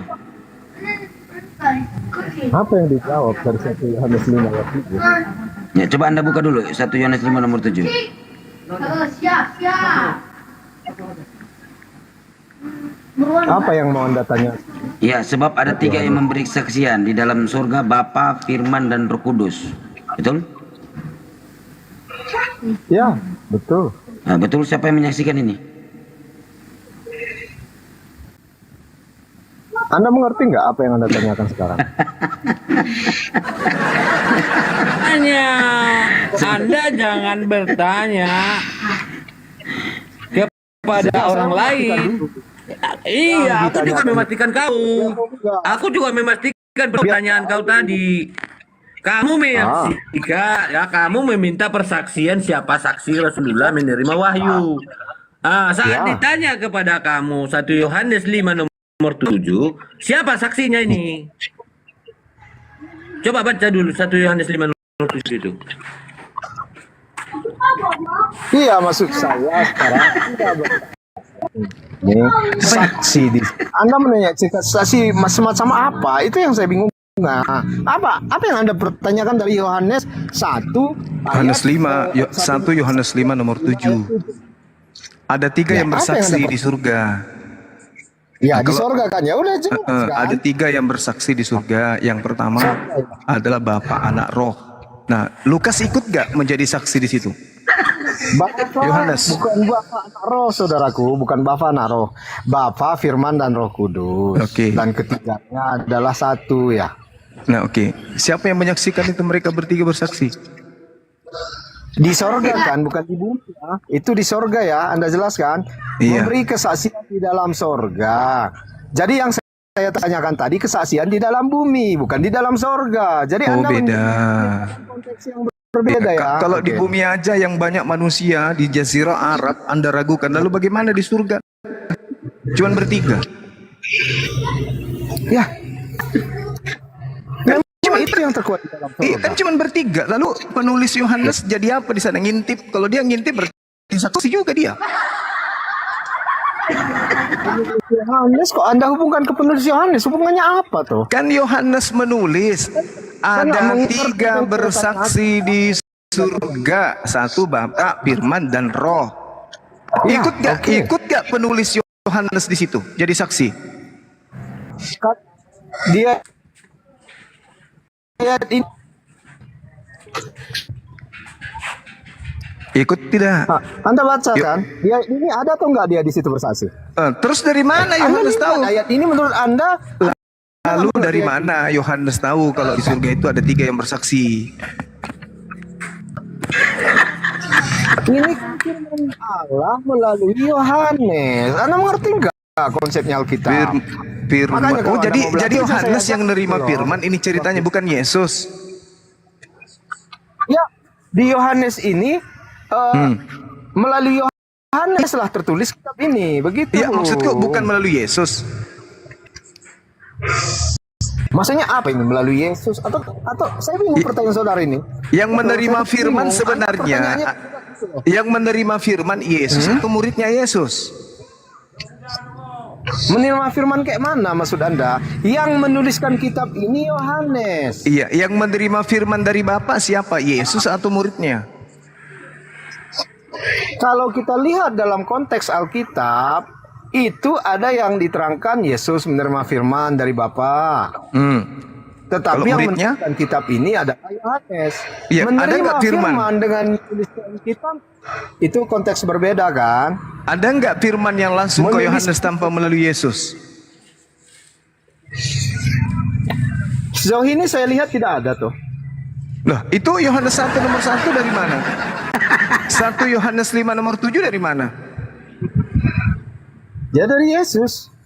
Di mana Yesus mengatakan itu? Di mana Yesus mengatakan? Yohanes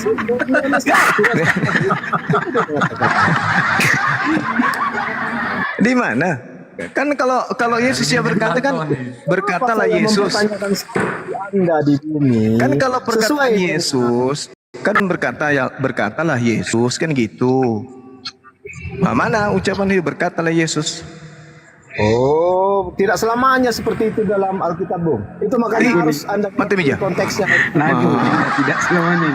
Tidak Sama seperti kita baca Al-Quran, seperti di Al-Hadid 3. Dia yang awal, dia yang akhir, dia yang terakhir. Dari mana lagi pengarang Wahyu tulis informasi dari mana lagi juga itu? Ya udah, Anda jelaskan dulu kenapa dia mengatakan kata ganti dia di situ di Al-Hadid 3. Apakah di situ yang berfirman Allah atau tidak? Bukan, saya tanya dulu. Bukan Allah di situ.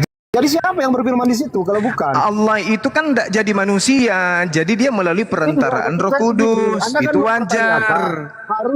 harus di sini ada katanya Yesus yang Bung, kan atau Yesus sudah yang jadi berkata. manusia dia. Kucluk, bicara sama dengan muridnya. Berarti semua firman harus keluar dari mulutnya kan dia mumpung jadi manusia, kan? Nah, maka semua firman keluar dari mulutnya. Makanya dikatakan dalam Yohanes 17 nomor 8, semua firman yang engkau berikan kepada aku, semua firman yang engkau berikan kepada aku, telah aku sampaikan kepada mereka.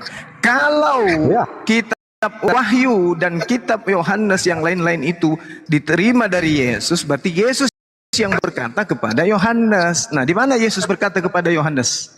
Berkatalah Yesus kepada Yohanes, itu di mana?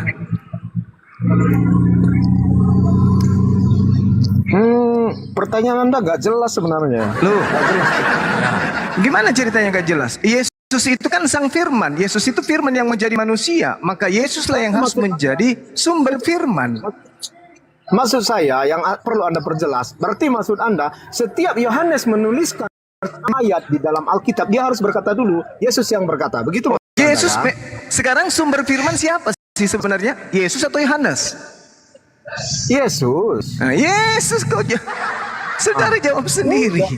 Yesus sebagai sumber firman. Berarti Yesus yang harus berkata kepada Markus, kepada Yohanes, kepada Matius. Nah, mana di situ? Seperti misalnya di Yohanes 1 di nomor 38-nya. Berkatalah Yesus. Nah, kan ada ucapan begitu, berkatalah Yesus. Nah, sekarang mana perkataan ketika berbicara mengenai 1 Yohanes 5 nomor 7 tuh, mana? Begini Bung, sebelum kita melihat diri orang lain, kita harus bercermin dulu kan? Betul kan? Bercermin dulu. Ketika Anda mempertanyakan hal seperti itu di Alkitab, Anda harus menjawab, siapa yang berfirman di dalam Al-Hadid 3? Salah Anda bertanya begitu. Karena kitab Anda, dengar. Bukan begitu, Anda salah. Di situ. Kitab Anda itu dituliskan kesaksian-kesaksian. Al-Quran bukan berdasarkan kesaksian. Beda. Oke, kenapa kitab Anda kesaksian? Karena Yesus sudah ada di tengah-tengah mereka sebagai sumber. Satu-satunya sumber firman ada di tengah-tengah mereka, yaitu Yesus.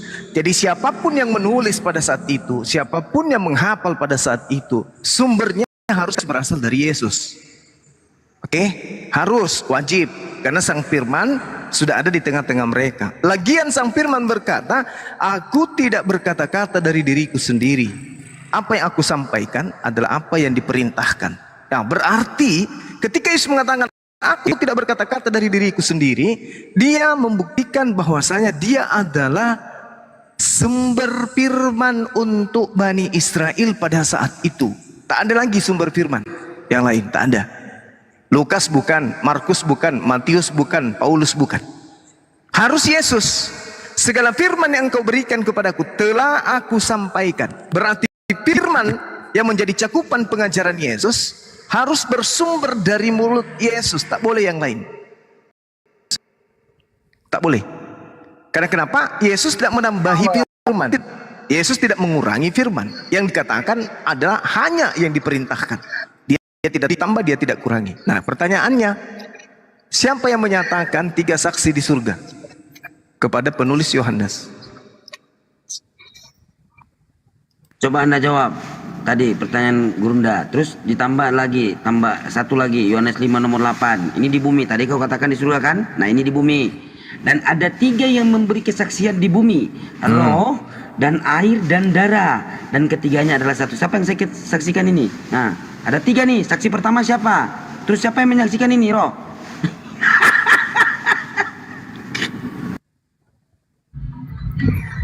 Dari kemana? Aduh, tadi di surga. Nggak bisa. Anda nggak tahu siapa yang tanya.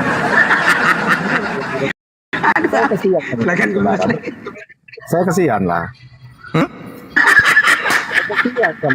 Minta dikasihani, Bang. Minta dikasihani. Aduh. Karena Anda kasihan katanya.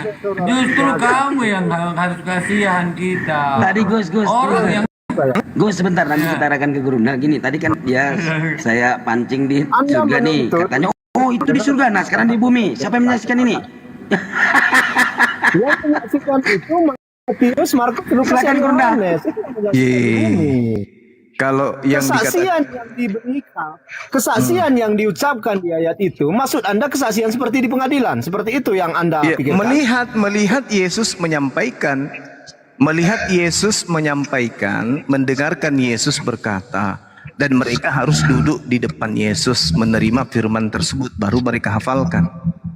Kalau merasa kayaknya saya sudah tua ini, ntar lagi meninggal, saya tulis deh, daripada saya mati tidak ada yang meneruskan ini, maka saya tulis. Tulisannya tidak bisa diterima dari oknum lain. Sesuai dengan apa yang diterima dari Yesus, itu yang dituliskan. Nah, kalaupun sudah dituliskan, Yesus harus menjadikan mereka itu sebagai murid yang mendaras bacaan di depan dia. Supaya Yesus seleksi, ini salah, ini dikoreksi, ini luruskan, ini yang kurang, ini yang ditambah. Begitu. Tapi kan mereka tidak ada yang pernah bertemu Yesus. Mereka menulis masing-masing, hasil penyelidikan masing-masing. Disitulah Anda membatasi Tuhan itu. Anda tidak Tuhan yang dibatasi. Loh. Jadi Anda tadi membatasi, Anda tadi sedang membatasi gitu. Berarti dia bukan Tuhan. Kenapa larinya ke situ? Contoh misalnya nih. Contoh misalnya. Seperti yang Anda ucapkan itu, maka dia bukan Tuhan. Misalnya gini. Kalau Anda mengatakan Yesus itu Tuhan, sekarang mari kita buktikan. Tuhan itu bisa salah nggak? Ya tidak. Ya tidak. Kalau Lukas benar-benar menulis firman Tuhan yang diterima Yesus, kamu buka Lukas 24 nomor 44, 45, 46. Di situ Yesus dituduh oleh penulis Lukas. Yesus berkata, ada tertulis tentang aku di dalam kitab Taurat. Aku akan mati dan bangkit pada hari ketiga. Coba tunjukkan, di mana itu di Taurat tertulis begitu? Kalau Lukas ini bukan pembohong, coba tunjukkan di mana. Tertulis di Taurat, Yesus mati, bangkit pada hari ketiga di antara orang mati. Mana? Di mana tertulis di Taurat? Tunjukkan. Ada. Oke. Saya ambil datanya. Iya, silakan. Iya.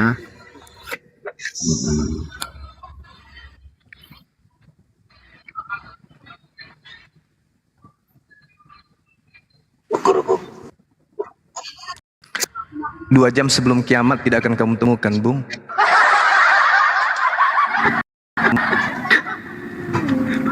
Ini sama seperti apa, Bung? Sama seperti Gunung Makatam di Kairo. Kenapa itu? Ketika orang mengatakan bahwa gunung ada tertulis di Matius, iman sebiji sesawi itu bisa memendahkan gunung. Jadi ketika itu khilafah Muis kalau nggak salah menyuruh orang Kristen berdoa, kalau gunung itu tidak bergerak, maka iman orang Kristen itu adalah iman yang salah dan mereka harus murtad. Kalau tidak murtad, mereka akan dibunuh. Jadi didoakanlah itu, maka berpindahlah gunung itu. Anda boleh cari faktanya. Begitu. Ini pun saya akan temukan. Lihat saja. Ya silakan. Ku bilang 2 jam sebelum kiamat tidak akan Anda temukan. Abang kebenaran, kami di bawah lebih kurang 600 orang lebih masih menunggu jawaban dari Anda tentang Injil Yesus. Terima kasih ya. Ini mewakili saya turun. Enggak ada bang. Enggak bisa ditemukan. Enggak ada. Bas iman pindah gunung. Keyakinan. Assalamualaikum Bang Pandi, Bang Zuma dan teman-teman yang lain. Saya pamit turun ya. Iya Bunda. Ya. Ya, sudah berapa jam ini? Di Taurat ada tertulis Mesias mati bangkit hari ketiga.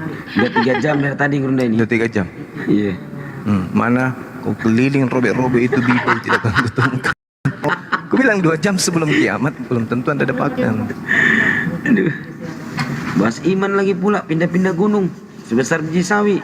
Pindahkan telanat aja nggak bisa.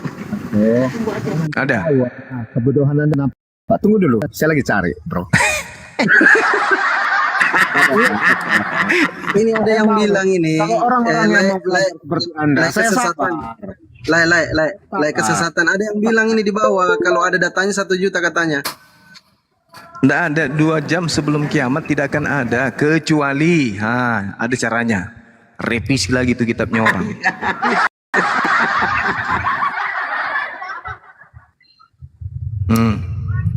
Bongkar-bongkar, dibongkar sana, dibongkar sini. Tetapi pertanyaan saya tadi Anda belum jawab ya. Siapa yang berfirman? Gak bisa Anda jawab. Gimana? Apa? Anda ditanya Al-Quran Anda diam. Siapa yang berfirman di Al-Hadis itu? Al-Hadid ya. 3 itu siapa? Oke, baik. Kalau berbicara mengenai Sambil saya cari ini. Ya. Dikatakan begini. Bismillahirrahmanirrahim. Wa ma yantiqu 'anil hawa, dan tidaklah yang diucapkan Al-Qur'an itu menurut keinginannya. In huwa illa wahyu yuha. Tidak lain Al-Qur'an itu adalah wahyu yang diwahyukan kepadanya. Allamahu syadidul quwa, yang diajarkan kepadanya oleh Roh Kudus yang kuat. Itu. Jadi yang berfirman kepada baginda Rasulullah Muhammad SAW itu adalah Allah. Makanya dikatakan wahyu dari Allah kepada beliau. Nah, lalu kemudian Allah menyampaikan wahyu ini melalui siapa? Melalui Roh Kudus. Itu jelas tuh. Jadi semua ayat dalam Al-Quran itu asalnya adalah dari Allah Subhanahu wa Ta'ala. Makanya diterangkan di dalam Al-Quranul Karim, Fa'iza qara'nahu fattabi' Qur'ana. Apabila kami telah selesai membacakan Al-Quran itu, maka ikutilah bacaannya. Gitu. Jadi semua yang ada di dalam Al-Quran itu adalah ilham dari Allah kepada baginda Rasulullah Muhammad SAW. Inna alaina jam'ahu wa Qur'ana.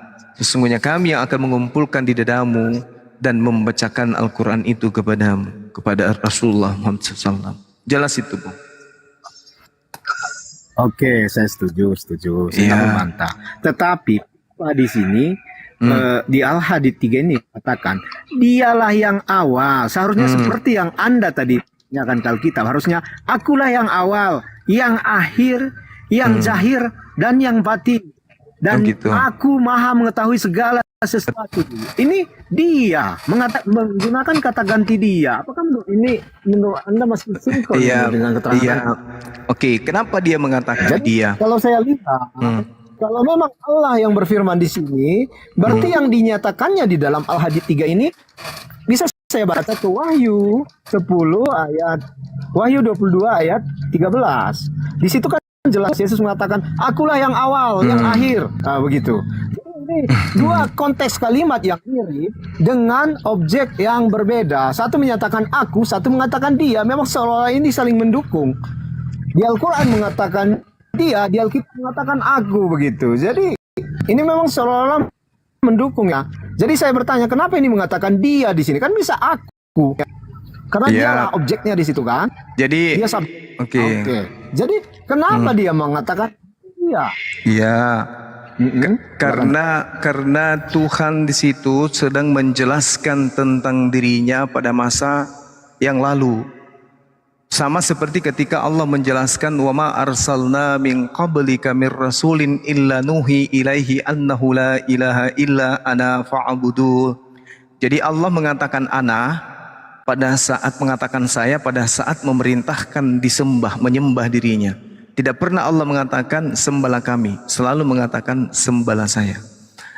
Dan kami tidak mengutus seorang rasul pun sebelum engkau Muhammad, melainkan kami wahyukan kepadanya bahwa tidak ada Tuhan yang berhak disembah selain aku. Jadi mau dia kata dia, mau dia mengatakan kata kami, tetap pada saat dia menyatakan tentang esensi dirinya yang ahad itu selalu mengatakan aku. Katakanlah, aku tidak mengutus seorang pun rasul selain engkau. Kami tidak mengutus seorang rasul pun sebelum engkau. Selain kami ajarkan kepada mereka bahwa tiada Tuhan selain aku. Maka sembahlah aku. Fattabi'uni. Maka sembahlah aku. Fa'buduni. Maka sembahlah aku. Nah, sehingga kenapa dia mengatakan kata dia? Karena Allah selalu mengatakan ini, huwallahul ladzi la ilaha illahu. Dialah Allah. Dialah Allah. Innani anallah. Aku ini adalah Allah. Tuh. Selalu merujuk, dialah Allah, aku ini adalah Allah. Dialah Allah yang tiada Tuhan selain Dia. Yang mengetahui yang gaib dan yang nyata. Dialah yang Maha Pemurah lagi Maha Penyayang. Huwal Rahmanur Rahim. Huwallahul ladzi la ilaha illahu.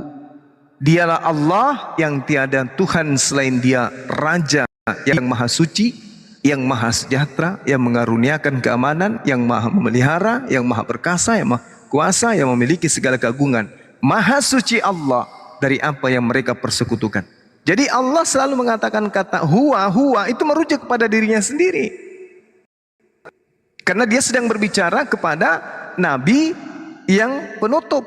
Maka dia mengatakan dia siapa? Dia yang maha perkasa, yang diajarkan oleh Nabi Ibrahim, Yakub, Ishak, Yakub, Daud, Salomo, Musa, dan seterusnya, termasuk Nabi Isa alaihissalam. Dialah. Nah, sama seperti ketika saya bercerita tentang diri saya juga bisa mengatakan kata dia.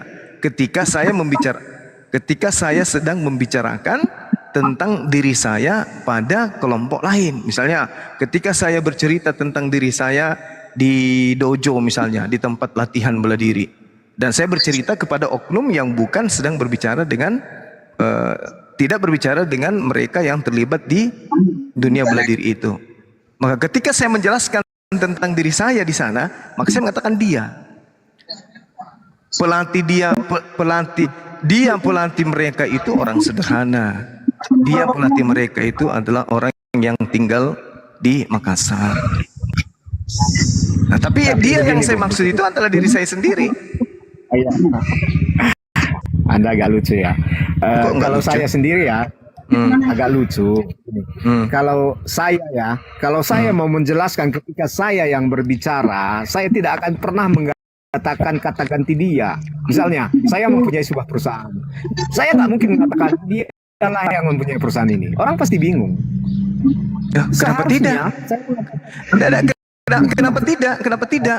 Kalau Anda sedang menjelaskan dan Anda sedang tidak ingin memperkenalkan diri Anda sebagai direktur utama di situ, sebagai pemilik.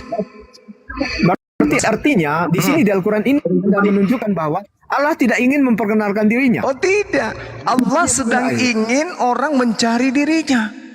Makanya dikatakan di ayat lain, innani anallah la ilaha illa ana. Oh, tidak ada Tuhan selain aku. Kan gitu. Akulah Allah, tidak ada Tuhan selain aku. Itu artinya dia sedang menjelaskan bahwa yang tadi itu sebagai pencipta yang maha perkasa lagi maha penyayang adalah oknum ini. Dialah ini hakikat yang ini. Itu saya setuju karena tiada Tuhan selain aku katanya. Kan pas memang. Ya, iya memang innani anallah berarti huwa yang tadi itu adalah dia sendiri. Saya lihat di konteksnya di Al-Quran, sobat, bahwa ini tidak konsisten menggunakan kata ganti, tidak bukan. semua. Anda yang tidak paham. Jadi gini. Jadi gini. Ada yang menggunakan dia, ada yang menggunakannya. Jadi ini kata gantinya berbeda-beda loh. Ya, itu kalau Tuhan Anda boleh, karena Tuhan kan banyak. Kami kan cuma satu. Jadi ketika Tuhan kami mengatakan huwa, merujuk kepada yang satu.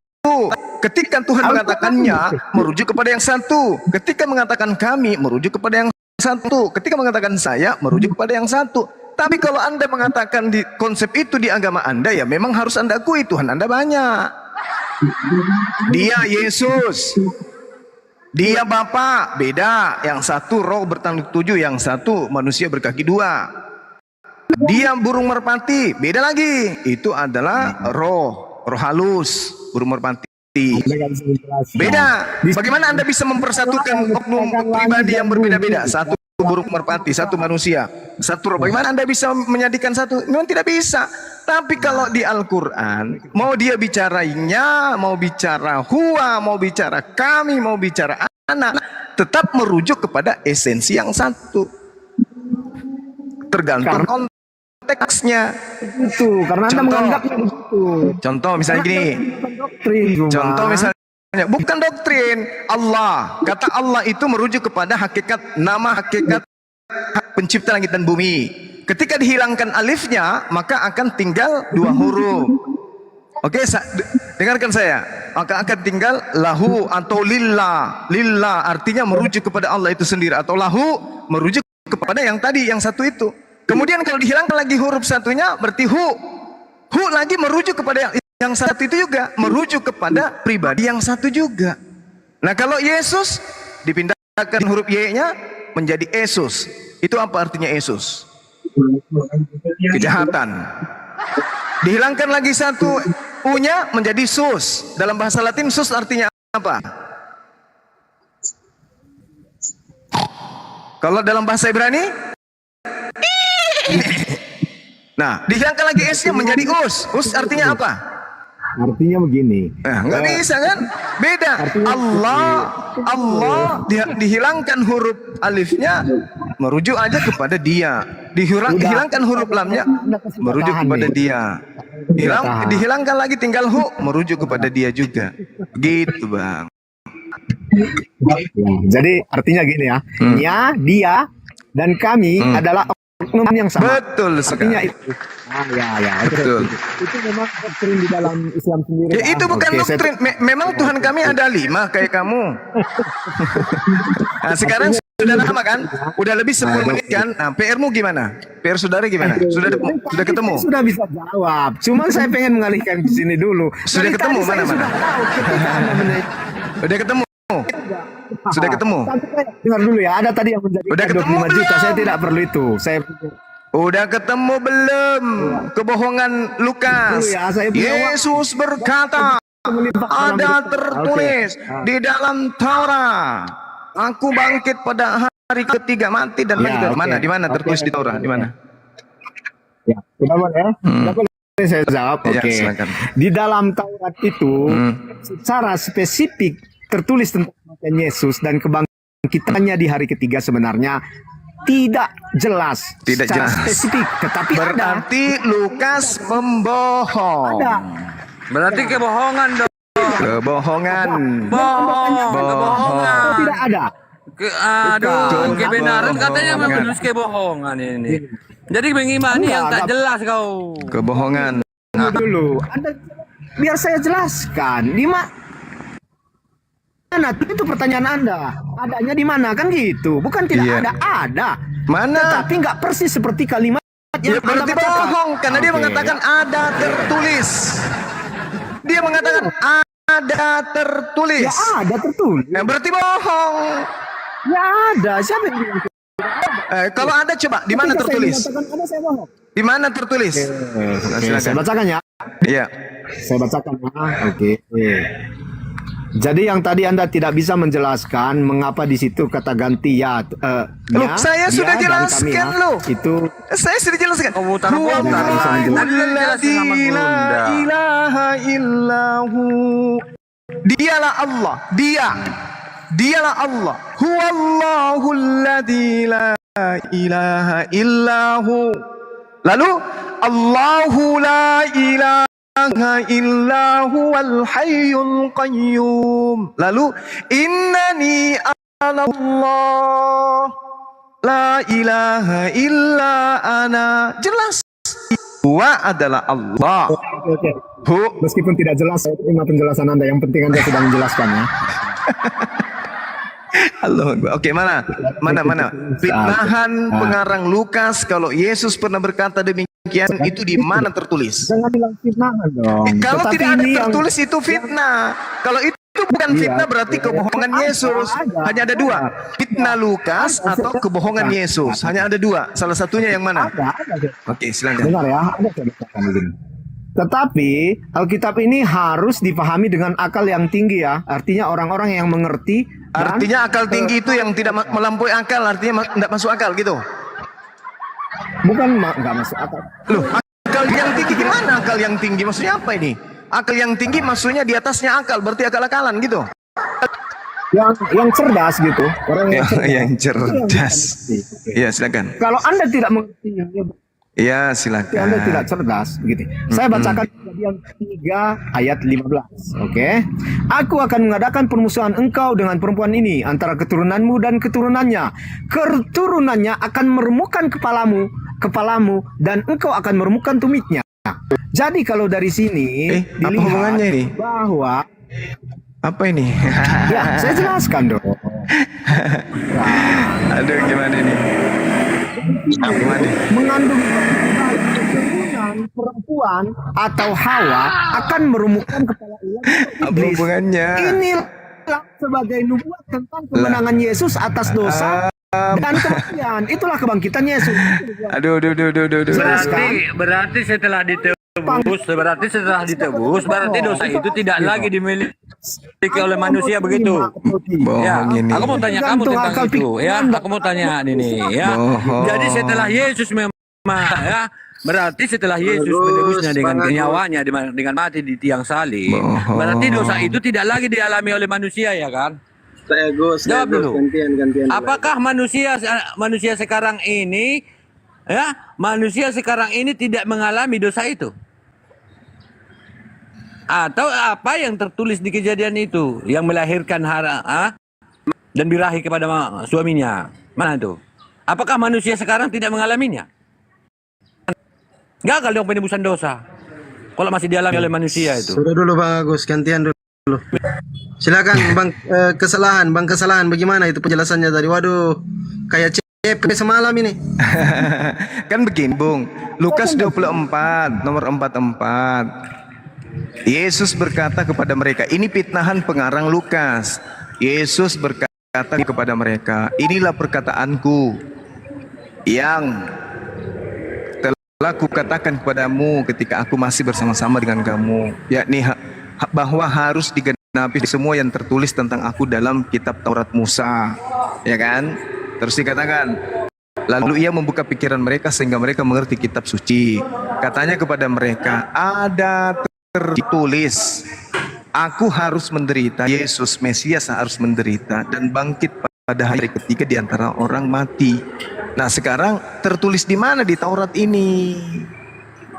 Kalau Anda membawa kemudian cerita tumitmu akan diremukkan oleh iblis, kau akan meremukkan kepalanya. Buktinya yang diremukkan di tiang salib itu Yesus. Lalu kapan Yesus meremukkan iblis? Kapan? Tidak pernah. Yesus, ya dengarkan dong. Udah. Jadi kesimpulannya gini, aku mau sholat isya. Jadi kesimpulannya begini, hanya ada dua pilihan Bung, saudara kebenaran, hanya ada dua pilihan. Lukas yang kemudian memfitnah Yesus atau Yesus yang berbohong. Kalau Yesus berkata, kalau Yesus benar yang berkata ada tertulis, buktinya tidak ada tertulis, berarti Yesus pembohong. Tapi kalau Lukas yang memfitnah Yesus berkata bahwa Yesus pernah mengatakan ada tertulis tentang dia Mesias mati dan bangkit pada hari ketiga, maka si Lukas ini bukan firman Tuhan, tapi karangan pendusta. Begitu. Anda tinggal pilih Yesus pembohong atau Lukas pendusta, begitu Bu. Bahwa keturunan perempuan akan meremukkan Nggak ada kepala. hubungannya itu. Udah. Teman-teman santai, silakan dilanjut. Saya Isya dulu. Assalamualaikum warahmatullahi wabarakatuh. Sekarang coba mana? Waalaikumsalam. Mana tertulis Waalaikumsalam. tumit Yesus remuk? Di mana? Waktu dia disalib di mana tertulis remuk tumitnya? Coba kau jawab. Pakai data. Ini kan Ya tadi kan udah nggak bisa dijawab nih. Nah sekarang saya tanya, di situ kan sudah tidak ada saya lagi. jawaban saya nggak Anda terima. Bukan, mati Bukan, dan nggak bisa. bangkit pada hari yang ketiga nggak ada. Sekarang Anda bawa di tumit. Sekarang mana data tumit Yesus itu remuk? Coba tunjukkan data di mana? Matius, Markus, Lukas dan Anes. Coba tunjukkan data. Mana? Ada mengatakan tumit Yesus remuk. Yang ada saya bacakan Kejadian 3 ayat 15. Iya mana tumit Yesus remuk itu? Iya itulah Anda tahu Anda. Ya mana di dalam Mana ada perjanjian saya baru? Mana nubuatan itu mana? Tunjukkan. Perjanjian lama. Iya kan Perjanjian lama katanya itu, di bro. situ, dengar, Bung. Tuhan mengadakan permusuhan Anda dengan kan iblis. menanyakan, Woi, Tuhan mengadakan permusuhan antara iblis dan perempuan itu. Kan begitu. Nah, kata Tuhan di situ antara permusuhan di situ, ya. Nih katanya tumit Yesus ini akan remuk. Mana coba kau tunjukkan. Mana?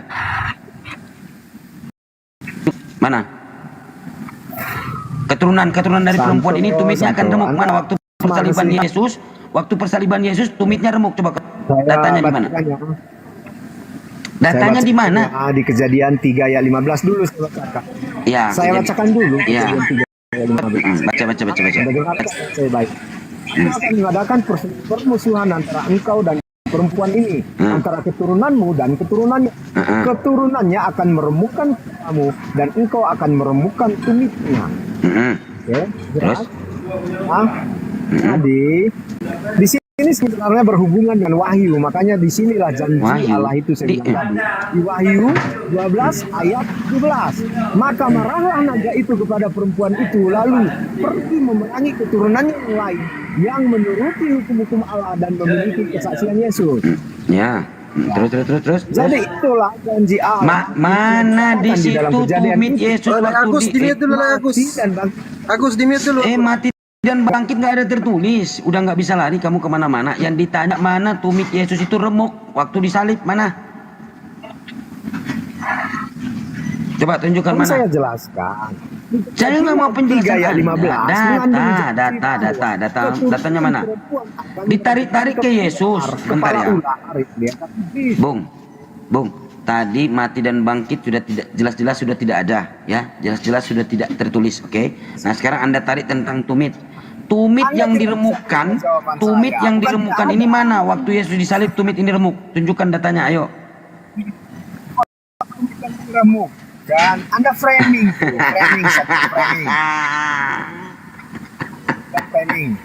Saya sebenarnya nggak serak sama diskusi sama orang yang nggak jujur. Loh, terus yang dimaksudkan ini kau tarik ke Yesus, tumit ini tumit siapa?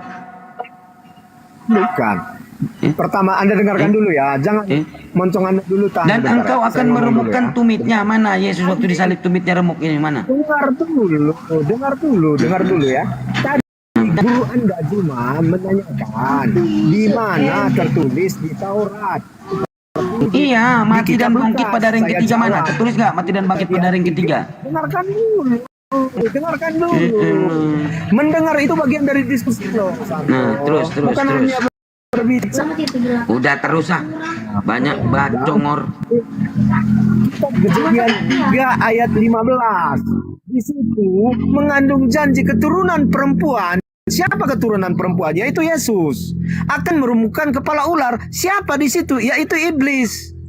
Jadi, di mana tentang nubuat tentang kebangkitan Yesus? Ya di situ tadi ketika dia dinyatakan meremukkan kepala ular, itulah tentang nubuat kemenangan Yesus atas dosa dan kematian, yaitu kebangkitannya di hari ketiga. Di situ Santo. Jadi jelas ya. Soal Anda terima atau tidak saya. Itu masalah. Terlalu banyak congor. Di Lukas 24 itu mati dan bangkit pada hari yang ketiga, nggak ada tertulis. Di sini aku akan mengadakan permusuhan antara, ada dua di sini, antara engkau dan perempuan ini. Engkau ini siapa? Ular, ya. Antara keturunanmu dan keturunannya akan meremukkan kepalamu, ya toh. Dan engkau akan meremukkan tumitnya. Mana Yesus di sini tumitnya?